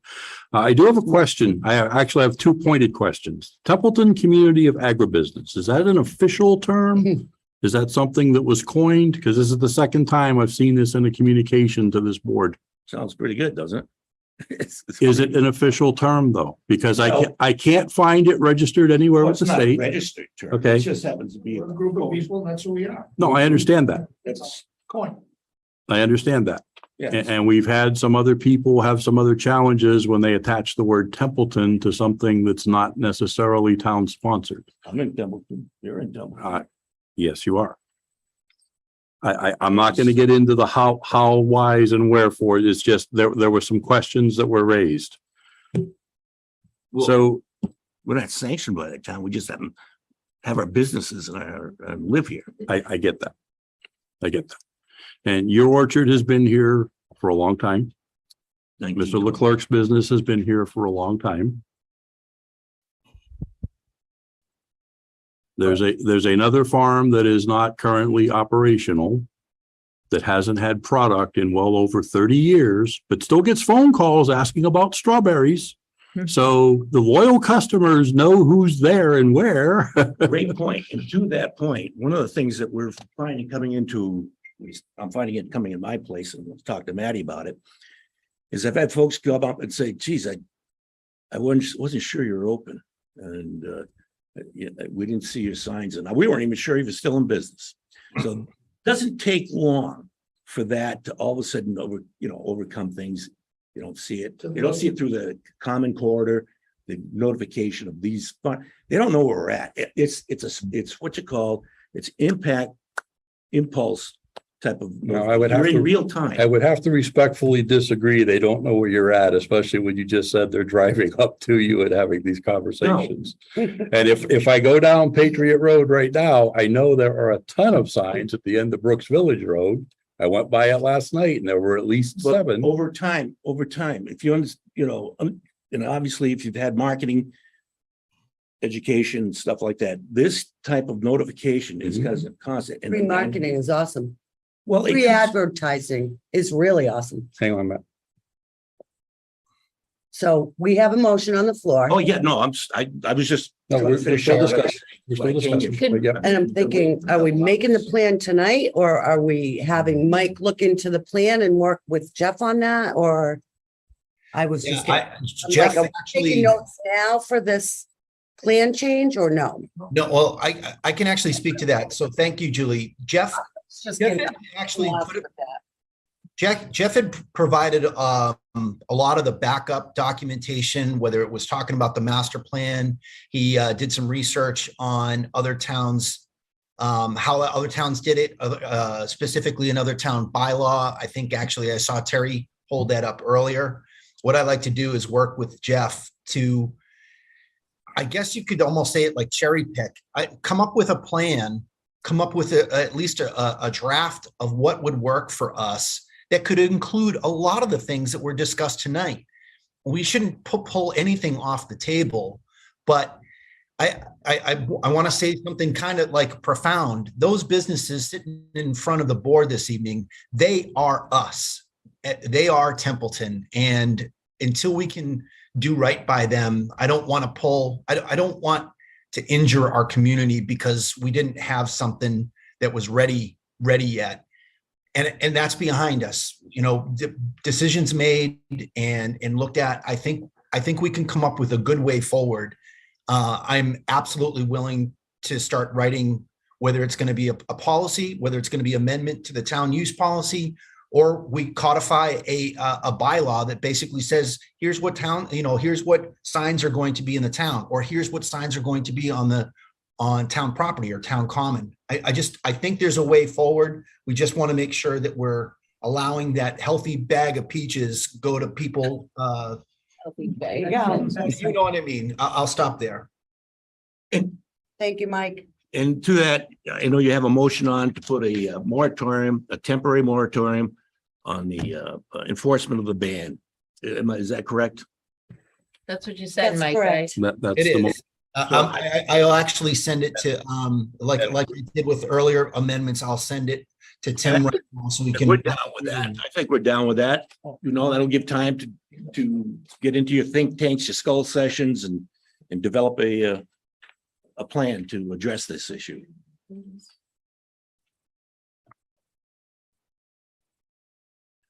We'd like to be included in that to help you if we can. I'm not speaking myself. I'll help decide and, help discuss that stuff. Provide information. I think the Ag Commission obviously, Could Steve help? Steve, right? Yeah, absolutely. Yep. Hi, so we're in Templeton lines, whenever Davis is done, I just have a few things to add. Before you make. Voting. I mean, I think. yeah, if this sounds like they're gonna. Just they don't close out the discussion, that's all. Right. Yeah. I just emailed it to Tim, Justice and Holly. I CC'd Jeff Bennett. I'd like to springboard off of what the work that Jeff did. He did a lot of work to figure this out, to basically say, what are we doing here? I'd like to use that as a springboard to start off, but I heard everybody on your willingness to take a look at that. So that's fantastic. Thank you. Good evening, late as it is. Thank you, the board, for voting to stay up a little bit later. What I've just handed out is just a copy. I just did specifically Lions Club signs on town properties in Massachusetts. Well, they're not all Massachusetts, they're in other areas, certain areas of the United States, but quite a few of them are in Massachusetts. And they're signs that there are communities that have really engaged in helping the Lions Clubs and other organizations promote their charity events and whatnot. And then they range from, kind of elaborate signs to just sticks in the ground with Lions Club emblems on them. And oh, by the way, those are on state roads and they are approved on state roads. You can't go on a state road and not see one of those small emblems. They've been approved for many, many years. Be that as it may. So anyways, I just pulled off a few off the websites and we kind of believe that when you drive through Templeton, there is no real specific focal point that kind of draws people's attention to the town. And we think that perhaps, there's the post office, there's a monument, there's the Historical Society building. But we really think that a sign that said, a nice, very well-designed, tasteful sign that said, welcome to Templeton, We have one. It's really nice. Yeah. I like it. I drive by it every day. We Uh, put that up a few years ago. and had Lions insignia on it, and maybe some places where we could put boards up that had, what the events were, Christmas trees starting November, whatever, haunted gazebo, things like that. And then maybe, if we could incorporate in other types of things, have it be multi-purpose, so introducing the visitors to the town, advertising events and fundraisers, and possibly if we could negotiate, if it was, we could design something, and if it was approved, something that was large enough to incorporate signage for like Peas and Matt's Place, and something on that, I don't know, something that you could change maybe periodically. The main sign would stay there, but maybe you could add some things on when different events and things were occurring. We think that could possibly be something we could maybe propose, design something up, and maybe with after these two gentlemen, and propose to the town as something that could be possibly put on town property. There's also the common layouts from Earth, ground view in your packet as well. Mhm. And maybe you could find a place that was pleasantly aesthetically pleasing. Yes, thank you for the words. It's a little late at night. Yeah, the first picture, the fire station side, that is not all town common. No, Some of that is Some of- held by a private trust. Right. I do understand There's a that. yeah. whole set of conversations has to Right, happen with have to. that. That's the picture that I pulled We up. have a beautiful common in East Templeton, which is also a pretty busy road. Yeah. Yeah. So anyways, So- we just would like to make So that. two of the Suggestion. challenges, I just want to enter this as conversation. Sue, when you gave us the sheet, Uh-huh. are any of these in Massachusetts that you're aware of? Yes. Okay. Yes, the one with just the street signs. Third on the left, on the right, I'm sorry. This one? Yeah, that one there. Okay. That's in Malden. Oh, yes. Northborough is up at the top corner. Okay. The brick. One's in Hawaii. The reason I'm asking, we're getting into discussions. I know there's one in Plymouth. I couldn't find. On it, the but- town property, it gets into what is impacted by historical districts. Mhm. We also have our lovely 700 CMR3. Each of our town commons is a designated open space, green space, and park type designation. Mhm. Under the Mass DOT rules, we can't have any signage within 300 feet of those places on a numbered roadway. Every common sits on a numbered roadway. Go to our south a little bit, it's 2A 101. Mhm. Go into Baldwinville, it's 68 202. Go into Otter River, it's Route 68. Come over here into East Templeton, it's 2A and 101. So it's like we're stuck, but, and then I look all the temporary signs. I've had no less than 6 people in the last 2 weeks says, we have never seen the common look so nice. It's so clear. It's not cluttered. And then as I took a drive earlier in the week and what came down here into East Templeton for business, Yeah, they're all there. in front of the restaurant at the little tiny memorial, That we owned. there were like 7 different signs, 5 of them from organizations not in town. Yeah, I took a Now, picture of those. they take, there's a gentleman, if you I go out, understand that. go back up Patriot Road as you cross the access to Route 2. There's a fence company sign is up there. There's auto detailing from a place in Athol and Yep, another one. There in- are from and- other and you towns. sit there and you look at it, you're like, really? But we watch the guys when they're mowing. It's they stop, they pick it up, they mow, and I think, oh, good, they got it. It's down. No, they plant it back in, and it's like that's MassDOT, but it's their rule, and it's kind of like. Well, I'm a little confused because I don't know how all these other signs have been allowed. If you drive around a lot of other towns, there's many signs and And that's. well, I guess everybody's. That's just- Mike's proposal that we work on a bylaw. Yeah. That's what's currently on the table with a motion and a second. Okay, And all of these, these are great ideas. These are under advisement. I have a bunch of images as well. I will prepare them for the next time we meet so we can do a handout for everybody and I can get it put into the presentation. I just have a point, whatever is decided, we need some guidance on the signs that are at the DPW that were taken off the common. Oh, What we do with geez. those. The Especially. people that own them can go pick them up at the DPW, right? But then they can put them back I'm up not sure again. if some of them aren't, it isn't clear who. owns We don't them. deliver. Yeah, Mr. Chair, Terry, let's not lead people. We're coming up with solutions. I don't want to lead anyone. We can answer Holly's question to say that they're available. I mean, they're available. I thought that we already put out guidance that they could be picked up. If people left them there, it's abandoned property. If they didn't pick them up within the time frame, then they're abandoned property.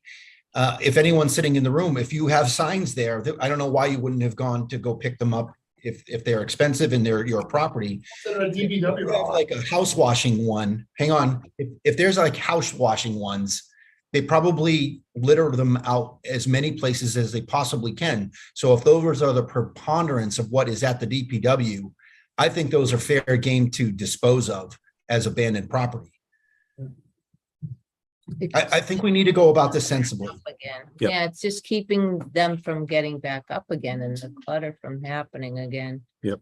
You know, we want to support our town's agribusinesses, but not everybody's towns at businesses. That's the problem. so by rescinding, the ban, by rescinding the signs, would we be allowed to put our Templeton Lions Club sign back up? I don't think we would be planning on doing it too soon, because I think it would be Halloween before we would be really wanting to publicize the fact that we're having the haunted house and then the pumpkins for the kids. Yep. Mr. Chair. Mr. Vice, go ahead.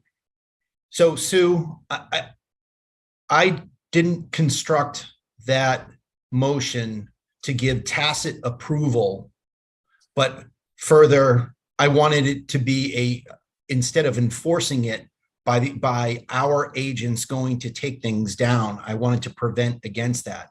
And I just got finished saying to Terry, it's not, I didn't want to have a question of, well, what about signs? That's what we're going to figure out. But you being a unique case for the type of sign that you had, let me ask you this. How did it get there in the first place? With a truck and a trailer, truck and a tractor. So whoever had the truck and the tractor just thought that would be a good place to drop a sign? Yeah.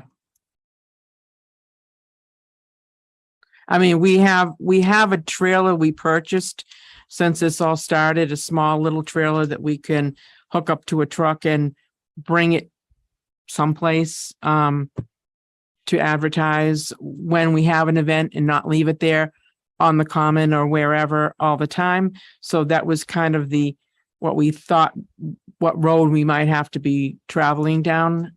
I know, but you're trying to get a policy answer off of something where I pulled it away. Yep. And now you're kind of forcing us into a tacit approval situation. And that's not what I wanted to do. I needed, we removed. It sounds like I'm talking out of the side of my mouth, but if we had left it as we were not going to pull them away, that was the intent.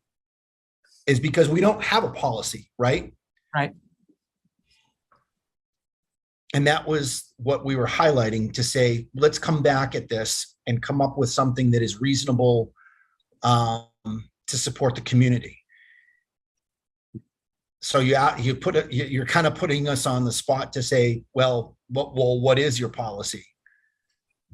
Well, I guess I just felt that I wasn't clear on whether this was just for the gentlemen that have agricultural signs that they're going to be putting up, or if it also included charity. So I'm wondering, Holly. So I just don't want to. Yeah, we need to be very careful right now, board. The law, what Terry?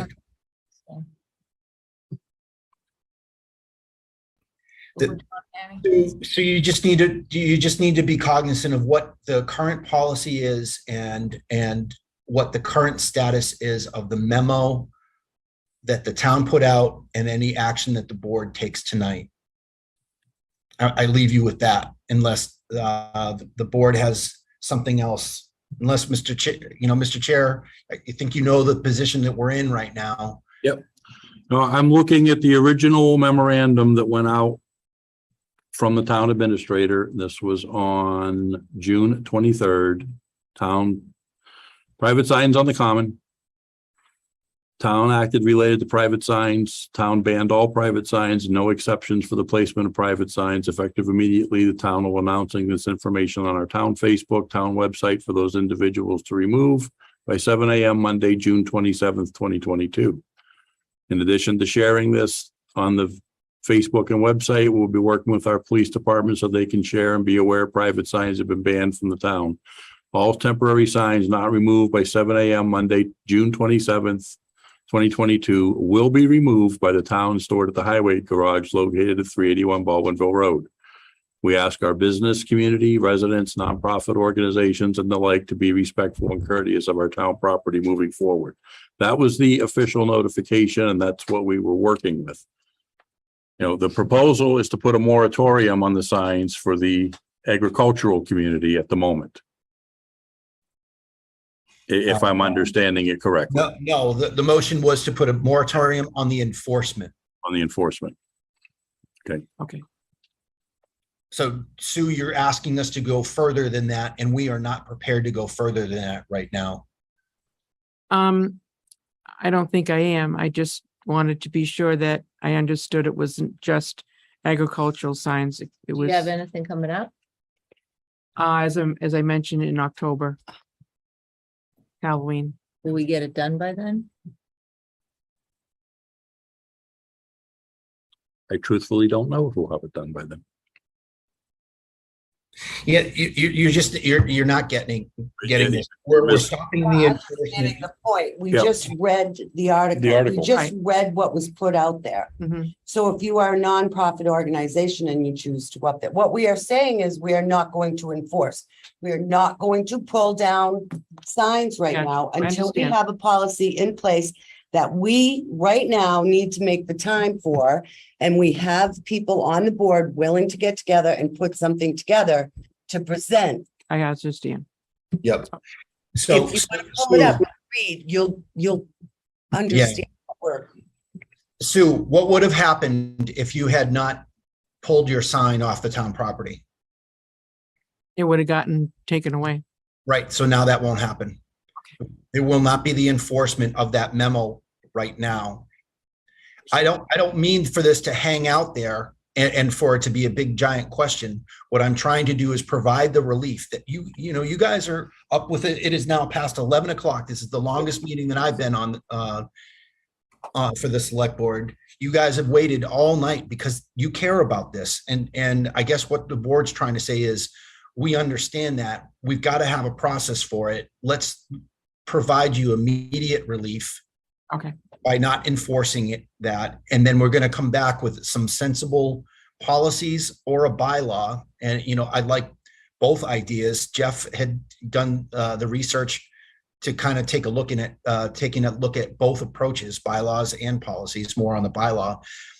I can work on that. I like to write stuff like that. We've done it within the town. We've got fall town meeting coming up. Whatever the process is for right now, we're trying to provide the immediate relief that it was causing harm for. Okay, thank you. Yes, of course. We'll be respectful of our signs too. We'll make sure things look nice. And it's not too cluttered up. You know what I mean? We'll make sure it's not just thrown up. We It won't. would be best if none of you- At least we'll try to, No chain link fence. Chain link fence. Steve, you had your hand up earlier? No, this is Steve. Oh, okay. Mr. Skorko, you had your hand up earlier. I did, I think that was pretty much resolved for now until they come up with a more permanent solution. Okay. And, like I said, we may have some ideas as to how to present some more permanent solutions to this later on. So again, for the board's reference, the motion on the floor that has been seconded, I move to institute an immediate moratorium on the enforcement of the recent town memo banning private signs on the Templeton Center Common town-owned land until the town can codify a fair use policy and or bylaw governing or the authorization, prohibition, and fair use.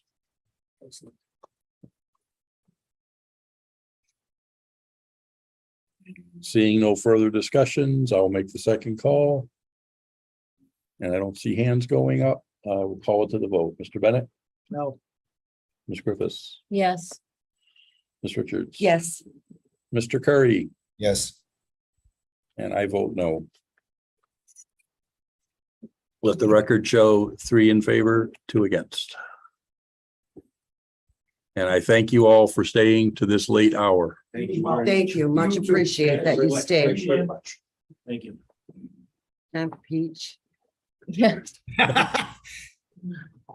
Dave, Julie wants a peach. Hey, that, These are for you guys. that was a song from the 70s, Eat a Peach from the Allman Brothers Thank Band. you. Okay, Mike, you want one of these?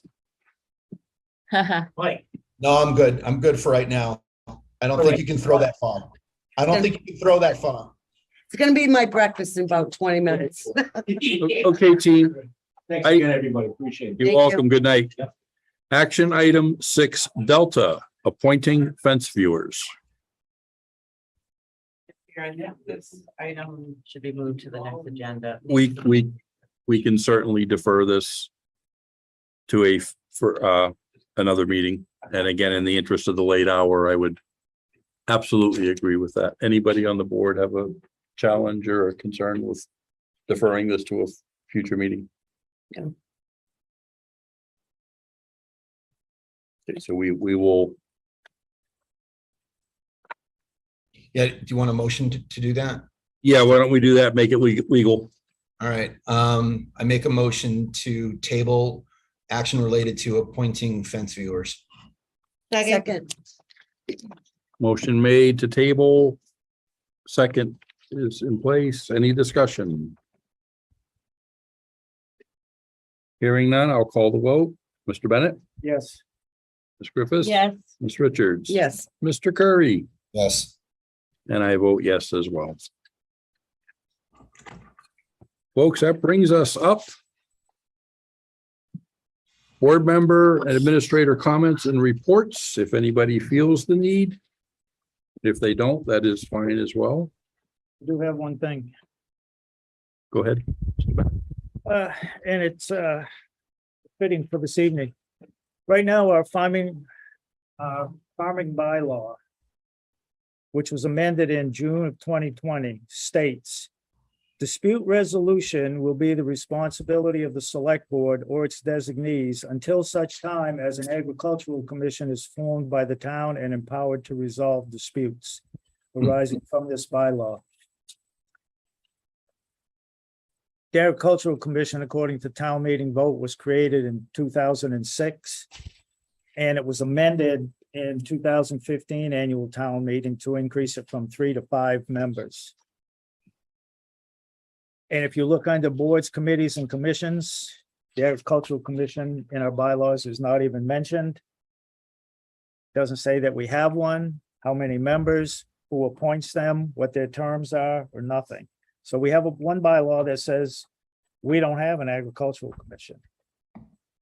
When we have town meeting votes, that says we do. And the webpage of the Agricultural Commission on the town website shows 4 members right now.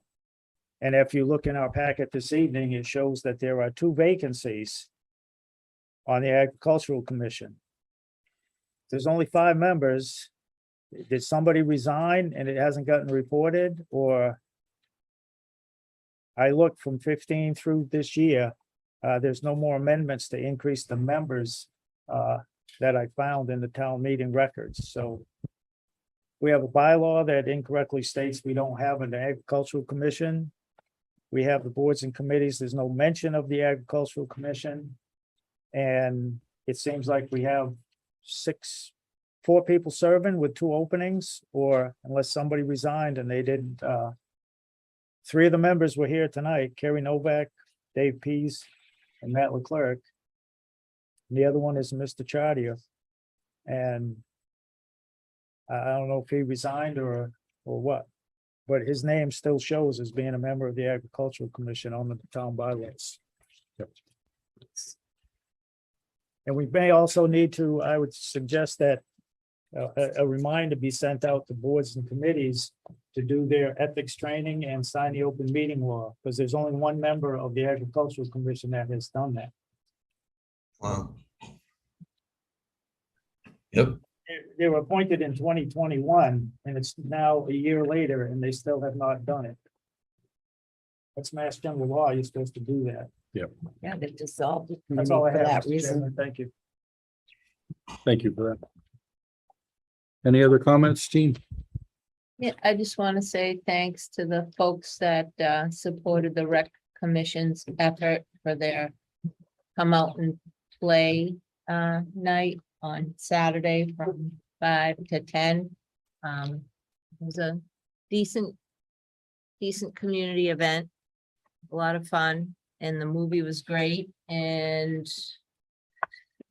you could see the Perseid meteors while you're sitting up there watching the movie. There were a few meteors going by. This is the peak week of the Perseid meteors, but no, again, thanks to the community, because that they sponsored the dunk tank and everything. And I'm grateful that we could help the food pantry a little bit because they're not doing so hot, but I also learned a few things too about, you know, community events and things like that.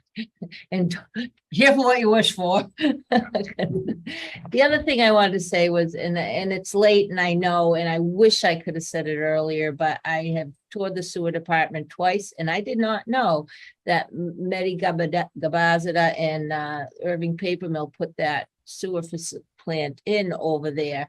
And when they went, when Medi cheated all those people, he abandoned that sewer plant. So we actually had people lose their jobs and lose their homes. And one of them was Jeff Aldrich.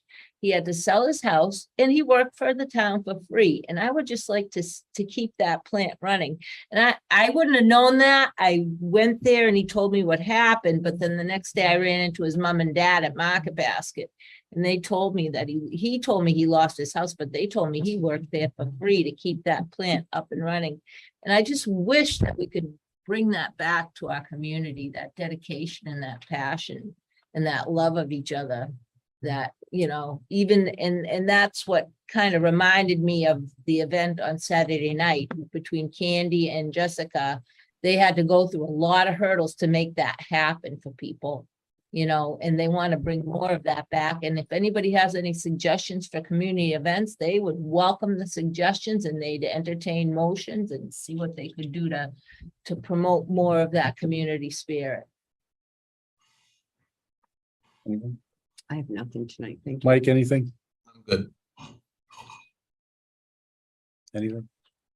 No, I'm good. Thank you. Justice has his hand up real quick. Sorry, I just have two real quick things. One, to answer Jeff's question about his comment, it's actually Matt Woodpark. He didn't renew his, so I actually just took that down off the website. I found that note. So thank you for catching that. And then it's a comment, but you guys made a motion on the donations for the senior center, but for the life of me, I don't remember. We didn't you guys vote. Actually voting on. We did not vote on it. I know that. Okay, I thought I was a senile, but we did okay, not. thank you. All right. That should have been brought. Right up, Yep. If you realize that. Well, no, I thought it was a senior moment. I'm like, A did we? senior moment. Apparently it was a senior So moment. you need a motion for it. I move to accept the $1,050 in donations to the senior center as presented. We did We vote. did vote on that. We did No, vote. no, Yes. You called the motion. I called the motion, Mike second, and we vote. No, There was no roll. We didn't vote. Oh, Okay. No, so we didn't. sorry. No. I thought for sure we went I did through. too. Okay, can we do that? Yeah, that's the. Looking for the correct one. I know. Item 5H, donations to the senior center, the motion and the second. So let's call a quick vote. Mr. Bennett. Yes. Yes. Griffiths. Ms. Richard. Yes. Mr. Curry. Yes. I vote yes as well. Thank you for that, Justice. Motion to adjourn. Thanks for that catch. That was quick. Yeah, motion to adjourn. I have a motion to adjourn. Second. I have a motion and a second. Any discussions? Hearing none. Mr. Bennett. Yes. Ms. Griffiths. Yes. Ms. Richards. Yes. Mr. Curry. Yes. And I vote yes myself. The time is 11:17.